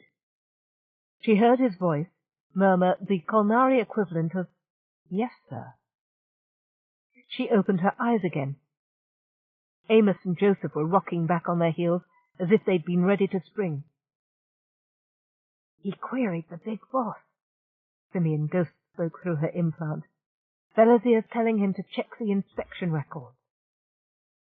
The Kolnari did, snapping away her note screen, then going over to check the injured technician. Nobody had attended to her. Despite her being an enemy, Channa felt a little squeamish looking at the white splinters and the quivers of pain that ran across the fine-boned oval face. "She's saying it was a regulation medium-heavy lifter when she looked it over," he said. "He's checking. Belazir says it's not your fault." Sweat was running down Channa's back. She began to relax, then swore under her breath as the warrior drew a knife. The technician closed her eyes and tilted her head. A quick stab in the back of the neck, and she was still. "Well, that worked," she said to Simeon. "What do you mean?" "I'm not quite sure." The fabricator would have to go back to the machine shop, 2 levels up, to be repaired. The machines required to produce replacements for the damaged parts could not be disassembled until the work was done. Belazir moved a squadron of light cruisers to a new quadrant and sat back. So, he thought. Amazing. Channa Hap was fighting him to a standstill in this strategy game. She had actually won one of the earlier rounds. A very, very good player. Few Kolnari senior officers could have done better, and wargame tournaments were one of the main ways they filled their leisure. "But Channa Hap does well," Ferric said. He looked over his commander's shoulder into the bride's display tank, then reran the opening moves on a smaller screen nearby. "Well, indeed." Belazir nodded. "What a woman," he thought enthusiastically. He had stopped referring to her as scum vermin to himself some time ago. The battle of delay and lies she had waged against him was just as skillful and tricky as the war game. It was a true pity she was not of the divine seed, an even greater pity that she would not live very many years in the environment of the clan ship. Outsiders rarely found the air, food, and water of Kolnar life-supporting. Certainly the Kolnari's own ancestors had not, until they adapted. "But I will enjoy her greatly while she lives. Now these reports," he went on to Seric, "they read like the ravings of the insane. What do they mean?" "An excellent question, my lord. One that I should like to ask some of these scum vermin." "You consider this to be the result of enemy action?" "It seems reasonable to me, my lord. Drugs to the troops affected. Or they may know something about these phenomena." Belazir considered his second. "Or they may know nothing. It could even be some sabotage scheme of Aragir's, difficult though that is to believe. Or a side effect of this illness. Bad for morale either way, my lord, and the illness itself may be a weapon." He nodded. Very well. Take 5 slaves, chosen at random, none critical to the station's function, and torture them. Only 5, my lord? Serig's soft voice expressed astonishment. These are an unusually soft and sensitive people, Belazir answered. 5 will be quite sufficient. More would cause panic. For now, let the scum vermin as a whole remain calm and complacent and cooperative. Let them panic later at a time of our choosing. Torture the 5 for the information we need on this phenomenon. If they know nothing, take others. Shall I broadcast that? No, no, Serig. If we broadcast our ignorance, we make plain that there is something our warriors fear. If it is enemy action, they will know what we seek, or the next 5. Serig bowed from the waist. Very good, my lord. Belazir returned his attention to the game. Why? Channa asked. You will take your hands from my desk, and you will stand straight, Belazir told her calmly, pointing a slender dagger at her. He stared at Channa until she complied. 2 of those people are probably going to die, she whispered, breathing hard. Lord and God, they were tortured. Of course they were. I ordered it so. But why? He stood and walked slowly around the desk to stand close behind her, then spoke softly into her ear. We are conquerors. We do not explain our actions. This is not a game such as we play in your quarters, lovely Channa. This is reality. She carefully folded her hands before her and lowered her eyes. I apologize for my impetuousness, she said humbly. I was trained to take my duty seriously, and sometimes this makes me rash. It's why I must ask about this terrible matter. I can't believe that you enjoy doing such things. She looked at him appealingly over her shoulder. Please don't hurt my people. And you lie so badly, he said. He studied her face for a moment. My true, he went on thoughtfully, spoke of things flickering at the corners of their eyes, of voices murmuring things not quite heard. What has that got to do with us? He walked around her and sat on a corner of his desk. Perhaps nothing, perhaps everything. That is what we wanted to know. And it never occurred to you that perhaps something in the mixture of gases that we breathe might cause this effect in your people, or that these things flickering just out of sight might be an infestation of insects? Oh, no, they were, according to the reports, much too large to be mere insects. Some other vermin, then? Doubtful. Well, what about my first suggestion? Perhaps our atmosphere requires adjustment. Possible. Then perhaps you could send some volunteers to our medical center for tests. Belazir laughed. No, we know that a virus is loose. However, we have no interest in a cure for it. If it causes troops to become non-functional, we will kill them ourselves. Unless it endangers this mission, we will take no countermeasures. Channa gaped for a moment. We did not become the divine seed, he continued, by pampering weakness. After investing so much capital and time in training, it is, however, inconvenient to have adults die. When we return, we will spread the virus ourselves quite deliberately among the children of the High Clan. If this sickness is your doing, you do us a service, as do those who ambush our troops in the corridors. It reduces the ranks of imperfect seeds. Ah, she is magnificent, he quoted softly to himself in his own language. Her stride is the lightning striking. In her right hand is a sword of flame, in her left the goad of pain. Her voice is the shriek of the north wind, in her eyes flash comets, portents of wonder, and her hair is a storm at midnight. Between her thighs is the road to paradise. I look upon her, and my strength rises, yet I rage without fulfillment. He leaned closer, and Channa could feel his breath on her lips. Well, Simeon thought, that last bit rather neatly sums up my relationship with Channa. He relayed a running translation. You've made a real conquest, Happy. That is not funny, Channa sub-vocalized. The Kolnari touched her lightly with the point of the dagger, then returned to his chair, leaving her shivering where she stood. He touched his tongue to the bead of blood on the steel. Perhaps, Belazir said, his voice amused, I should take you with me when we go. I would give you something to fight besides boredom. You deserve the challenge. Then he smiled. You may go. Channa turned and walked away on shaking legs.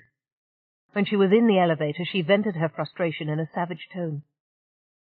I really want to kill him, Simeon. I can see myself doing it, just what I would do, and I think I would enjoy it. She paused. See how bad company corrupts my morals? What did you think of that poem? I wasn't listening. I think he was trying to flatter you. Her voice is like the shrieking of the north wind. I thought you weren't listening. Well, I caught that. She laughed weakly. Never tell a woman her voice reminds you of something shrieking. It won't win you any points. Important dating tip, Channa, thank you. Oh, I love you, Simeon. You keep me sane. And the Prince of Darkness can eat shit and die. I love you too, Channa, and you drive me crazy. Chapter 21. Another point of light flared in the holotank. You have destroyed my dreadnought, Belazir said, surprise and amusement in his voice. He looked up at Channa. She was sweating heavily, strings of black hair plastered to her forehead. The Kolnari was calm as ever, as he took another draught of the sparkling water flavored with metal salt. That makes, he paused to recollect, 75 wins for me and 3 for you. Oh, well. He clapped his hands, and attendants brought his equipment. Enough pleasure, there is work to be done. Okay, people, Simeon said. The voices died down. We've got a little time. You know who's sleeping the sleep of the wicked. The screams went silent, and so did the little clutch of men and women seated around the lounge table. They're going to be more or less finished in one more day cycle, he went on. One, Amos said. They have more items marked for shipping than they could handle in one day. Trust me, I've been eavesdropping. They're doing that to fool us. Nearly fooled me. Only their top people know. How long has it been? Patsy whispered. 16 days, Simeon said. Dr. Chandra swallowed. 100 dead. Many times that are injured in various ways. We cannot endure more of this. We won't have to. One more day and we're saved or we're all dead. The Navy, Joseph said. They dropped a scout into the system today, Simeon replied. His image raised a hand to stem the babble. It's heavily stealthed. I have the recognition codes or I'd never have detected it. Yes, the flotilla is coming. They should be here, and soon. However, we've got to have a plan for the worst case. He paused before he could go on.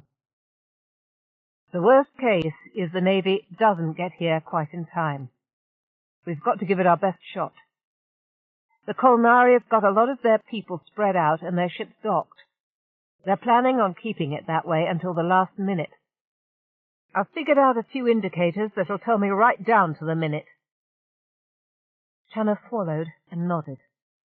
One of them would be Belazir coming to take her off to the dreadful bride. The battle platform will undock first. When they start that, we've got to begin our uprising.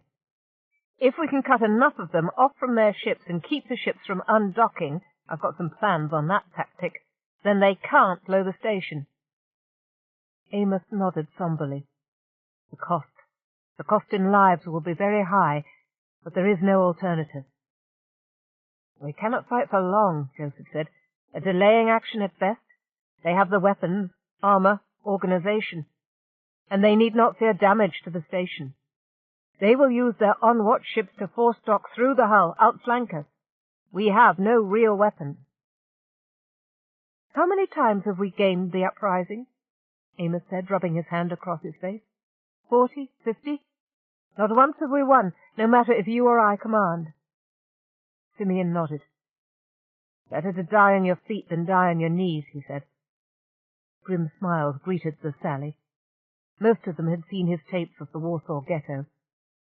I can disorganize them a lot more than they expect, he went on. We've got some weapons, too. They all looked at the column.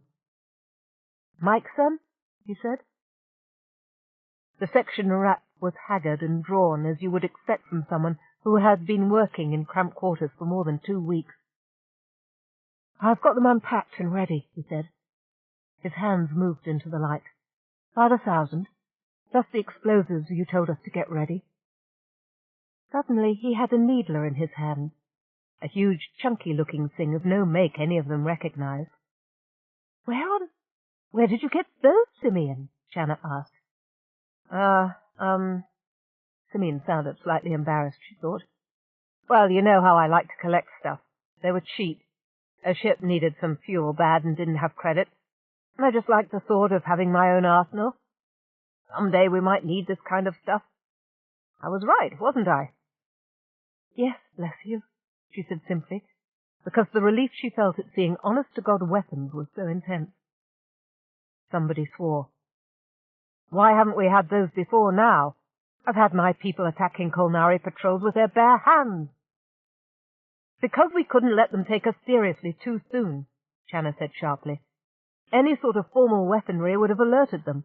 We had to do as much damage as we could without such assist, until the last moment. They won't be expecting us to have needlers. We'll have surprise and shock on our side.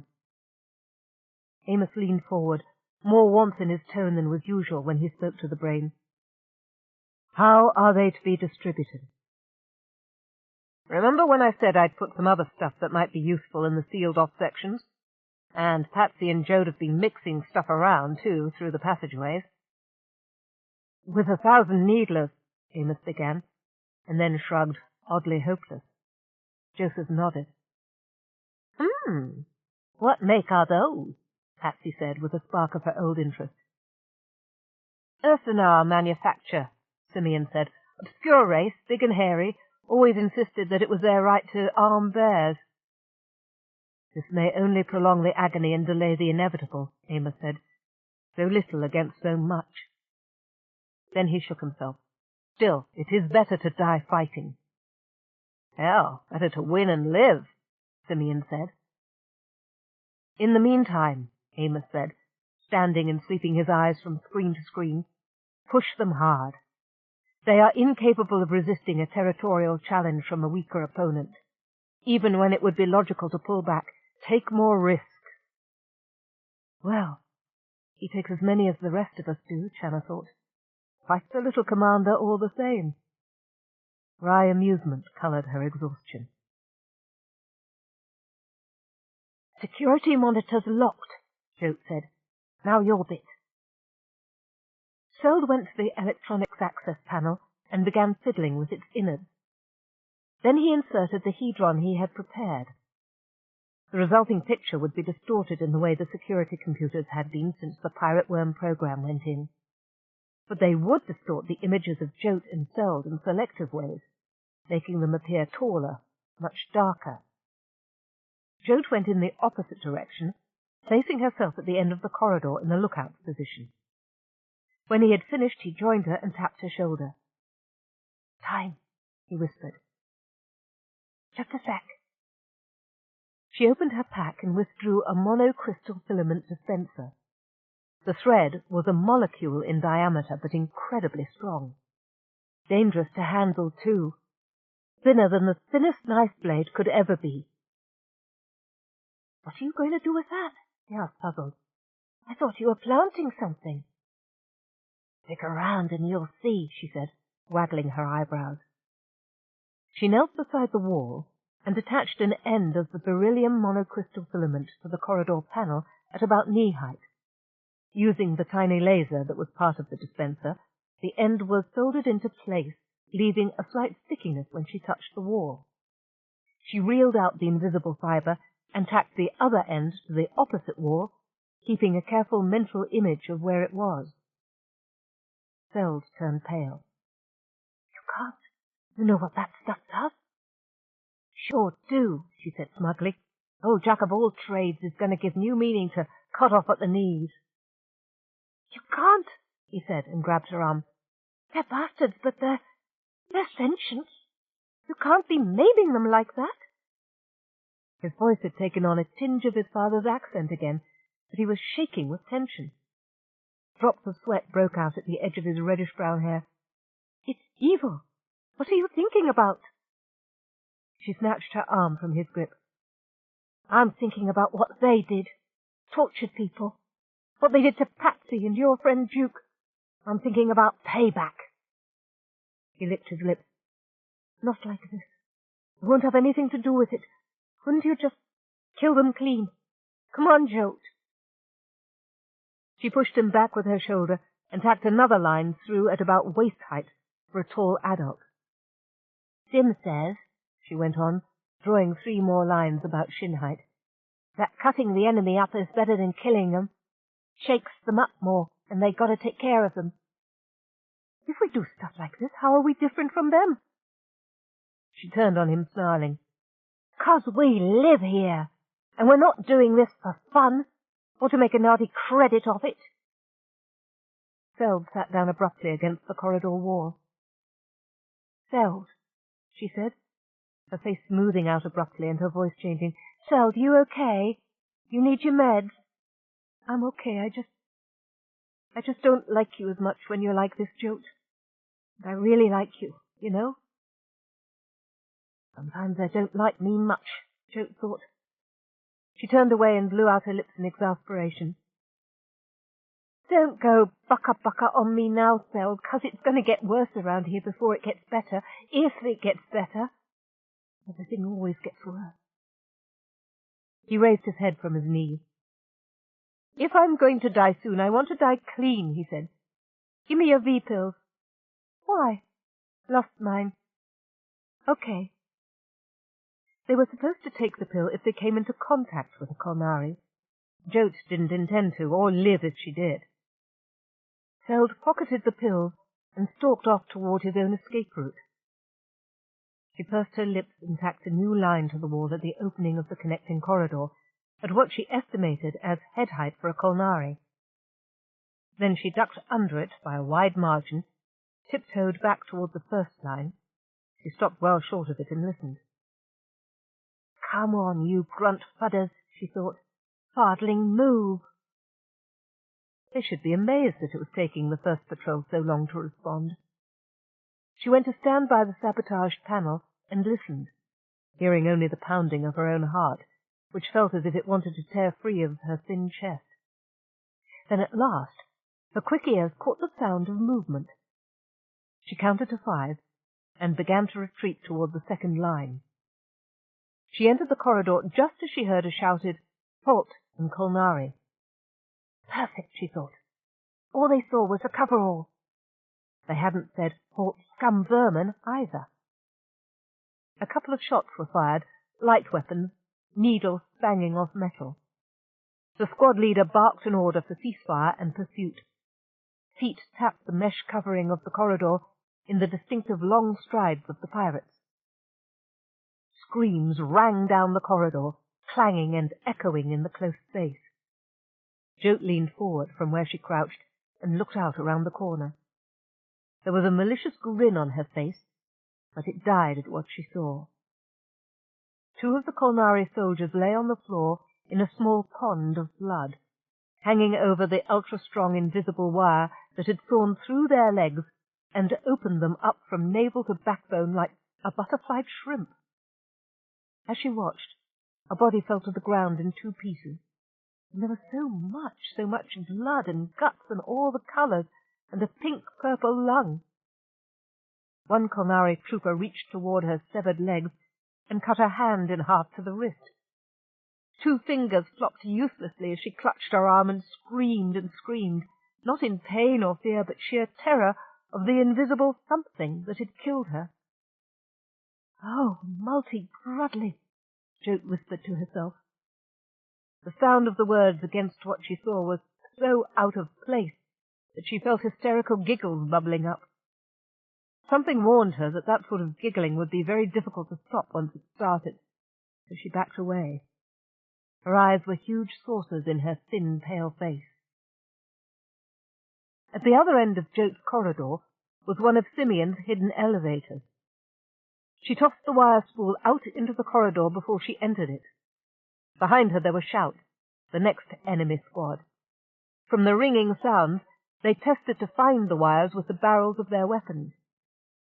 There was a double thud as one unwary Kolnari turned too fast into the corridor and decapitated himself on the final trap. Moving briskly, Jote exited the elevator 3 levels up and entered an access corridor meant for electrical repairs. She transferred to one of the small ventilation shafts and dragged herself quickly and efficiently to a larger open area where an array of the shafts met. She was safe here. It was one of her bases, with a pallet and some ration boxes, as well as tools pilfered from engineering, if you could call it pilfering, when they handed them to you willingly. They were calling Jote the spirit of SSS 900C, or Simeon's gremlin. Then she was violently sick to her stomach. Servos arrived, clicking and cheeping to themselves, and cleaned up the mess. Jote lay down, cradling her face on her arms, and wept bitterly. Long, racking sobs like nothing she could remember. "Jote, honey, have you been hurt?" Simeon's voice was soft and warm, like a vaguely remembered something that once held her. She lifted a face flushed with weeping, but her lips were white. "I'm not as tough as I thought," she said through her sobs. "I didn't think... Shit, no. I've got a heart like a rock. That's me, Jote the killer. Did you hear me snouncing cells for a wuss?" A cough racked her, and she wiped her eyes on the back of her hands. "You'll hate me. I hate myself. It was so..." And she threw herself down and bit the mattress. An eerie, crooning wail echoed through the corridor. "Shh, it's all right. It's all right." "I want to go home." "Jote. Jote, honey, I'm with you. You are home. You'll always have a home with me. I don't hate you, Jote. You're not bad, honey. But sometimes things get through to the good part of you that doesn't like the tough part of you, and that's what just happened." The servos rolled forward and tucked a blanket around her. Simeon began to croon, directing it at her ears, where she hugged the blanket about her head, and only tufts of hair escaped. "I want Shanna." "I can't hold her," Simeon thought. "She can sing."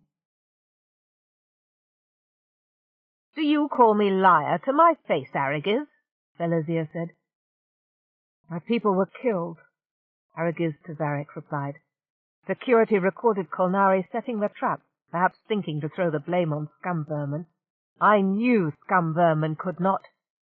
"Do you give me the lie, Tavarik?" The other captain stopped, torn between unwillingness to retract and inability to attack. Belazir was under no such constraint. "Did it never occur to you, oh so straightforward cousin, that it might be scum vermin posing as clans? That they are as capable of playing on our divisions as we are on theirs?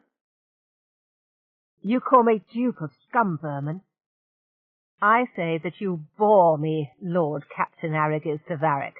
You bore me beyond words, beyond bearing. Your existence makes the universe a place of tedium beyond belief." Aragiz's face relaxed into a soft, welcoming smile. "When? When Lord Captain Poldeveng's judgment is fulfilled, to the fist. A death duel in the old manner with spiked steel gloves. And now," Belazir went on, "get your household and all else to your ship." Quick suspicion marked the other captain's face. "Yes, I know you are massing your ground fighters. There is no time for feud here, Tavarik, believe me." The screen blanked. Serik took a step forward, an eyebrow raised. "Lord, he is the dolt you named him. There is nothing wrong with his reflexes, though." As it may be, Belazir said. I spoke the truth. It drives me to fury to have to call that one cousin. It truly does. He shook his head. Today we triumph, Serig. By running, yes, but triumph nonetheless. So we... The dockside guard's chimes rang through the bridge. Great Lord, we have a scum vermin female claiming to have information for you. Serig chuckled. There had been a fair number of scum vermin females coming to the dock and asking for Belazir. Some few he had taken himself, and passed the others on to Serig or the crew. No, wait, Belazir said. Information of what? A conspiracy involving the scum vermin leaders that were, and the prey ship lord. Send her up. Belazir looked at Serig and shrugged. Why not? Waiting was swift. I would speak with you alone, master, the woman said, looking meaningfully at Serig. I am generous to women, Belazir declared. Quite true, or she would never have reached him. So generous I did not hear you, scum vermin. She blinked and swallowed hard, looking from one to the other. Why have you come? They held me prisoner, master, and Even then she could not quite bring herself to utter the blasphemy. Then Belazir looked up at her, and she felt herself huddle down behind the barrier of her skull, knowing it was not enough. So Asicatooth looked at a lamb. God, she completed, uncertain if it was the obscene honorific they demanded or a prayer. I have information. She stammered, put a hand to her face. They escaped, she thought. They must be really conspiring against her, against Amos as well, holding her from him. She whimpered slightly. She could remember his words of love, the promises, and nightmares of rejection, of failure. The brass-coloured eyes were waiting. I am Rachel bint Damskus. I am from Bethel. I was on the ship that you were chasing. 40 of us survived the journey and took refuge on this station. Neither of the Kolnari moved or spoke. So, you are from Bethel? Belazir leaned his head on his fist. One finger caressed his lower lip. Turn your head. Stand. Bend. Sit once more. Belazir turned to Serig. Possible, he said meditatively. Similar scum vermin race, but there are many varieties here. Unlikely, Lord. Belazir nodded, and in any case academic. They were nearly ready to go. If they have deceived us, what matter? The memory of his slap in the face of the bride's joss came back to him. Perhaps the old customs had some real strength after all. She stared at him.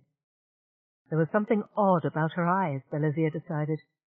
Her lips trembled, and her fingers, but not in terror. He could always identify that. Some nerve disorder, perhaps? He leaned forward and snuffed. Not a healthy scent. Yes. She nodded once sharply. Master and God. Why do you tell me this? Surely you know that it is dangerous? The woman began to tremble with rage, and tears filled her eyes. She, that black-haired, black-hearted whore seduced my betrothed, she promised him power, but she lied. He plays the fool for her, does what she tells him, sleeps in her bed.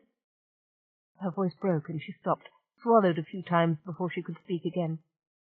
The one you have been told is Simeon Amos is truly Amos, the leader who brought us here from Bethel.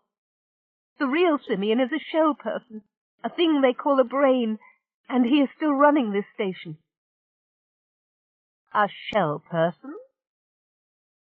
Belazir Temerid closed his eyes for a moment.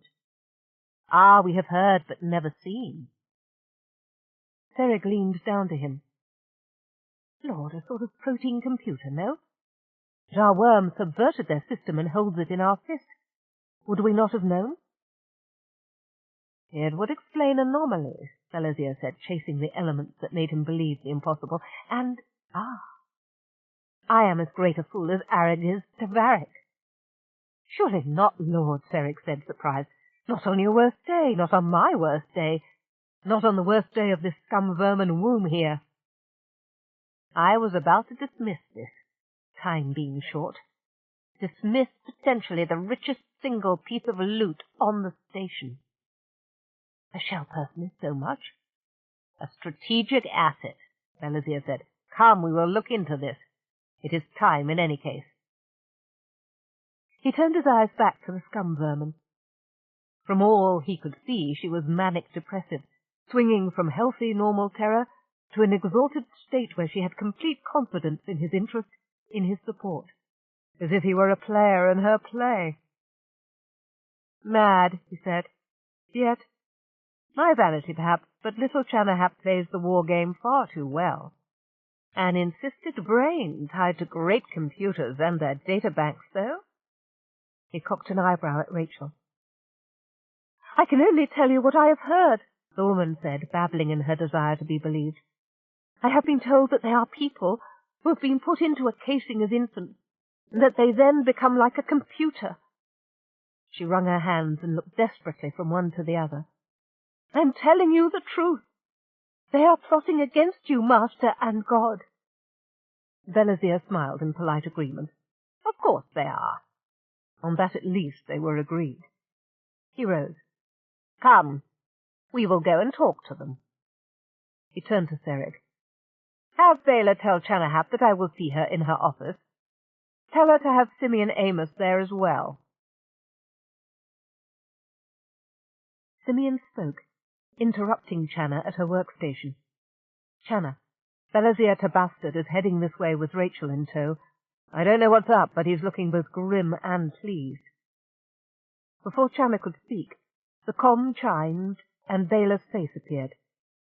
"Chanahap," she said, "the Lord Captain to Marid is on his way to your office. You will await him there. He commands the presence of Simeon Amos. Obey." The screen went dark. "Shit," Channa said, and tapped her fingers thoughtfully.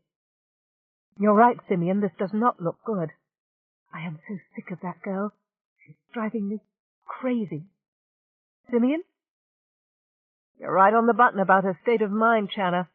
Our Rachel's crazy, not just going crazy, but absolutely nuts. Gonzo. A sandwich shy of a picnic, packing a short sea bag. Sim?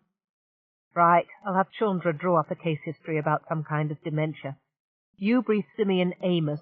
I'll spread the word." "You got it." "Simeon Amos," she said over the intercom, "get in here." And Channa. "Yes?" "I think this is it. The battle platform just started severing its station-side power leads. We've got a real opportunity to hurt them hard. If we can get Belazir out of comm with his people, it could make the difference."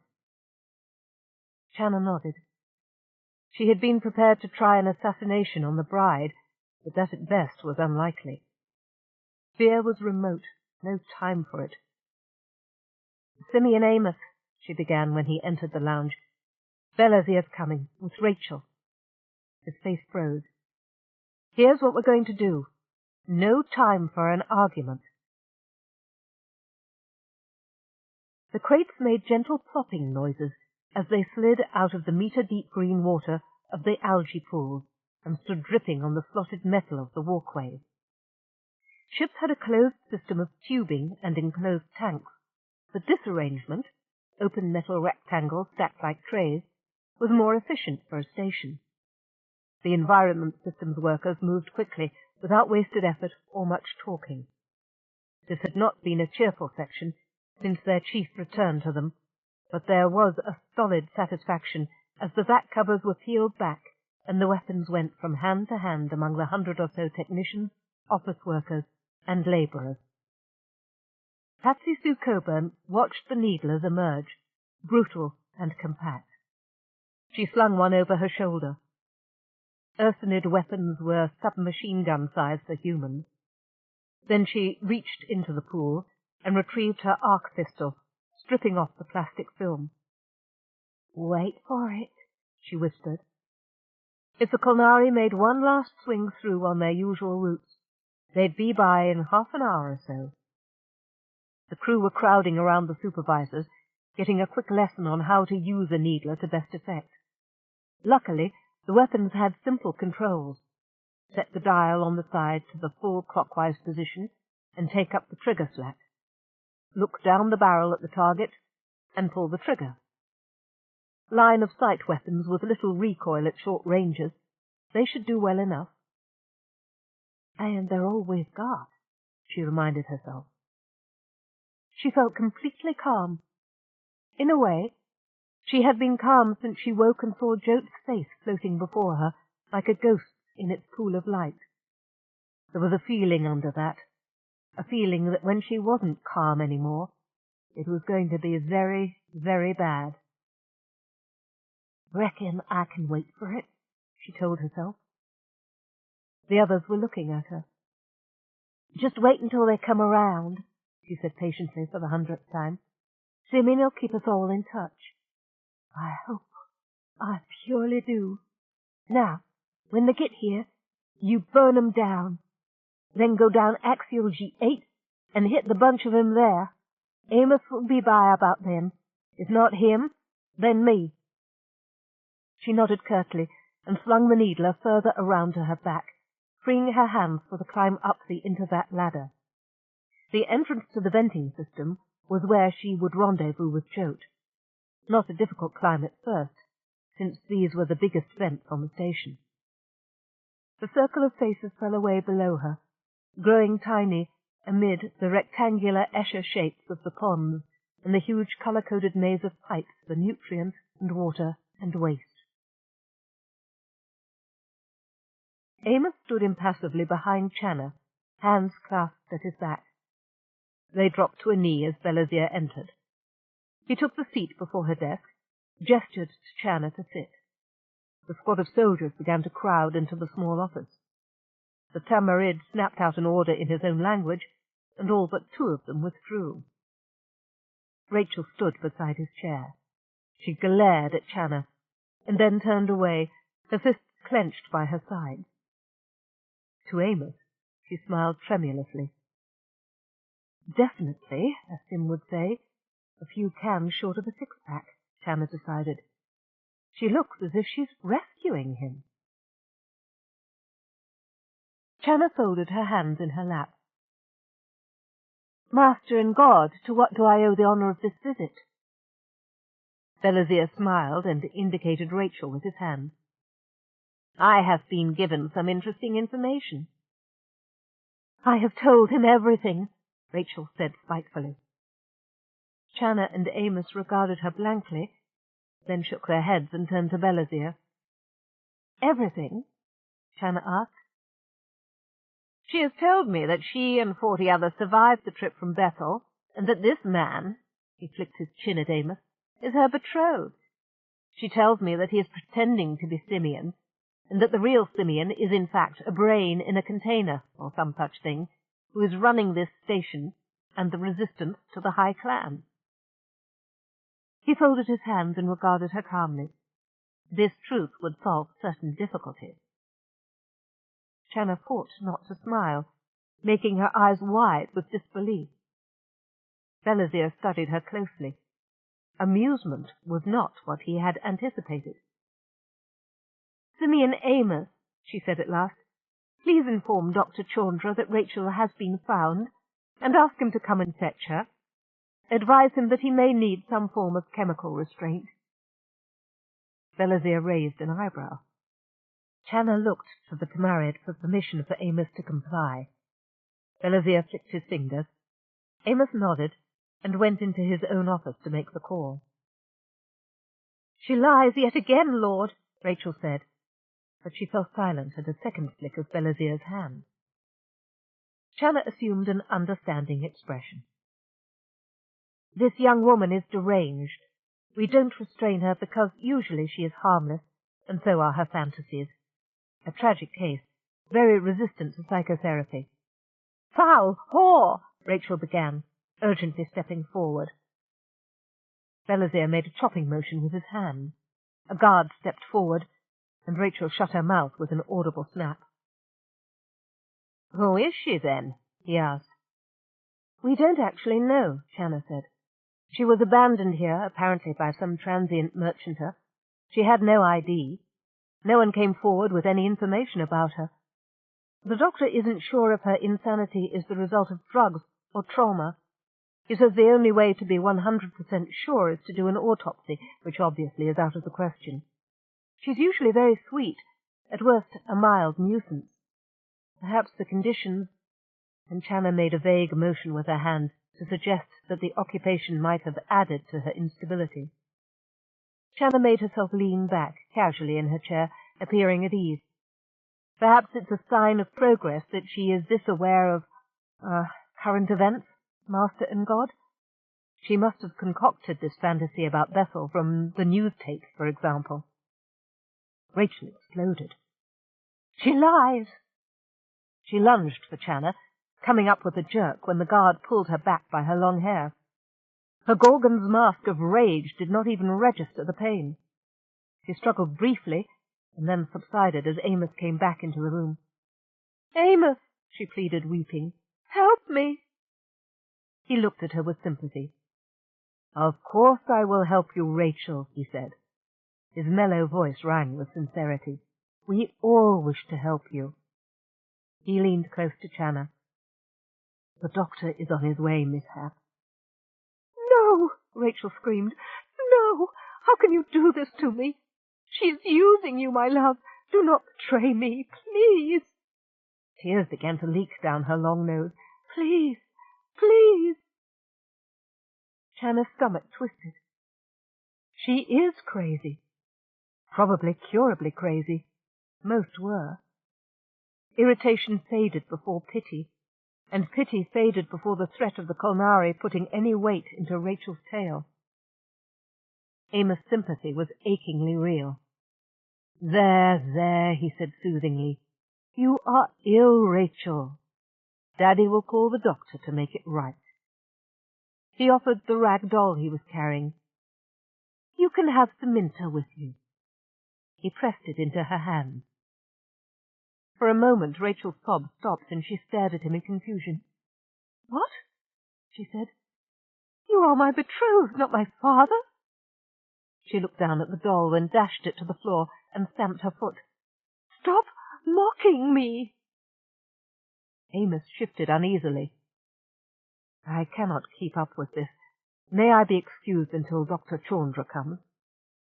"It might be best," Channa said, addressing Belazir. The Tamarid's eyes flicked over the three of them.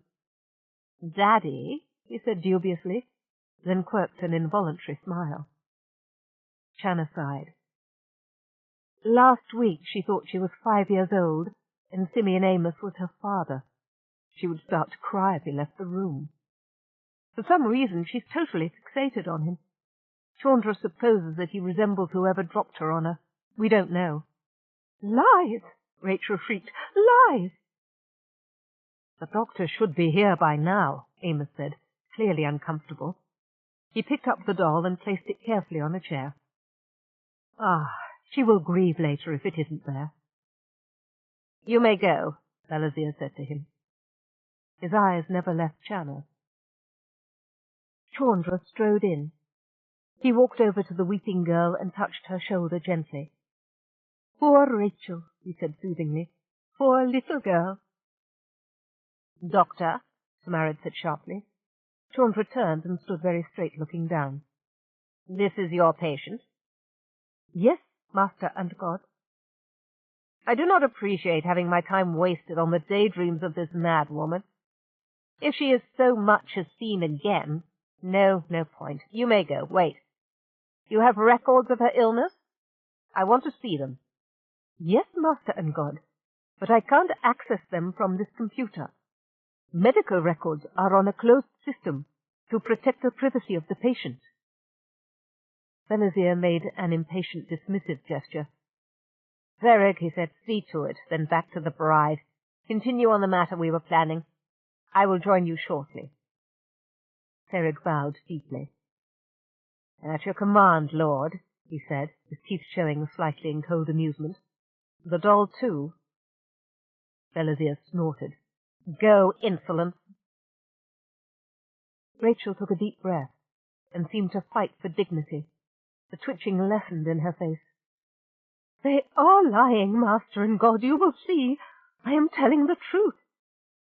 That ended in a squawk, as Serig turned her about and pushed between her shoulder blades. She ran to avoid falling, and the door hissed open before her.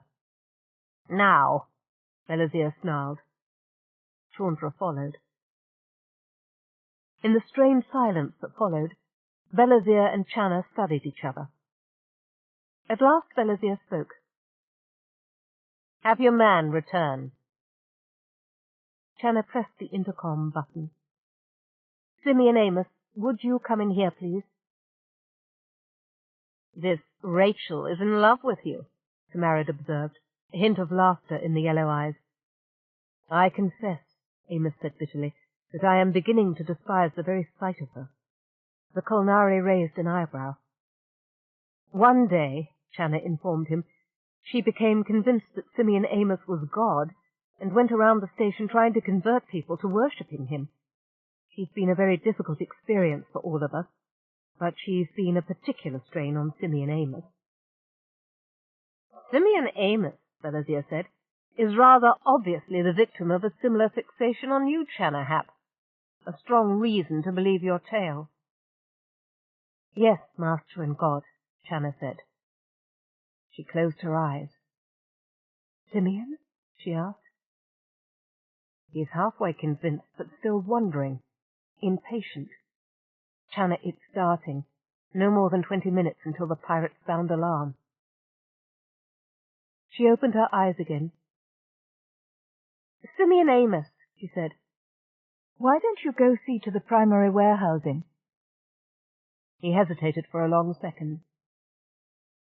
As you wish. Now, Simeon commanded. The worm raised its head from the ruins of the castle, looking out across a plain of volcanic fumaroles and blue-glowing lava. Flights of tongue wasps patrolled there, and arcs of lightning jagged over crater and canyon in patterned displays. Thunder rumbled. A barking broke loose, louder than the thunder, and the vault of heaven split. The worm reared up, endless, longer than time, glutted with its feeding. Simeon burst through. A new sky sprang above the blasted landscape. The light changed from a pitiless white to the softer yellow of sunshine. The wasps fell, twitched, died. Three-headed and elephant-sized, the dog paced beside him. He raised the bat, struck. The grinder lunged, and the concentric mouths clamped on the end of the weapon. Then it recoiled as the wood turned to a hoop and expanded, thrusting the rows of teeth back. It tried to shake loose, but the dog's three heads pinned its body to the earth. Wider and wider the glowing green circle swelled, until the mouths were a doorway. A scalpel and ice pick appeared in Simeon's hands. He walked into the worms' mouths and raised the tools. "Here's Sim," he shouted. "Open wide!" On the auxiliary command deck of the SSS 900C, the Kolnari tech was reaching for the rear casing of the battle computer when he noticed the telltales. "Lord!" he cried. At that instant, the self-destruct charge built into the base of the computer detonated. It was not much in the way of an explosion, but much more than was required to destroy the sensitive inner workings. The designer had intended that to foil tampering. However, the flattened disk of jagged housing was more than enough to decapitate the pirate. His companion reacted with tiger precision, scooping up his weapon and leaping for the doors. They clashed shut with a snap, and the warrior rebounded into the control chamber. It was empty, save for him, and there was no other exit. He pivoted, holding down the trigger of his plasma rifle and firing from the hip into the console. "Naughty!" a voice from the air said. The vents began to hiss. The Kolnari staggered at the first touch of the gas. His last act was to strip a grenade from his belt and trigger it, carefully held next to his own head. "Damn," Simeon muttered. The mess was considerable, and the equipment wasn't going to be much use for a while. Then he took the equivalent of a deep breath and concentrated. Several dozen things must be done at once. "Let me up," Channa said, stroking Belazir's back.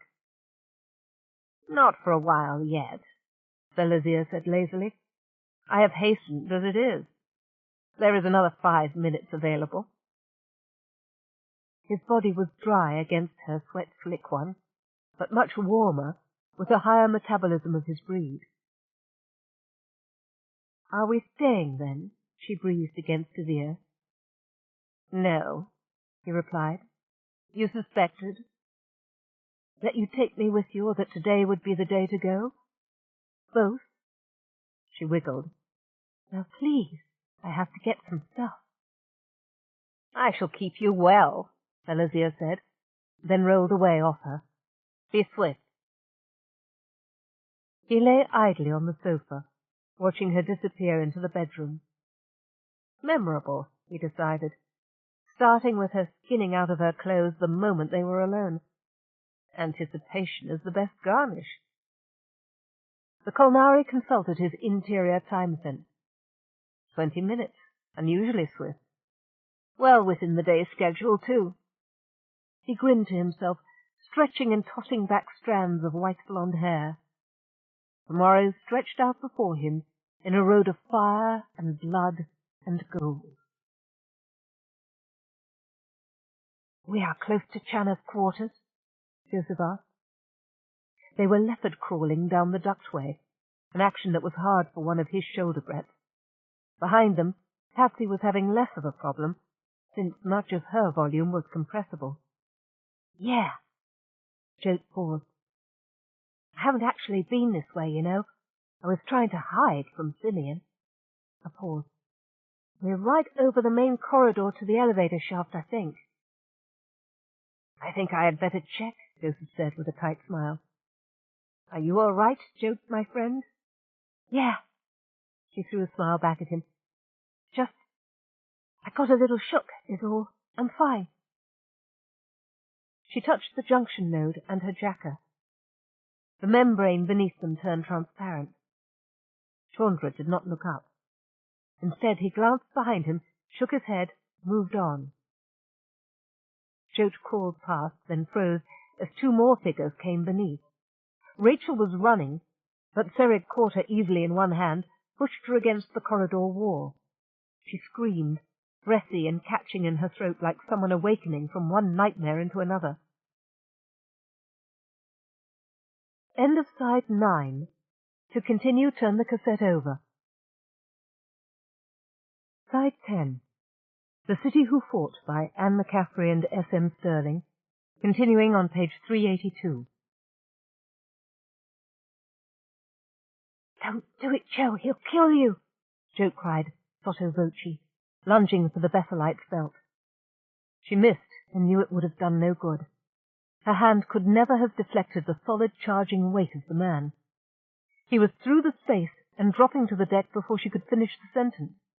His knives were in his hands, one long and thin, the other short and curved.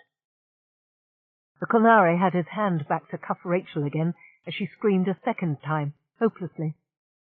"Pirate," a voice behind them said. The warrior threw her aside as easily as he might a sack of wool, and she thudded into the corridor wall. The same motion turned into a whirling slash with one bladed palm, a blow that would have cracked solid teak wood. Joseph was not in its path, but the long knife in his right hand was. The yellow eyes slitted in pain, and a broad streak of blood arched out to spatter against the cream of the sidewall and flow sluggishly down. The clan fighter leaped back 6 paces, out of reach of the blades, but also farther from the discarded equipment belt. He was naked and unarmed, and the slash in his forearm was bone deep. He dared not even squeeze it shut with his other hand.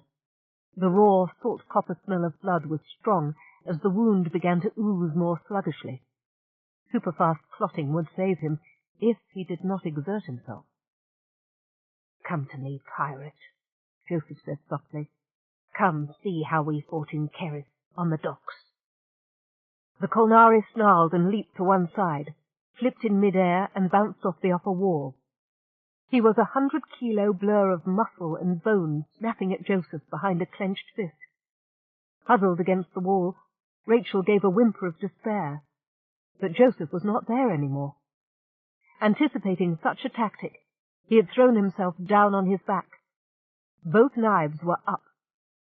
The pirate jackknifed in mid-air, but when he rolled erect, there were 2 more long slashes across his chest. His grin was a snarl of pain as he slid forward. The long wounds were orange, the runneling blood a shocking deep umber against his raven-black skin. He held his arms up, one in an knuckled fist, the other open in a stiffened blade. "Come," Joseph whispered.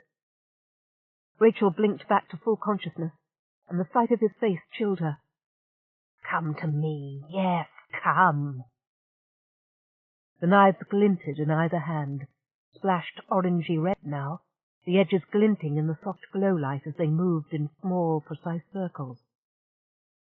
What followed was a whirling blur. It ended with one knife flying loose and Joseph crumpling back, curled around his side. The other knife still shone in defiance. The Kolnari warrior staggered and shivered for a moment, then drew back his foot for the final blow. Rachel flung herself forward, grasping blindly. Her arms closed around the poised leg. It was like gripping a tree. No, a piece of steel machinery that hammered her aside like some giant piston rod. But blood loss and the unexpected weight threw the pirate off balance. He staggered forward into Joseph. For a moment they stood chest to chest like embracing brothers. Long-fingered black hands clamped down on Joseph's shoulders, ready to tear the muscles of his bull neck free by main force. Then she saw the Bethelite's left arm moving. The right hung limp, but the left was pressed against the Kolnari's side. There was something in it. A knife hilt, and the blade was buried up to the guard, the curved blade of the Sicker, whose density-enhanced edge would carve steel. It slid through ribs as the pirate's killing grip turned to a frantic push that arched him like a bow. The 2 men had fought in silence, save for the panting rasp of their breath. Now the Kolnari screamed, as much in frustration as in final agony. The cry dissolved in a spray of blood as the diamond-hard Sicker's edge sawed open his rib-cage and ground to a halt halfway through his breastbone. He flopped to the ground, voided, and died. Joseph wrenched his knife free and stooped. He forced his right hand to action, gripped the dead pirate's genitals, severed them with a slash. Then he stuffed them into the gaping mouth of the corpse and spat in the dead eyes, still open like fading amber jewels. Blood. Rachel wiped at her mouth, suddenly conscious of the blood. In her mouth, her hair, over her body, spattered on corridor walls and ceiling, dimming the glow strip. More blood than she had ever imagined could be. Joseph was coated with it, his eyes staring out of a mask of blood, his teeth red. She stared at the mutilated corpse. "Therig," she said. "His name was Therig." "A dead dog's name dies on the dung heap," Joseph said in a snarl. Then he turned to her, and his eyes were alive once more. He bowed, checked himself with a sharp gasp, then completed the gesture. "My lady, are you hurt?" he inquired solicitously. His face for once was naked. Rachel gasped and swayed, looking down at the body and then at the man she had despised. "Joseph!" she cried, clutching at his arm. Reality whirled, splintered, as if a glass surface between her and her thoughts had shattered. "Joseph," she said more softly, wonderingly. "Something has happened to me. I remember things that cannot be. She blushed. I remember being so cruel to you, so vicious, and I... She looked up at him, shaking her head in denial, even as she whispered in growing horror, "Betrayed Amos to the Kolnari?" He touched her cheek, a feather-soft caress. "Lady, you have been ill. You were poisoned by the cold-sleep drugs that we took. It is not your fault." "Oh," she said. "Oh," and threw herself into his arms, weeping. "Please forgive me," she pleaded. "I am unworthy. I am foul, but I beg you, Joseph, do not despise me. Do not leave me."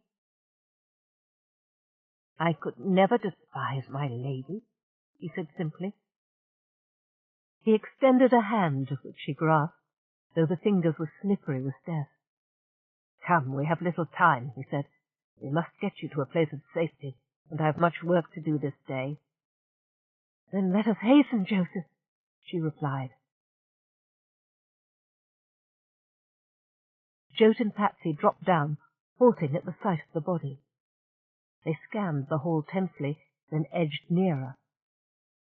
Jote looked at it out of the corner of her eyes. The older woman stared hungrily. The arc pistol rose, then fell helplessly. "It's him," she whispered. "It's him. And it's been done." Her tone was aggrieved, indignant. Jote moved up beside her. "Boy, is he ever done," she thought, with her new-found squeamishness, and tried to ignore the smell. This scudge-sucker worked up an awful lot of mad against himself. It was not that she regretted his death, just... "Sorry it wasn't you," she said, looking up at her companion. For the first time since her rape, Patsy Sue Coburn was weeping. "No," she said, her voice thick. "No, I'm not sorry. Not sorry he's dead. Not sorry it wasn't me. Just glad this dog will never hurt nobody again. I won't have to remember doing it now."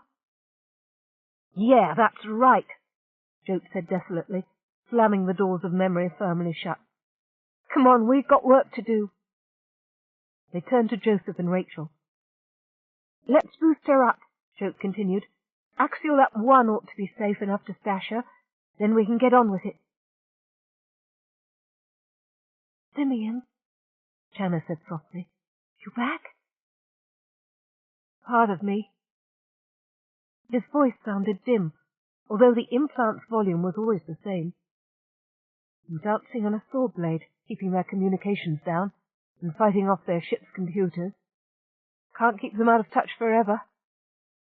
More sharply, "You all right?" "You want to know?" she said, dressing with calm haste. "Yeah." "It was annoying as hell, and sort of strenuous." A moment's urchin grin. "And to tell the truth, I'd have been forever curious if I hadn't. What I'd like," she said, as she finished sealing her overall to the neck, "is to see his face when he realizes I'm not coming back through that door. I'll record it, and don't tell Amos." A section of the ceiling paneling turned translucent and slid back. Jote's face showed through, and then her body somersaulted down. "There's a crawl space we can get into now that leads to a bunch of air ducts and electric conduits. Come on!" Channa examined the hatch in the ceiling and smiled wryly. "Just like in a holovid," she murmured. Jote grinned. "Yeah, only a lot smaller." She looked anxiously at Channa's lean length.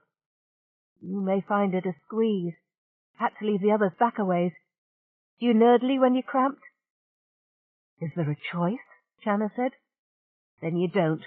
Push yourself along with your hands and toes. Don't try to use your knees or you'll eventually black out from the pain." "Do you speak as one who knows?" "Uh-huh. I've seen it happen. Give me a boost?" Channa braced, cupped her hands, lifted Jote towards the ceiling hatch. "Ready!" Jote's voice came down, sounding a little hollow. "Stand back." Channa crouched down and sprang upwards, catching the sides of the hole and pulling herself straight up, arms trembling with the strain. The crawl space was narrow and cramped and confining. She had to breathe and move in different motions. It was wonderful. Chapter 22. "Okay," Thorian Gusky croaked. "Go." He coughed, his lungs and throat a mass of pain and fire. The air system had not been designed to be occupied for 2-week stays. "Go, you bastards!" 8 tugs and the mining scout in your dreams brought up their systems. There had been 10 tugs, but Lobau and Wong hadn't been answering on tight beam for 4 days. If something had gone wrong with their life support, neither of them had made a sound while it happened, accepting death in the silence of their powered-down ships, alone in the dark. "Coming home," Gus whispered. The tugs had drifted with the other debris that cluttered the vicinity of the station. He gave silent thanks for the fact that Simeon had never been a neat housekeeper. More that Channa hadn't had time to reform him before the trouble struck. Now the energies of their drive painted half of heaven. Acceleration pushed him back into the padding, beyond what the compensators could handle. The screen ahead of him was a hollow-driven schematic, with his target and approach vector marked off as a box, and the tug a blip that had to be kept inside it. Easy work for a military craft, but these tugs were designed for hard, slow pulls, not whipping around. Nothing else mattered but the vector, and the load of scrap and ore trailing behind him. Through his body the drive hummed, pushed past all prudence and all hope. His mind found time to note the bright spark that was a tug going up, a pulse from the engine detonation, and then the brighter flash of the destabilized power plant. "Well, that ought to let 'em know we're here," he muttered.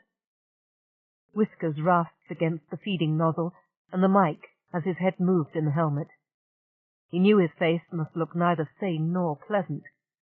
The tug surged as he corrected. The station filled a side screen, and the bristling saucer shape of the Kolnari battle platform docked to its North Polar tube, like some monstrous tick swelling with blood. "You're mine!" Gus shouted past cracked lips. "All mine!" Simeon stood in the passageway. Rock rumbled around him, the bomb exploded away from a spot above, chips stinging his eyes and going spang off his armor. The long head that battered through was scaled and sapphire, and had eyes set all about it, in a bone rill that turned to spikes. The muzzle split 4 ways, and each segment was lined with fangs. The tongue between was a metal-tipped spear ready to strike. He struck first, grabbing it in an armored gauntlet and hauling back before the quadruple jaws could slam shut. When they did, it was on their own tongue. A high whine of pain drove needles into Simeon's ears. He kept his grip on the lashing end, whipped it 3 times around the muzzle, and tied a quick slip knot. Then he stood back and took a double-handed grip on his glowing baseball bat. Whack! The Guardian program shivered, slumped, dissolved into metallic fragments that scurried back and forth, disorganized, then decayed instantly into floating bites. "Next," he said, walking forward toward the iron-strap door, which was probably the entrance to the CPU. "Geez, I've got to patent this AI interface," he said, taking stance again. "It's—" Boom! Oak splintered, wrought iron bent and shrieked. "Fardlin! Boom! Fun!" "Lord! Lord!" The commander of the High Clan battle platform, Skullcrusher, pivoted on one heel. The big circular room was half empty. The Liberty parties were only now returning. "What?" he barked at the Info Systems Watch officer. "Not now." He was scheduled to undock and begin transit first, to be there when the transports came in for rendezvous with the rest of the High Clan. Just in case, but the weight of the responsibility was heavy, and this was his first independent command. "Lord, our system is under attack." "The worm program?" Chindik Tamarid was a specialist in those. He had designed the standard clan attack worm himself. He was also a game designer of note, although that was merely a hobby. "No," the tech said. His fingers were dancing over his board. "Something's just smashing its way in." "Aside." Chindik called up a graphic. He whistled silently. Something with enormous computational power was battering at the defences with tremendous force, trying all the solutions. There was no indication of real space location. His computers were spending all their capacity just keeping the enemy out. But since there was only one enemy installation in sight... "Cut the cable feeds to the station," he said. "Battle alert to all other vessels." "I can't cut the feeds," the tech said. "The retractors won't answer. Neither do the landline comms to the rest of the flotilla." "Well then," Chindik began. Another cry stopped him. "Detection," the sensor operator said. "Multiple detection. Power plant signatures. Close, Lord, close. Approaching." "Attack vectors," the tactical computer announced. "Vessel is under attack." "Those aren't warships," Chindik said in astonished dismay as he read the screen. His head whipped back and forth, reflex in a creature attacked from all sides. Then he straightened, strode back to the commander's station, and sank into the couch. "Combat alert," he said. The chimes began to sound wild and sweet. "Battle stations, deploy short-range energy weapons. Fire on any of those gnats as the weapons there. Gantry?" "Lord?" The dockside guards were looking away from the pickup. "Lord, we hear—" "Silence! Send parties through the sidelock and blow the feeds connecting us to the scum-vermin hulk." "Lord!" "Obey!" The guards scattered like mercury struck with a hammer. "Last broadcast," Chindik said. 5-minute signal. All crew rally to the crusher, then undock." "Lord, I've been trying to activate the decoupling procedure." The bridge was filling as the standby crew ran in and slid into their stations. "My telltales say it is working, but the visual scanner shows no activity." "Send a party from engineering to dog it manually. Engines prepare to maneuver." "Lord, we're still physically linked." "I know. We'll rip loose and take the damage. Estimate." 6 minutes to readiness, Lord." The weapons team were working in a blur of trained unison. "Enemy closing. Velocities follow. Preparing to engage. Lord, we need maneuvering room. They are too close for interceptor missiles." "Make it 3 minutes, engines." He turned back to the communications console. "Get me the commander." "Down 2 decks. Use the emergency shaft. Down 2 decks. Use the emergency shaft." Simeon's voice rang through the corridor. All up and down it, the doors of the residential apartments were opening. Stationers came out, first singly, then in groups, in scores. They ran past the working party at the corridor junction, grabbed whatever shapes were thrust into their hands, needlers, industrial torches, bundles of blasting explosives with fuses cobbled together out of calculators, handlights and spare consumer goods chips.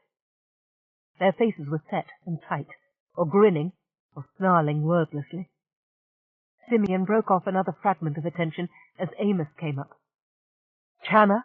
the Bethelite asked. Then as she moved into sight from behind Joseph, he cried in relief. "Channa!" They had time for a single swift hug. His eye widened slightly as he saw Joseph's body splashed with drying blood from knees to neck.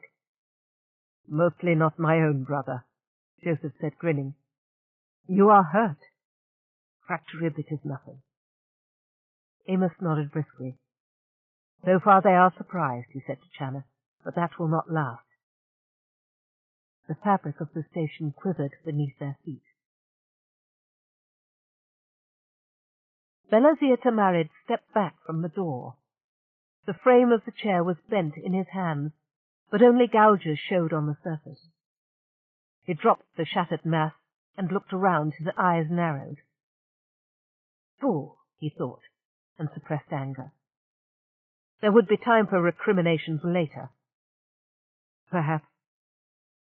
He retrieved his equipment belt and extracted the universal microtool.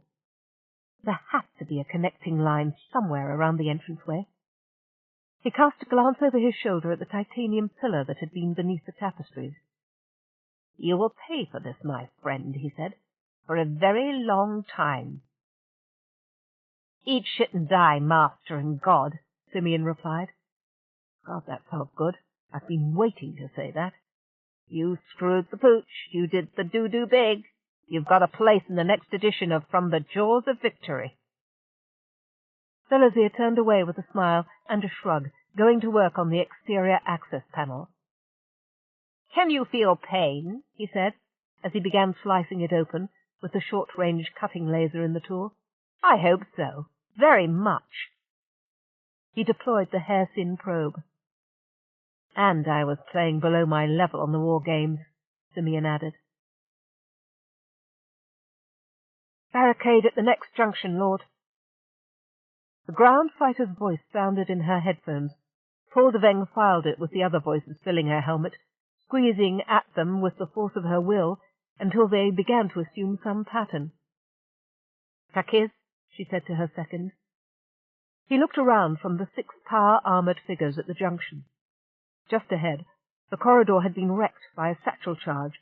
The tangle of walls, tubing, and the remains of the floating gun were still white-hot. 2 of the suited Kolnari forced their way into the narrow place and began to straighten. Metal screamed as it was deformed again. Hot gases pooled around them and the remains of the gun crew. "Takiz, when we're through here, take 4 and make another attempt at Lord Belasier's last location. Maximum effort." That translated as, "Bring him or don't come back." "I hear and obey, Lord Paul." "Lord Paul, we have a cleared line to the main axial corridor." "Good," he said. "Good news, the first since this started. Report." "Fighting on all the docking levels, Lord. Data follows." It did. Also pickup views. One for only a second. The view from a power suit as its wearer backed into the open port of a clan transport.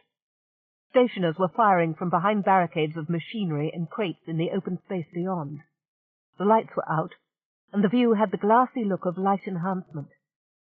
Soft-suited crewfolk ran past the ground fighter. His plasma rifle snapped again, and a makeshift breastwork exploded, along with the bodies of the scum vermin behind it. Then all the telltales that ran below the visual flashed red. Not good news for the occupant of that suit, since the internal temperature was now over 200 degrees. The scene began to fog, just as she could make out a bundle of plastic bricks wired together, arcing toward the airlock. Then it cut out abruptly. Bad. That was one vessel that would be undocking with extreme difficulty. She projected a schematic on the corridor wall and studied it as the information flowed in. More bad news, but at least she had a picture. "General transmission," he said. "Lord Paul Deveng, assuming command in the absence of Lord Belasier. Crews, report to nearest vessel. Those near the exterior, blow your way out of the pressure hull and EVA to the nearest vessel." Many of them would be suited, and emergency cling masks, films that protected the face somewhat, with a miniaturized recycler, were standard issue. For that matter, Kolnari could endure about 4 minutes of vacuum if trained and prepared. "We retreat?" someone asked, shocked. "No, fool," she said. The speaker was an officer with an intact company ranged behind him. It was worth the time to answer, as she might herself fall, in which case he would need the information. "Look." She downloaded her appraisal. "They fight to keep us here. We fight for fighting room. We have completed our mission." "I hear and obey, Lord." "You had better," she muttered to herself. Now that the blockage had been cleared, more Kolnari were gathering in the cross corridors. "We fight our way through to the axial corridor," she said. "You, Dietrich, is that barricade still holding?" "Yes, Lord. I do not have enough men to rush it again." "Blow through the access walls to either side of your position," she said. "Then blow through the connecting partitions and flank them. Quickly!" "Lord." She turned to the others. "To the docks. Follow me." "Now," Gus muttered to himself. The computer did the actual release. The tug released its grapnel field, and applied lateral thrust, just enough to swing him wide of the station itself. He removed his hands from the controls and slapped the main power switch, the safest thing to do now. There were a lot of high-velocity debris around, including the wrecks of the other tugs. He felt a curious peace, almost as if he could sleep. "Lord, we boost," the engine comm of Heart Crusher said. At the same moment, the weapons console gave a cry of fury. "Kinetic slugs inbound. Prepare for impact. Inner defense batteries on auto. Full maneuver power boosting." Chindic's Marad prayed silently to the platform joss, making reckless promises. The big vessel lurched, and rending sounds echoed through the fabric of its hull as the jammed connectors tore out like roots parting in the earth. The most effective weapons were on the underside, and that was still pointed towards the SSS 900C. There was nothing he could do, anyone could do, except the AI systems handling the close-in defense, something beyond even Kolnari reflexes. Sprays of trajectory crossed on the screens. Absently, he noticed the second-to-last attacking vessel taking a beam. An irrelevancy now after the huge scatter of high-velocity projectiles had been loosed against his command. The slew of dots diminished as the beams swept, more and more with each second as the stubby disc turned its teeth toward the sky. Ting! Ting! He waited, tense. No more contact. The rest of the incoming flotsam had been stopped, or missed, or struck the station instead. "Damage control." A few lights were strobing from green to amber to red. The engine screen came on. "Lord, the exciter coils for the FTL were hit." "How long?" "A week, Lord. It is a dockyard job."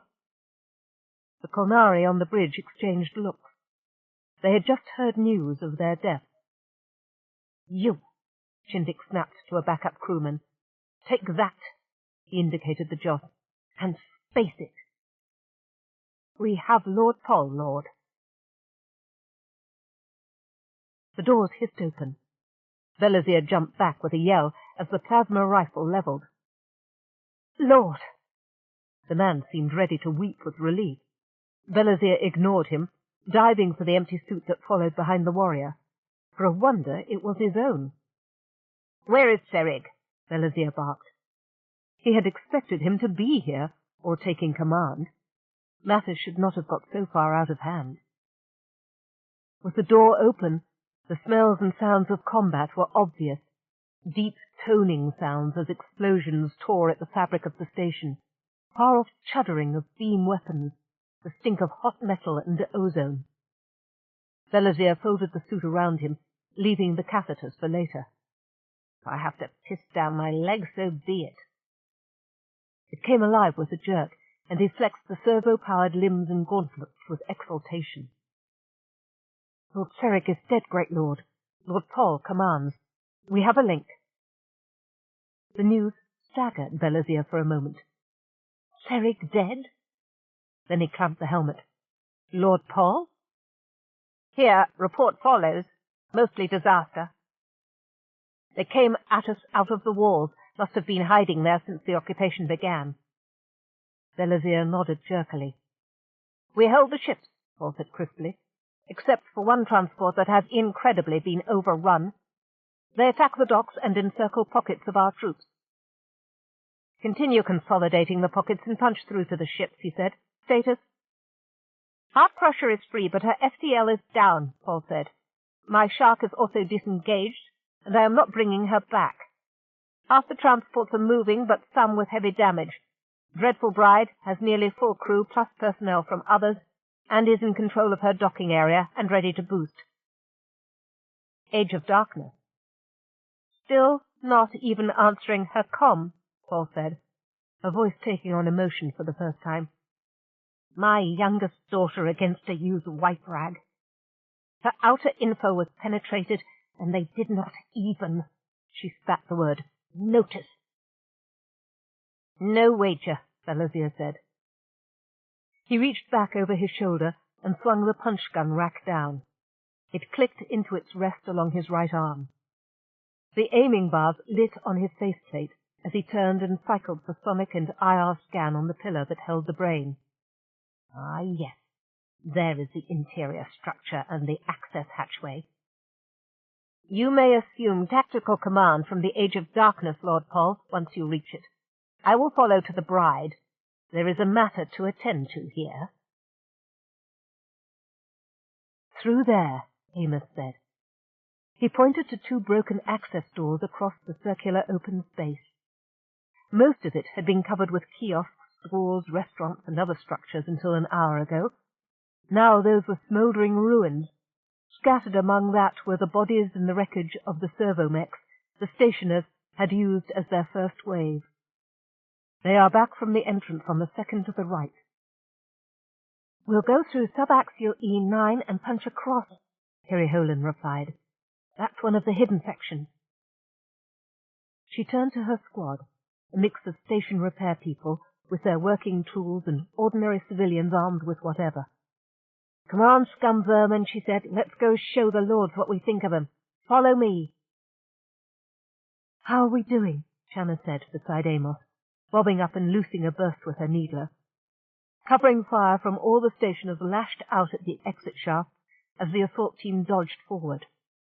The barricade ahead of them was Carisium, brought in by the handler servos, and plasma rounds had splashed off the front or welded the ingots together and made the barrier stronger. They still had to expose themselves to shoot, if only in a crevice between 2 ingots. Amos stuck down with her as another series of bolts hit the metal. They could feel the barricade shudder and tone. The inner layer was barely warm, but the temperature above flash-heated enough to make their skins tingle.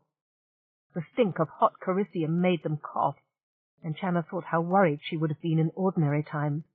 The fumes were not healthy. Then the whole station shuddered, and the gravity fluxed sufficiently to be noticeable. Nothing like a plasma bolt to give you a sense of perspective, she thought. Not doing too well, my darling, Amos said absently. A team from the perimeter restaurant was crawling from person to person with bags of sandwiches and juice. More of the restaurant's people were back 2 junctions, running a triage station under the direction of one of Chaundra's meditechs. They are using the battle platform and the warship for fire support from outside, and we cannot stop them uniting their scattered groups. The groups that survive, that is. He sighed and smiled at her through the black smudges of powdered metal. I cannot think of finer company than yours to travel to God with, Channa Hap, he said. I'm glad too, she said. Sorry it was this way, but glad. He reached out to touch her shoulder. Then her face went glassy. For a moment he feared she had been hit, before he recognized the expression. She was communing with Simeon. Her throat worked. Amos, she burst out. They're taking Simeon out of his column. The Bethelite paled. Without their all-seeing commander and chief of general staff, the station was doomed, and quickly. Channa turned and began to leopard crawl backward. He grabbed for her ankle. There is nothing you can do, he hissed. I'm his Brawn, I have to, she cried, and kicked free. Amos looked after her and cursed. Shoot, he said. We have to retake main axial at least for a moment. Along the path to the central command, take... The final lead connecting Simeon to the station came free. No! Simeon cried into the darkness. The self-destruct had been left too late. The Navy had not come, and the enemy were breaking free. When they had him on board, the station would die. He had nothing now. Nothing but the single pickup and audio circuit that were part of his inner shell. Life support was on the backup.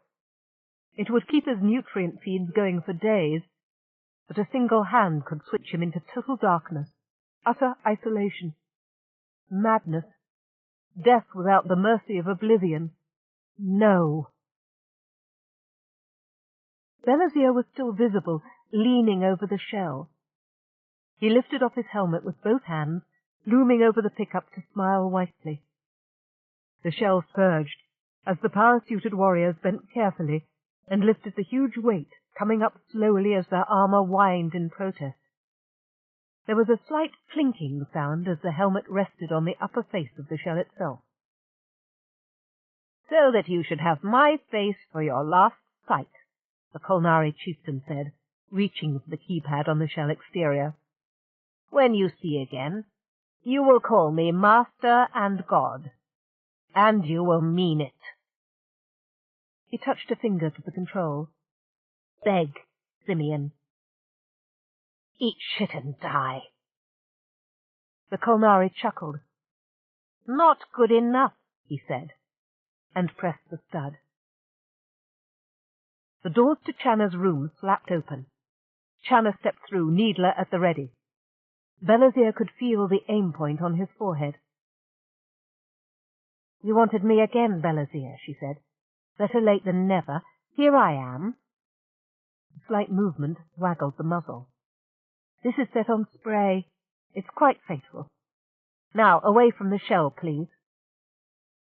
Belazir smiled at her. What a woman, he thought. I will beat her, but not too badly. "There are 3 of us," he said, shifting slightly. "Although, unfortunately, I have my helmet off, and these 2 are immobilized by the load they carry," he added to himself. "We are in armor. You can scarcely expect to frighten us with that toy alone." Patsy Sue Coburn followed her friend out of the quarters, leveling her arc pistol. A red burn mark welted one cheek. Bleeding knees and elbows showed through the holes worn in her coverall, but there was real pleasure in her smile. "Life's full of surprises, ain't it?" she said, as Belazir snarled silently. "Real bitch sometimes, too." Channa tossed her head in a vain attempt to get the sweat-soaked hair out of her eyes. "Yes," she said evenly, "I do expect to frighten you. Now replace the shell in the main column cradle and reconnect it. Then all of you, throw your helmets aside and move over there." She gestured towards the door to Amos' quarters. "I expect your pirates will trade a good deal for you." "And keep your hands up," snapped a voice from above. Kolnari heads turned to the opening in the ceiling. A head and arms protruded, far too small for an adult of their big-boned race, but the muzzle of the plasma rifle was held steadily in those slight arms. The weapon looked absurdly large for the person who controlled it, but it was braced against the interior wall and the lip of the hole, and he could see the aim point, a red dot that wavered over the 3 pirates. "Up!" the child repeated, lifting the muzzle of the weapon for emphasis. Belazir's mind computed the angles. "Good, my left hand is not visible," he thought. "You leave us little choice," he said aloud, which was true. Honor aside, he had no choice at all. Holtaveng or any other Kolnari noble would cheerfully let Father Chalku or their own sires be flayed alive, rather than disgrace them by paying ransom, much less do so for him. He would rather be flayed than live on those terms himself. "Move the shell," he said to the 2 troopers. "It's only 3 paces." He raised his gauntleted hands, closing his eyes and flagging position. The deck boomed like a drum as the pirate ground fighters moved a pace in lockstep unison. The ton weights of their suits added to triple that of titanium and machinery, and the few kilos of a body that had never seen the light of day.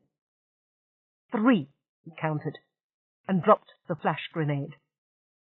Before it hit the shell, he was leaping backwards, and so were the 2 other clan warriors. He squeezed his eyes tight and willed his pupils shut, but even so the flash was dazzling. He hit the door frame going out, went flat, scrabbled the helmet he had snatched onto his head. The plasma rifle had crashed simultaneous with the grenade. A brief scream, and the smell from inside told him it had still been on target. He blinked open his eyes as the locking ring of the helmet clicked. The combat med system sprayed a mist into his eyes, but his vision was severely degraded in any case. He activated the sonic sensor to cheat the location of things at him. "Takiz!" he called. Fully functional, Lord, the warrior answered. Tinter is dead. I will beat her very severely, Belazir amended. Even with the dazzles before his eyes, he could see several arc pistol shots snap out through the doorway, and his machine-augmented hearing picked up the telltale click of an arming plasma rifle. The walls were reinforced here as well. It would be tricky, and he had not much time. Now he did not put it past these extraordinary scum vermin to blow the station themselves. The comm chimed, and Baylor's face filled one of the chin screens, a vague dark blur. Her voice was scratchy with interference, but audible. "Great Lord," she said calmly. "Ships detected. Incoming." "No," he shouted inwardly. "No." "Lord," another voice spoke, the senior ground fighter officer. "We're holding a counterattack on the main axial, but I cannot guarantee your withdrawal. Not for any period beyond now." For perhaps 10 seconds, Belazir panted sharply. "I will be there in 5 minutes, or not at all," he said. "Out. Takis, follow me. We head for the docks." Thank the Joss, he thought with savage irony. The North Polar docking tube is so close to here. "I'm blind," Shanna thought. Her skin crinkled, waiting for the clamp of powered gauntlets. Beside her, Patsy was shooting. "Careful, Pat," Shanna gasped. The blackness was starred with red now, and she felt needles of pain in her forehead. Her free hand felt upward, touched her eyes. Wetness. Tears. Only tears. The eyes felt normal to her fingertips. For a long moment she had feared it was something like that horrible popper Jote had made. "I'm careful, all right," Patsy said. "Got my shooting iron right on the doorway. They can't move quiet in those tin suits." "Jote?" "I'm all right," the girl's voice said. Her voice had a saw-edged note that denied the words. "Hurts, and I can't see, though. I'm coming down." "Don't get between me and the door," Patsy said sharply. Shanna dropped to her knees and shuffled forward, hand outstretched. That touched something hot, which brought a sharp gasp of pain. Next a warm wetness. She wiped her hand on the carpet and tried again. The smooth titanium matrix surface of the shell was like a benediction. When she moved to the keypad, a smaller hand touched hers. They gripped for a moment, then pressed the key. "No!" The scream was piercing, but Simeon's backup speakers on his inner shell had limited volume. He stuttered, babbled, then organized his voice. "Thank you," he said. "Shanna? Jote?" Patsy came into the field of his vision. "What's happened?" "He dropped something," Shanna said. "There was a white light and we can't see." "Flash grenade," Simeon answered. "Don't worry, it isn't permanent." Shanna gave a sobbing sigh of relief and heard it echoed. "How long?" "Well, how close were you?" 2 meters to 6 and looking right at it." "Oh." A pause. "About a day with medication, I'm afraid," he said. "At least for the person who was 6 meters away. About the others, I'm worried." Long-term reaction was variable. "Oh, great! They may come back in the door." "No, they won't. I can hear that armor moving away toward the docking tube. Lots of fighting. Look, it's the answer to my prayers to have 3 beautiful women hugging my shell, but could you get me reconnected? Please? It's important." "We can't lift you back, that's for sure," Jote said. He frowned inwardly at the shakiness in her tone, but he had no instant remedy for her. "There's plenty of spare play in the cables," Shanna said. "How did they—" Her voice trailed off tactfully. Simeon felt himself cringing again. "No, it's all right." "Sure it is." "They cut the cable guards and then just pulled the jacks," he said. "Cutting away my strength, my sight, my feeling, cutting away me." Problem is they're color-coded, and the receptors may be damaged. I'll get them sorted out, she said, as she moved out of his severely limited range of vision. How does Softshell stand only one pair of vision sensors, he wondered. Even for a few minutes, his control had been strained to the breaking point. She returned with the cables, a double armful, even with ultra-high data density opticals. The jacks for the leads were like a spray of fine hairs. Uh-oh, Simeon said. What do you mean, uh-oh? Channa replied.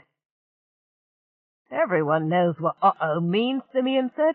It means I screwed the booch. Your hands are too big, she answered. Damn. I can do it, Jote said. You can't see Jote. Neither can Channa. I've worked in the dock lots of times, had to. Got that tool belt with the micros from engineering, too. They gave you one, Simeon said, momentarily startled. No. Don't tell me, he said. All right. Someone should stand guard. I can hear if anyone's coming and give you a bearing. Patsy? Surely will, Patsy said. She felt her way to the doorframe.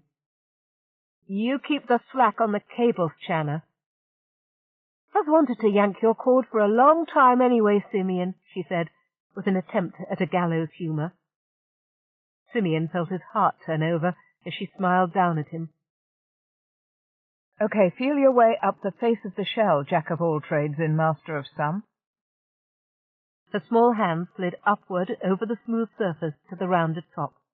Stop, he said, to prevent her fingers from tangling the hair-fine wires protruding from the receptor couplings. You be my hands, kid. I'll be your eyes, 'kay? She took a deep breath.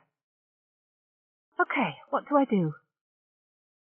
Walk the fingers of your right hand 2 paces forward, 1 pace to the left. Feel that wire? Yeah? Follow it to the lead. Now with your left hand. A minute later, Simeon yelled again, this time a long, high screech that sounded something like Patsy as she had it game-time rooting for the home team. Sorry, I'm sorry, Simeon. I didn't mean to hurt you, honest. You didn't. A bugle fanfare blew through the lounge and segued into a Sousa march, then the Ganymede harp variation. You've bollocksed his oxygen feed, Channa said frantically, groping forward. It's the cavalry! Ta-ta-ta-ta-ta-ta-ta-ta-ta. Simeon! Has he got it lost it? Arrigas Tavarik lolled, half dreaming. A very pleasant daydream. He was back on Homeworld, a territorial lord like the old recordings, and somehow Belazir Tamarid was there. Arrigas had just defeated him the old way, spectacular battles amid spouting radioactive geysers, blasting into the stronghold with primitive fission weapons, hand-shaped plutonium triggered by black powder. Belazir grovelled, begging mercy for his line, but they were led out and slaughtered before his eyes. Arrigas was just getting into the interesting post-victory part when the communications officer interrupted him. Detection, outer ring satellites, ship signatures, inbound. The bridge of the Age of Darkness came alert. Everyone had been waiting, nothing more to do until they undocked next cycle and escorted the transports back to rendezvous. He had brought everyone in, ready for departure. Now... Another pullet for the plucking, Arrigas said lazily. He felt tired. Perhaps from that scum-vermin boy. What was his name? Duke. A nice, active squealer. Not like that unpleasant one who'd gone into fits after a single kiss back in the corridors. He'd kicked that one aside with a shudder. Not for a moment did he think that he would catch any disease, but it had been an unpleasant sight. Action stations. The soft chimes rang, eerie and ironic in their gentle harmony. Give me a reading and relay to Flotilla Command and station side. The sensor officer consulted the machine. Very large mass, Great Lord. 70 to 80 kilotons. Probably an ore carrier, the captain said, useful, if not dramatic. The clan could always use... Link is down, communication said. Again? Aragis barked. He couldn't decouple from the station without clearance. That bad seed Balazir had been fairly clear about that. Also, running an intercept on an incoming freighter could be tricky, and his head hurt, as if he'd been knocked unconscious and recovered. Check climate control, he said. It was hot. He was sweating, and he rarely did, even in combat practice at Kolnar noon temperature. Yes, Great. We have lost comm with the station-side watch. What? Aragis sat bolt upright. When? Some time ago. We have been getting repeats of the last routine hailing. That made his stomach lurch, and suddenly he bent over the arm and spewed. Fool! He screamed. Alarm! He choked on bile. What is happening to me? He tried to rise, fell back thrashed, and slipped over the arm of the commander's couch into the spilled vomit. Shouts of alarm rose from the crew. The ground link screens flickered. One cleared to show a Kolnari face being pounded against the pickup. The executive officer looked down at the jerking form of the captain and took command. Remaining crew, prepare for boarding action. Suit up and... Cancel that, a gravelly voice said. The officer blinked and almost shouted in gratitude. Paul Deveng trotted in, her combat armor scored and still smoking in places, like that of the others behind her. Still, she was Deveng. Lord Captain, he began. There was a careful protocol about sub-clan ship territories. She cut him off. Uprising, couldn't make the Shark stationer, electronics scrambled, hostile-controlled emergency. Dump your system and call up the backup. Paul glared at him, sparing the time until he submitted and saluted. Then she sank into the command couch. Inwardly she sighed. Every time the Joss seemed to throw the clan a little luck, they were knocked back to a handful of homeless fugitives again. Every system on the ship dipped, then firmed, as the duplicate backup computers came online. A glance at the captain's readouts gave her the situation. Monitor the incoming, she said. Lord Captain, it is a freighter. Should we not be assisting in getting the station back in the fist? Shut up! You assumed it was a freighter. Check that reading again, now! Her voice was a bellow, its natural volume increased by the suit system to an ear-shattering volume. Reading. Anomalous readings, Lord. Let me see. He keyed over to her the feed's unfiltered data. Young fool, that's not anomalous, that's fleet! She paused a second to free a sidearm and pump a pulse of energy into Aragis's thrashing body. His squealing was distracting. Emergency decouple, she said. Besides, she had wanted to kill him for years. This one should have been culled before he walked. We are loading fuel. Move! He did. His hand swept the controls, and the Age of Darkness shuddered as explosive charges blasted it loose from the SSS 900C's north docking tube. Fire blossomed out of the dockway after them, along with steam and pieces of cargo and humans. Kolnari, as well as scum vermin, she supposed. Broadcast, override. High Clan seek refuge. High Clan seek refuge, she snapped. Put it on loop. Open clan frequency. The officer's eyes flared wide.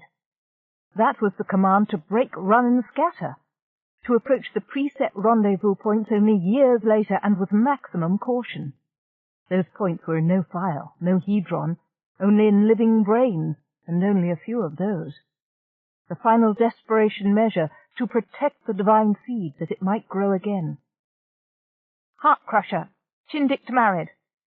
Put it through. Lord Paul, you are receiving what I do? Yes. Data coming in, the sensor chief said. Holteveng looked down again. The fleet warships were coming up out of subspace like Tunglaw broaching in the seas of Kolnar, huge masses, neutrino signatures of enormous power plants ripping through into the fabric of reality. Command frequency broadcast. Identifying following, she said. Fleet units emerging, coordinates follow. Probable. Destroyers 6, correction. 6 destroyers plus 3 light, 1 heavy cruiser, and possible, confirmed 3 assault carriers. All clan ships report status. Lord Tamarid, report status. We coordinate? Chindik asked. No, you have not the in-system boost. Use the station for cover as long as you can. They will not endanger it. Repeat. Scum vermin psychology. Go. Lord Tamarid, status. Tamarid here, the familiar voice said, harsher than she could remember. Ride decoupling, we can cover. No, with respect, yours is the more valuable seed. Especially since this ship has Tavaric sweepings as crew. Bride, Shark, and Strangler should cover the transport. A pause. Agreed. Wait for us with the ancestors, Poltaveng. Guard our seed and clan, Belazir Tamarid, she replied.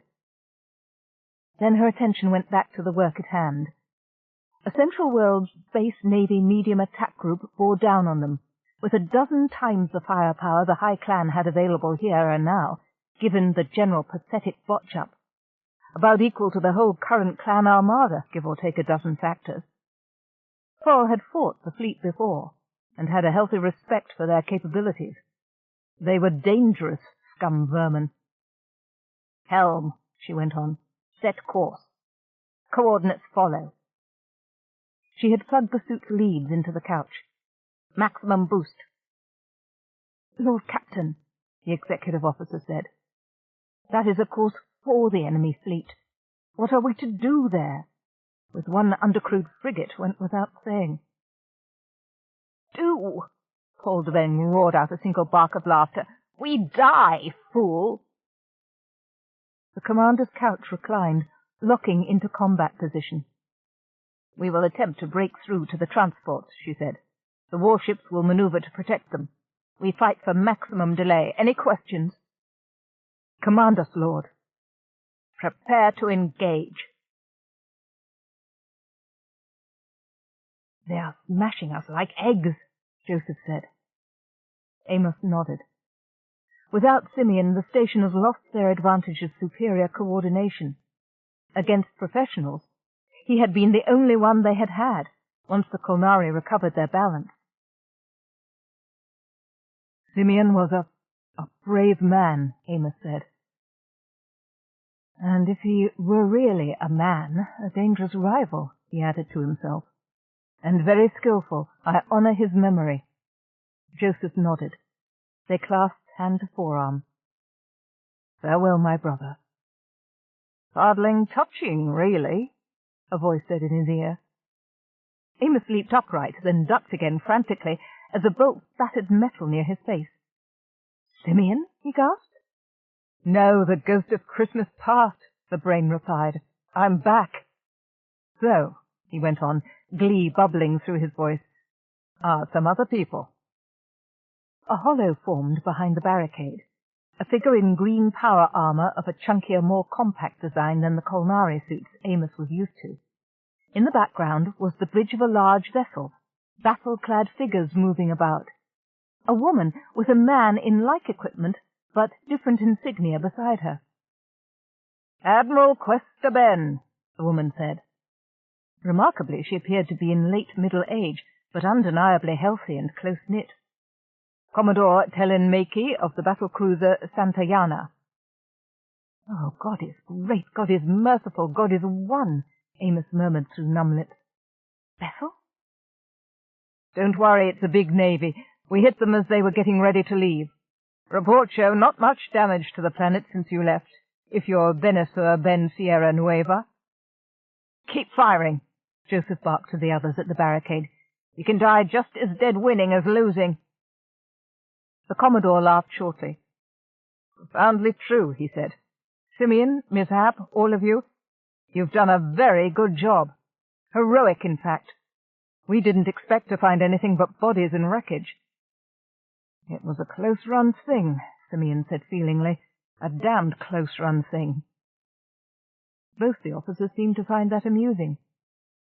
Here's my record of the whole thing, start to finish, said Channa, and the Navy officer's eyes turned. Evidently they had video of her.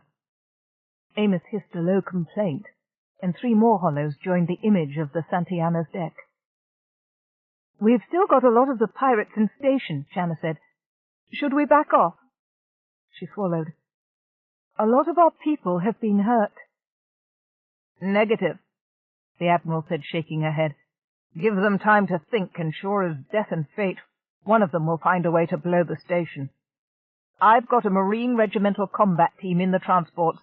We'll forestock as soon as I swat the Kolnari warships. That battle platform could be tricky. The Commodore leaned out of the sight picture and spoke to someone else. Well, then, get the destroyers to englobe it, then. It's not over until it's over, Questa Ben said. Not the Questa Ben? Simeon asked, awed. Not if you mean Micaiah, she said dryly. I'm the dull sister, the straight leg. She glanced down at the data flowing in from the SSS 900C. Bastards. Murdering subhuman mutant swine. Maybe now the inbred, penny-pinching high family's incompetent corruptionists back at Central will get their thumbs out of their backsides and let us do something about Kolnar and all its little offshoots. Ma'am, Helen Makey said warningly.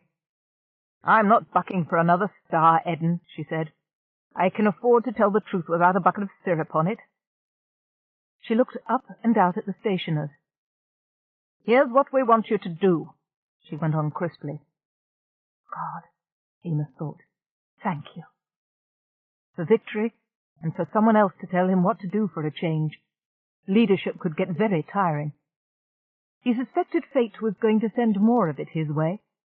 The prospect did not seem as attractive as it once had. Chapter 23.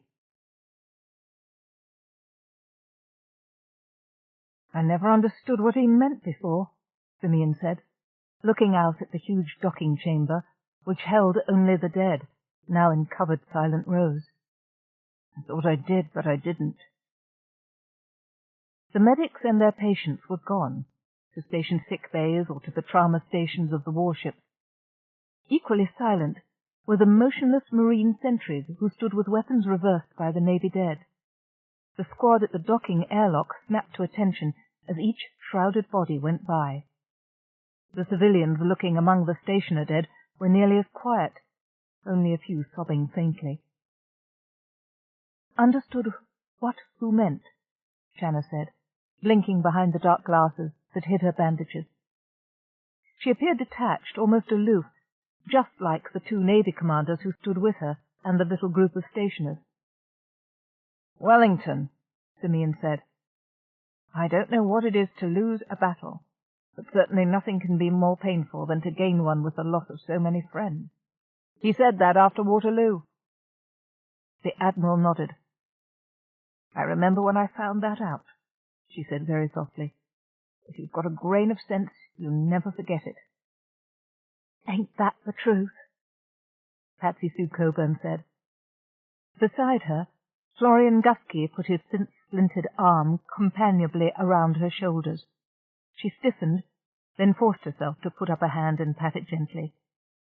You don't forget anything, but you learn to live with it. Come on, Gus, I do believe you owe me a drink. Channa turned her head toward their footsteps.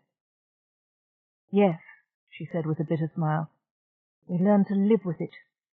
If this is heroism, why do I feel like such crap? Because you're here, Questa Ben said. Heroism is something somebody else does, somewhere far away. In person, it's tragedy. Her voice sharpened. And it could be worse, much worse, and would have been but for you. We did win. You are here, and, she went on more lightly, you're heroes in the media, at least, which means, by the way, you can write your own tickets. Tickets? Simeon asked. You always wanted a warship posting, didn't you? She said. Is this on your record? Simeon hesitated. Jote had been standing by Channa's side, quiet and drawn. Now the old coldness settled over her face, and she began to edge away. Everyone's always left her, or cheated her, or hurt her, he thought. I'm not so sure, he said aloud, that I want a military career any more. Admiral Quester Ben nodded vigorously. That makes you more qualified. They shovel glory hounds out of the academy by the job lot, and we have to spend years breaking them of such fatuous nonsense. Besides, I have a daughter. And his instant and totally gratifying reward was the dawning of hope on Jote's face. Thanks, though. Maybe some day. Dreams don't transfer well into reality, he told himself. He could see Jote's chest lifting with the deeper breaths of self-confidence, and she didn't look about to disappear on him. And have you served on Senalgal? The Commodore said, turning to Channa. It's still a beautiful world, she said, shaking her head slowly. But it's not my home. She reached down to Jote beside her, and, touching the girl's face with her fingertips, felt the slightest of resistance to such fondling. Learning to trust and to be a human being was not something that came quickly or easily. But you had to begin somewhere, or you never arrived. Besides, Jote's my daughter, too, and I've friends here, the best there are. Quester Ben threw up her hands. Simeon, you're going to be around a very long time. The offer still stands. I'll leave it on record. Hey, Pop, Jote said, her voice a little unsteady despite the cocky tone. I mean you, Simeon. Great goo, can you, of all people, not think a more suitable title than Pops to call me? Simeon demanded, in a semi-indignant tone, but he would have settled for anything of a familiar nature from Jote. Sure, but I don't think you'd like to know him. She smiled her urchin grin in his image. Any rate, I'm going to be 16 standard in a few years, enlistment age, and I don't want you blaming me for screwing up your career plans. I'd sort of like to keep this from happening to somebody else, you know. She turned to the Admiral. Think these brass, general-type people might have a use for me? Quester Ben shuddered.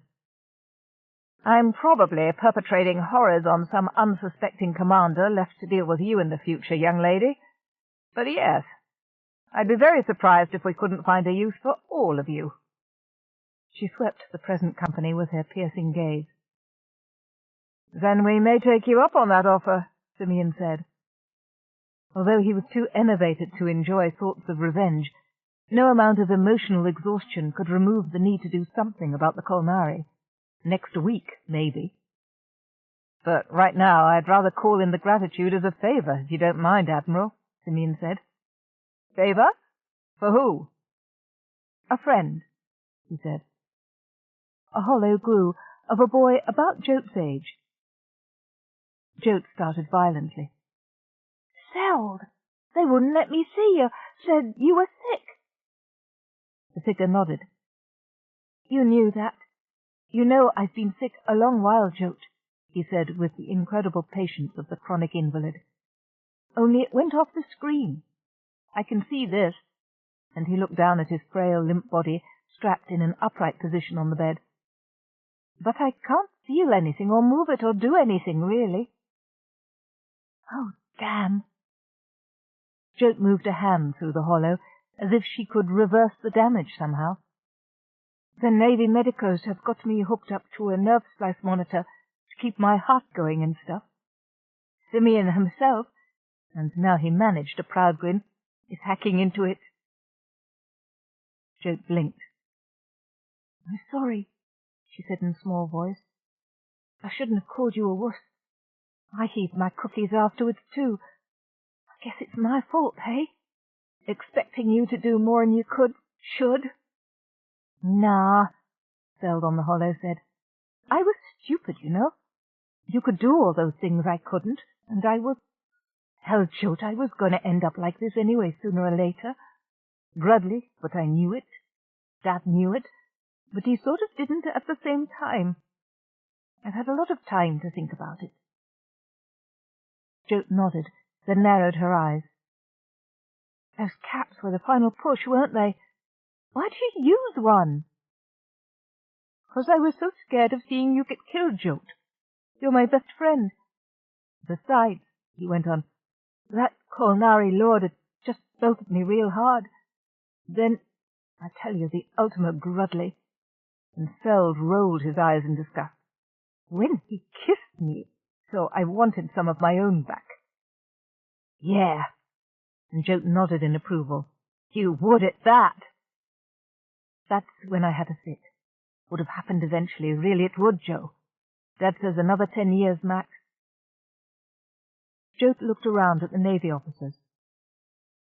I don't think that's good enough. Can't you guys better the odds for him? Doesn't he deserve more than 10 years? Her hard voice cracked a little. Questar Ben winced, and the Commodore focused his eyes on something else. Never get used to this, the Commodore under his breath. What's the favour, Simeon? Channa's head came up sharply. Simeon, you've a suggestion? I do, Simeon said, in such a positive you should have known I would tone of voice that he commanded everyone's attention.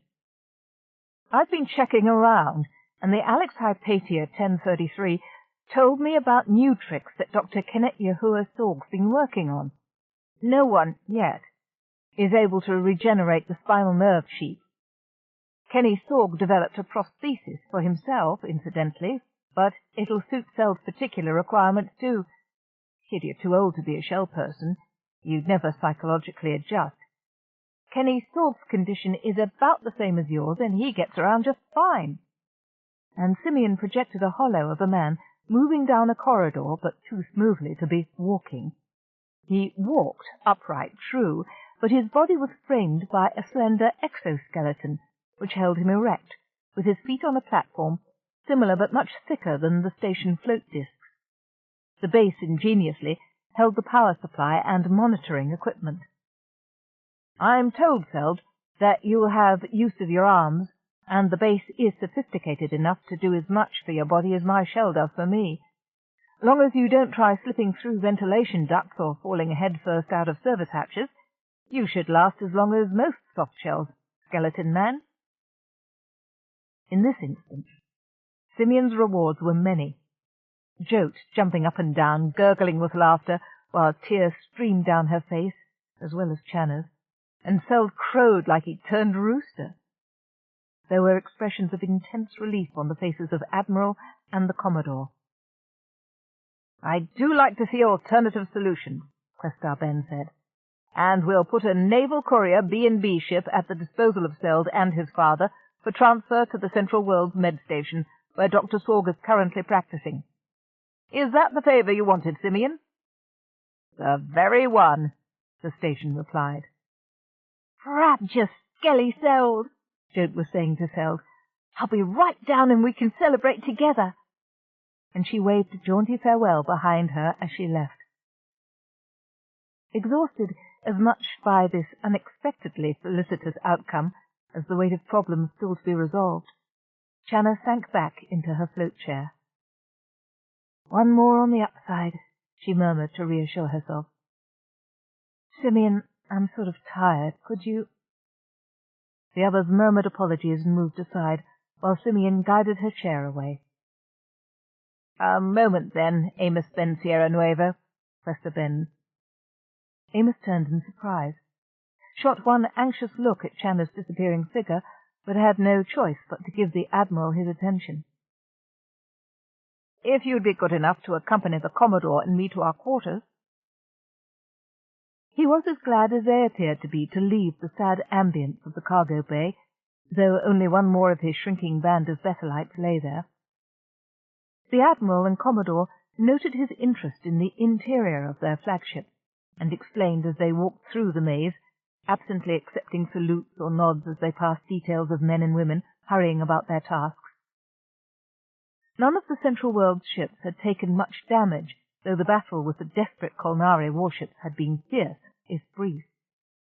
The guided tour was enough to make Amos wonder anew how Guyon had managed to get the old Exodus anywhere, much less reach SSS 900C. He was sighing in semi-despair for all the problems he now faced in giving his poor, plundered planet even a semblance of the efficiency and expertise Central Worlds took for granted. "Ah, yes, here we are, Benessor," the Commodore said, and Amos with suitable humility corrected him to, simple Amos, sir. "We've been receiving updates of affairs on Bethel and have need of your assistance." 5 men and women were seated about the lounge, the 2 youngest, a man and a woman in their early 20s, jumping to their feet at the entrance of Admiral, Commodore, and their guest. "Here he is, gentlefolk," Questar Ben, Benessor Ben Sierra Nuevos, a.k.a. Simeon Amos, and the putative leader of the Bethelites. "No, no," Amos said, shaking head and hand to deny that title. He didn't want that mantle laid on his shoulders. Not now. "As you will, young man," Questar Ben said curtly, "but you were the leader of the dissidents, as well as the defender of Bethel, and we need your input." Then, while Amos continued to demur, she overrode him by introducing the group. Senior Councillor Agram of Sprim, Representative Fusto of MM, Observer Nilsdotter, TA's ferryman for Sprim, and Losh Lantel for MM. "Simeon, are you here?" "I am," Simeon said, his voice issuing from the comm unit. He might have warned me, Amos thought sourly, but perhaps swiftly done is best done. He gave them a dignified greeting, hand to heart and mind. The young woman, the observer, was both startled and charmed. Suddenly he was seated, and stewards were passing among the group with drinks and finger food. Perhaps I'm merely light-headed with hunger, Amos thought, feeling the better after a sip of a sustaining hot drink and a sample from the plate of delicacies offered. "Quite simply, Ben Sierra Nuevo." "All right then, Amos," the senior councillor began, with no more to do. "We need your help to reassure those elements of your people who managed to hide away from the Kolnari. They are terrified, and not about to take the word of any strangers, even when we hollowed every surface with casts of the Navy taking Kolnari prisoners. And making them unload all the loot they'd stored," said the beetle-browed Representative Fusto. He looked as if he had personally overseen that operation and enjoyed it. He had a narrow face and close-set eyes and a narrow head, set on shoulders much too muscular in contrast. "Some of my people survived." Amos tried not to wince, but this only reinforced the inevitability of his return. "Specific figures number the survivors as 15,000. Population. The former population of this station, he thought, unable to suppress a groan. The observer misinterpreted it with a smile of great sadness and understanding. "Your people have been very brave and suffered terribly. We of Sprim and MM," and she pointed to the other 4, "are empowered to assist the reconstruction of your world." Amos groaned again. So much to be done, and his people would resent the intrusion of infidels, no matter how well-intentioned. "We cannot, of course, interfere with the government of any planet," Agram said, clearing his throat and giving the woman an admonishing glance. "But humanitarian aid certainly falls in our jurisdiction, and we are able to provide whatever supplies and materials are needed on an interim basis." Beetle-browed Fusto gave his opposite number in Sprim a dark look. "MM requires you to survive on your own efforts, but we prevent exploitation of minority groups for any reason whatever. We prefer to establish contact with a senior government official, preferably elected by the minority in question, but you qualify, according to Simeon, as the logical and most accessible representative." "For this I thank you, Simeon," Amos said, hoping that no one, especially the observer, would hear him grind his teeth. "Your planet got pretty well raised to subsoil," the Commodore said. going to take help to restart." And he, in turn, gave the official a quelling look, smiling at Amos as if to say, "They mean well, but they're heavy-handed." "We had to put up a transmitter," and he shrugged as if such a facility was a mere nothing, "and the engineers put up a temp at the space field, which is littered with a lot of hulls, some of which could well be refitted for whatever lunar mining would put you back online there." A transmitter and space facility. Reusable hulls for the craft the Kolnari had fused. Amos began to feel less despondent, though half of him resisted. "Humanitarian aid will be sufficient to see your people through the oncoming winter," Agram went on, "using whatever shelters your culture prefers." "We cannot land alter-culturals on Bethel, of course," Busto half interrupted, "but orbital staff is not considered by Central World's authority to compromise indigenous integrity." "If you wish, you may request additional colonials of your own persuasion," Nils daughter. Amos turned from one speaker to the other, half-dazed.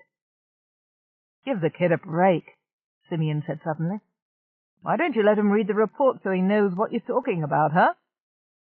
"Of course," said Sprim. "Our intention, I assure you, Station Simeon," said defensively. "Then let it be so," Admiral Quester Ben said, smiling encouragingly at Amos, as she handed him several disk files and led him to another room, where he could digest the information in private. "Not over until it's over," the Admiral remarked to the Commodore, as they watched the sometimes contentious delegation leave their quarters. "And it's never over," Helen Makey replied, pouring them both snifters of brandy in the flag quarters. "I didn't have the heart to remind them that those aren't the only bunch of Kolnari running around loose." "And if you leave a pair, they breed up again," she said wearily. "They know that. Which is the reason I suspect we'll have Simeon and the others on the rolls in a couple of years. The Kolnari will be a menace as long as 2 of them are left alive." "The Psych people swear they can be rehabilitated." "Rehabilitated to E equals M&C squared," she said, taking a sip. "Damn cockroaches." Another sigh. "Maybe this little atrocity will get us some resources." "For a while, until the general public become inured to these particular atrocities," Helen Makey said. "Then we can go back to peeing on bonfires. It's not as if they were the only serious problem, either." "Would that it were so. Would that it were so, my friend." She looked at the screen, which showed an exterior view of SSS 900C. Repair servos and suited figures were already working on some of the more urgent damage, though it would be a generation before the devastation was fully repaired. She made a mental note to have engineering help out while the task force was on station here. "All in all, though, I'm glad we don't have their problems. Poor heroic sods," she said. "Amen." "Yes, yes," Joseph said eagerly, when Amos finished telling him of the help promised by Sprim and up to and including a brain planetary manager to replace Guion. "We must return as quickly as possible." "Yes, you and Rachel must." "Rachel and I," Joseph repeated, staring in sudden alarm at Amos. "Yes, because there is much to organize on the ground before we may accept the beneficence." "But it is you, Amos Spensiero Nuevo, who must return." Joseph's face was stricken. "It is your duty. Our world is but a lake of mourning. They need you. They need a hero, and their prophet." Amos paced, hands behind his back, clenching and unclenching up and down the floor of his room in Simeon's quarters. "They need a hero, granted, Joseph," he said, stopping in front of his friend. "But if I am a hero, then so are you." "Me?" Joseph laughed. "I am your henchman, your right hand, and proud to be so. Your friend, and prouder still of that. But you are the prophet, the hero, the one the people follow.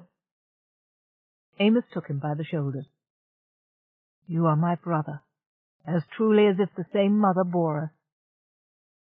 Joseph blinked as Amos drew him into the double cheek touch of close kin to emphasize his words. And it is you who will return, while I deal with these infidels and make certain that what charity they would foist on us will not weaken our people, but allow them to become strong in such ways that no other scavenger can ever catch us unawares. Who saves the saved from the Saviour, he thought.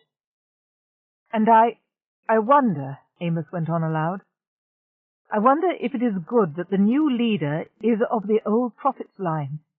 May God smile on him. Too many generations have the people followed the old families. He winced, and followed them to ruin. You would lead us to greatness, Joseph said forcefully. The more so if you doubted yourself less, he added to himself. You have shown your strength as a self-thinker, a defender of his planet, a guileful strategist. History does not show many battle leaders who had the same talent for being peace leaders. But you are of a peaceful nature until roused to defend what you hold dear, Joseph said, even as you have seen your duty now to protect us against those who wish to protect us. Joseph turned sternly grim now. It is the blind face of Channa that hides your way.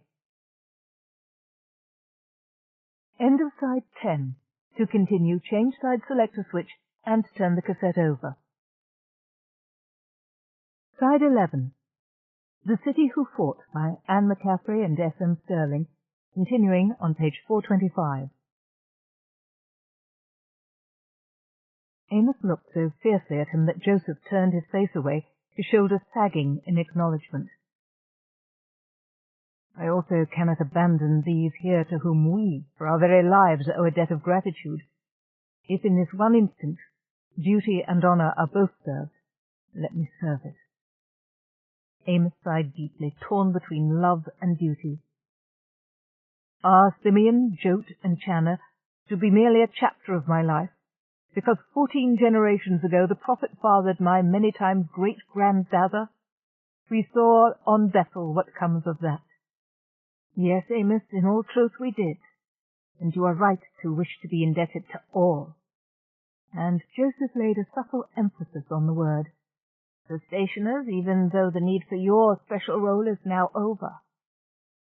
Yes, that is over. In its place, I must assume several roles, and do each well in all honour. Then he gave the younger man a sudden smile, the thought that had always drawn the required response from any recipient. And I give Rachel the chance to restore honour to her name. Joseph gave him a sudden stare as fierce as the one Amos had given him. What do you mean? She was, after all, trained as an Infosystems administrator. It is her duty to assist you in calling our people from their hiding places, to organize the reports that I must receive to know what is most needed. With you two side by side, that is what you wish, is it not, Joseph? Rachel by your side. The younger man laughed and blushed, which seemed to embarrass him more. You know it is what I wish, but, Amos, do not blame her for what she did. I do not, Amos lied stoutly, but she will need to redeem herself in her own eyes. Ah, yes, said Joseph with a sigh, she is anxious to do that. She talks to me about it. He went on in a softer voice. She talks of you, but she also talks of you to me. Then go to her, Joseph, my brother, my friend. If you insist on making me wear the mantle of a leader, then I have issued an order to you. But think also of what I have told you, brother hero. You return to Bethel as my brother and my equal, not my retainer, not even first among my retainers. The time for those petty protocols is past. I go, Joseph said. He turned on the threshold. And you too have earned a little happiness, I think. God willing, may you find it. Channa had insisted on returning to her Brawn's quarters, pointing out that there was nothing else Chandra or his staff could do for her in sickbay. "I'll be much better off there," she told him, "because I know my way around. Simeon can remind me where I put things so I can find what I need. Only time will make a difference now." Once Simeon had angled the chair float beside her satin-draped bed, she lay down, not seeing, not speaking, absorbing the most recent events. Not that she wasn't overwhelmingly relieved that Seld had been granted a reprieve. But there were so many decisions to be made, hanging in the air over her head, where she could feel them even if she couldn't see them. She could feel a trickle down her cheek, and with a gesture she hoped masked the real reason, she blotted the cheek on the grey satin cover. "Penny for your thoughts?" Because Simeon had picked exactly the appropriate light tone, she gave him a wan smile, though she wondered how he had noticed such a small thing as a tear. "I've none to sell," she said. "Just bits and pieces floating around. Like Happy Ending Suck the Galactic Muffin. It's enough to give you a headache." "Do you have one?" Instant concern coloured his voice. "No, no," she said, shaking her head on the pillow. "Look, Channa, you will be all right," he said, in the firm tone one uses when one is hoping against hope one's statement is correct. She nodded once sharply, minding her temper and her manners. "Yes, I'm sure I will." Her voice was tight. "I've scanned every report I could find on this kind of temporary blindness, Channa," he went, infusing his voice with confidence. "I'd give anything to be able to hold you in arms and comfort you, but all I've got is voice contact. Talk to me, Channa. Worst scenario, and you'll still see through my sensors. Remember that, Channa, and I see real good, and wherever I need to." She had stiffened and cut through his opening words in a rather shrill voice. "Simeon, spare me the... Could you do that for me?" "Sure," he said, both surprised and testy. "But surely you knew that. You've been using my sensors for the last 2 weeks. Her jaw dropped, and then a tremulous smile crossed her lips. "So I have, haven't I?" she said in a broken voice. After a moment's silence, she added in a contrite voice, "I owe you and everyone else an apology for acting like a self-pitying wuss. Well, after all, you've had quite an adjustment to make. But I didn't have to snarl at you." "Oh, that? I wouldn't know how to answer smartly if you didn't. Don't break that habit, Channa mine." Her smile was stronger. "Then I certainly won't." "Because you like the challenge, don't you? And by and large, I'm good company." "And so modest."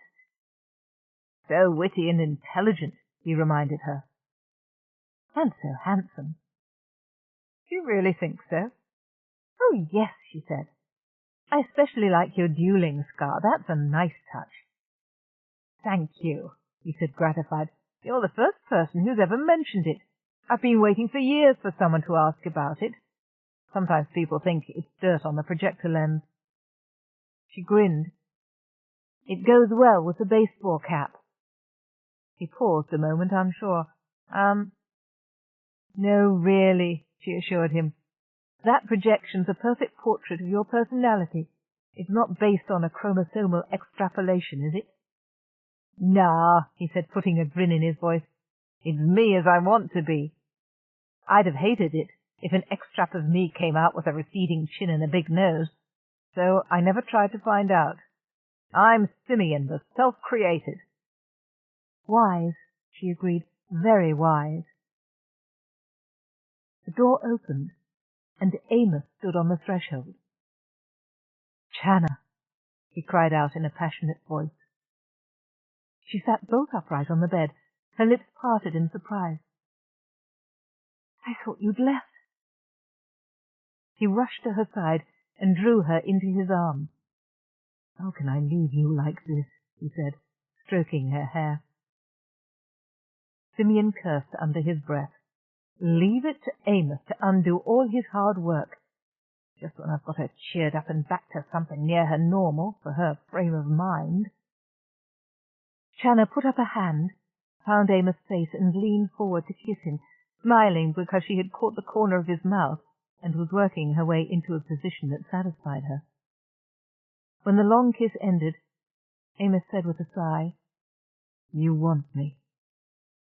"No, you ass. She wants a double malt and a ticket to death in the 21st. Would that I had hands, oh Amos Ben Sierra Nueva, to clout you up alongside the head with." Channa didn't answer, but held her head as though looking at Amos through her bandages. Amos smiled at her, the smile of a man who believes he can accomplish anything, a smile that proclaimed the bearer to be the recipient of a miracle. "I came to ask you to come with me," he said, laughing. "You did," she said in a dreamy tone.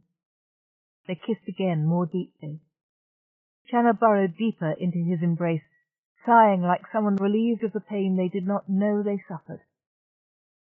"I love you, Channa," he said. "Love you, Simeon," she murmured.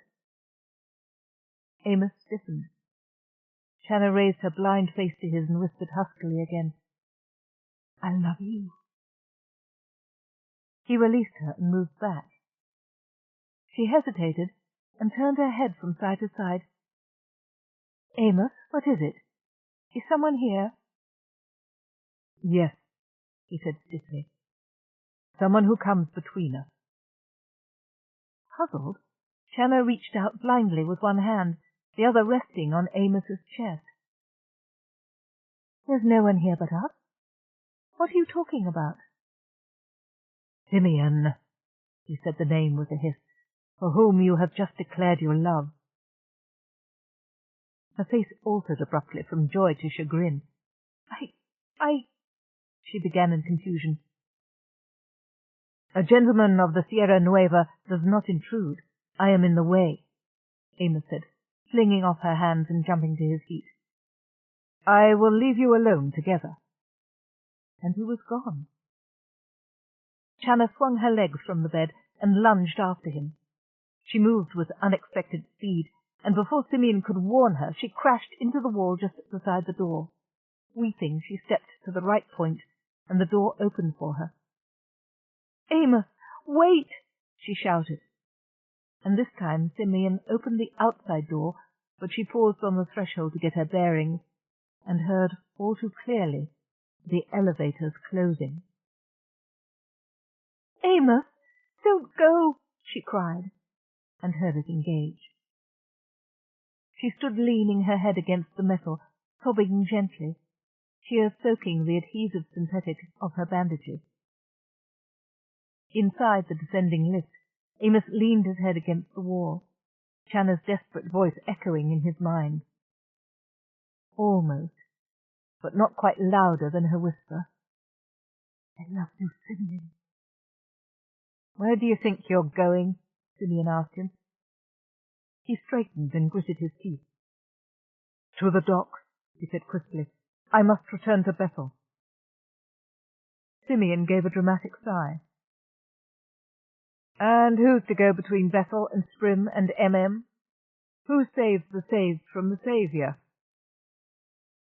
Amos was aghast at hearing his own thoughts come back at him from Simeon. "Someone has to handle them," Simeon continued. "Rachel can. She's a trained infosystem "Rachel?" Simeon roared in surprise. "She wouldn't know how to handle them. They'd twist her up into little knots. Not that she isn't twisted right now." "They say they cannot interfere." They say, Simeon chanted back at him. "Use your wits, Amos, and don't suggest Joseph. He's the guy you need on the planet, coaxing your people out of whatever lairs they've hidden in. No, you're the only one who can be Johnny on the spot here." "What I do now is my business," Amos said in a snarling tone. "You have no right to interfere either." Only then did Amos notice that the elevator had stopped moving. He crossed his arms. "So," Do you mean to hold me prisoner here until Joseph, Rachel, and the others have left? Emotionally, you've been a prisoner since you got here. Why do you think I went to so much trouble to get Sprim and MM involved with Bethel? You did? But the Admiral and the Commodore... Listen to what I had to tell them, which is more than you ever do. You've got to be here.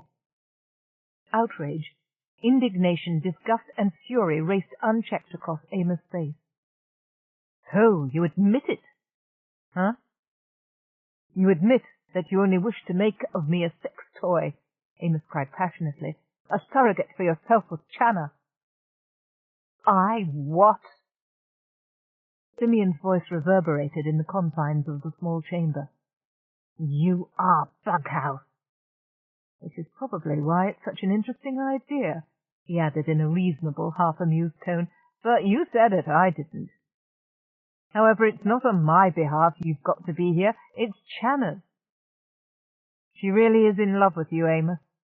Can't you get that through your arrogant, to-the-manner-born head? Loves me? Loves me? Then why does she embrace me and say, I love you, Simeon? And of course she hasn't been calling you Simeon Amos for the past intense 2 weeks, has she? Fanchot! Amos smacked his forehead with the flat of his palm, his expression one of utter dismay. It sure wasn't me or my hollow or even the shell of me she was kissing just now. Cut her a little slack. She's been blinded, damn it. She's scared. She's exhausted. She's under pressure.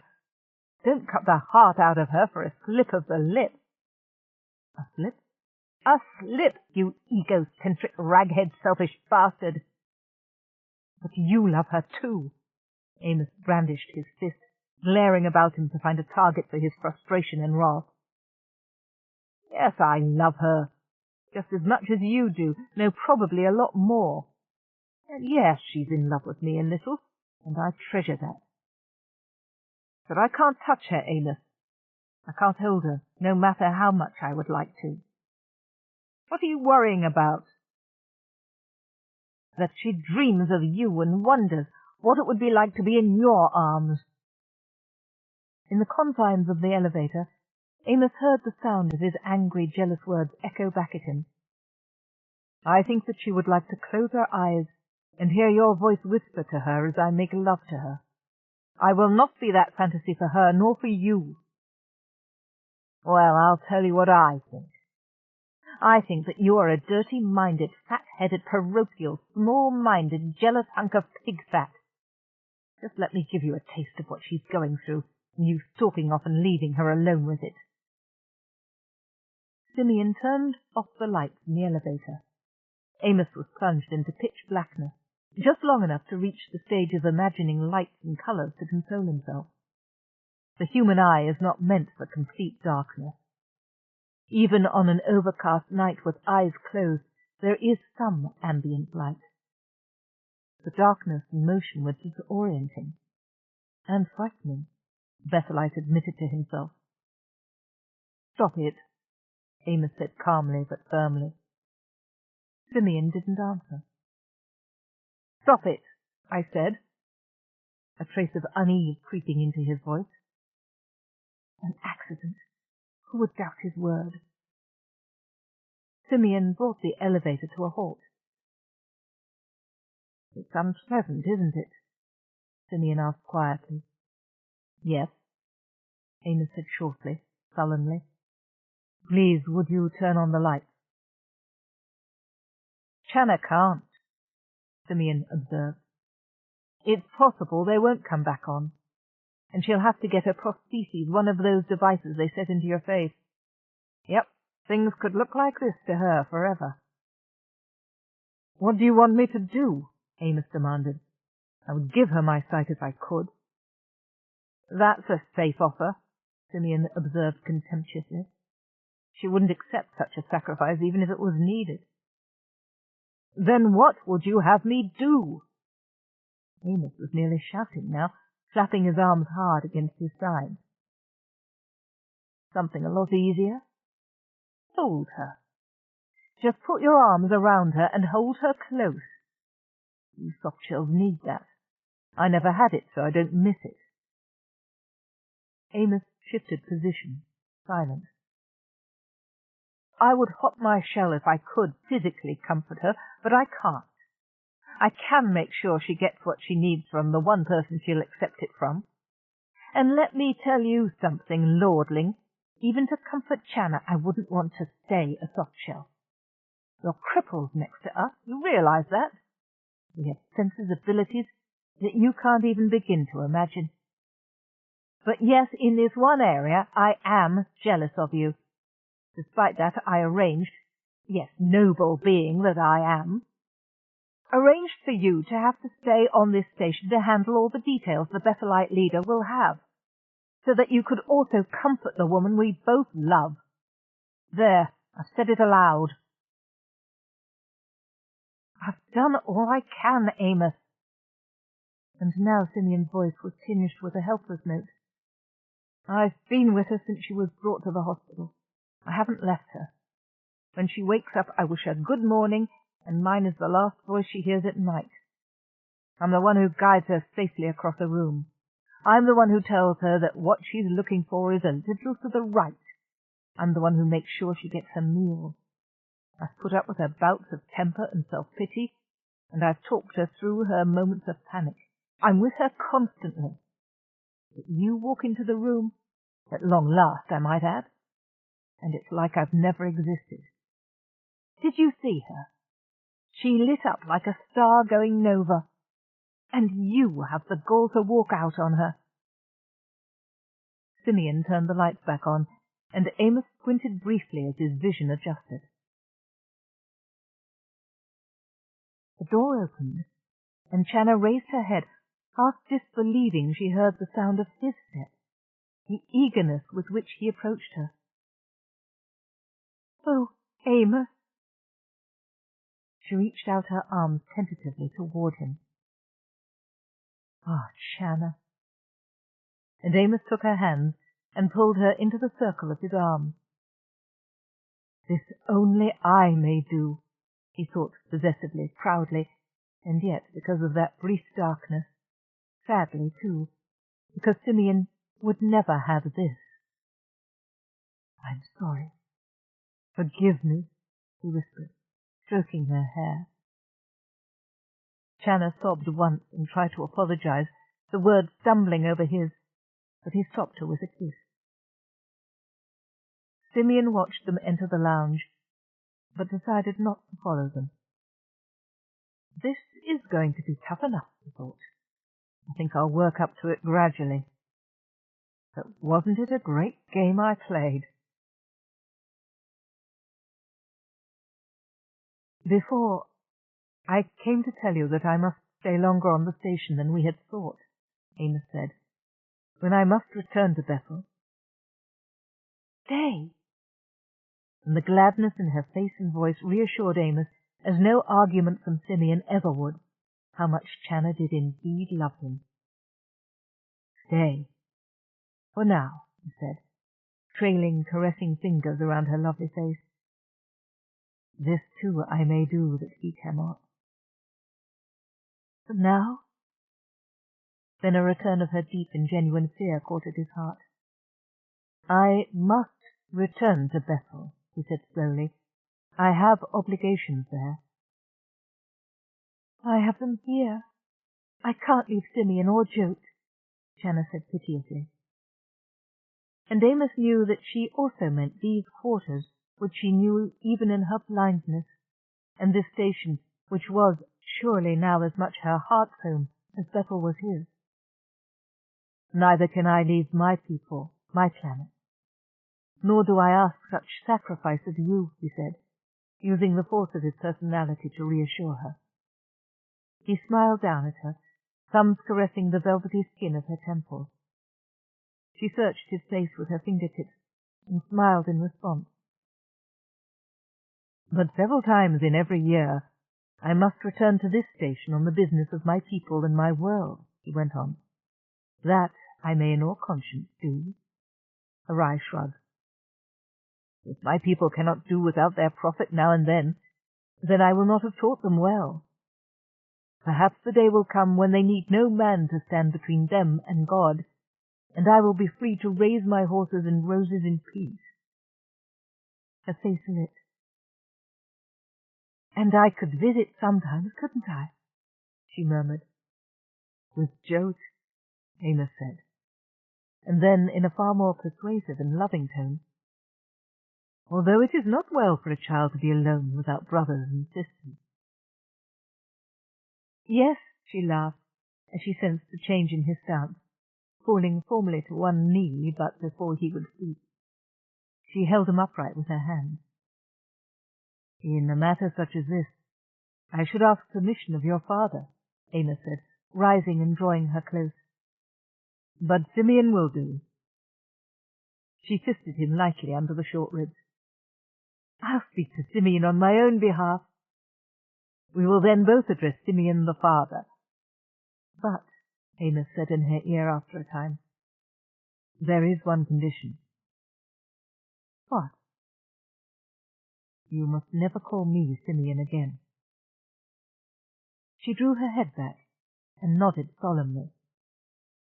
He touched her chin gently. You may, however, he went on, wishing for once that Simeon was listening, call me Persephone. Epilogue. The chills were less now, and the survivors recovering, although a quarter of the crew had died of the fever and more gone mad. Belazir Tamarid clenched his rattling teeth against a paroxysm as he lay in the darkened bridge, while the dreadful bride fled outward all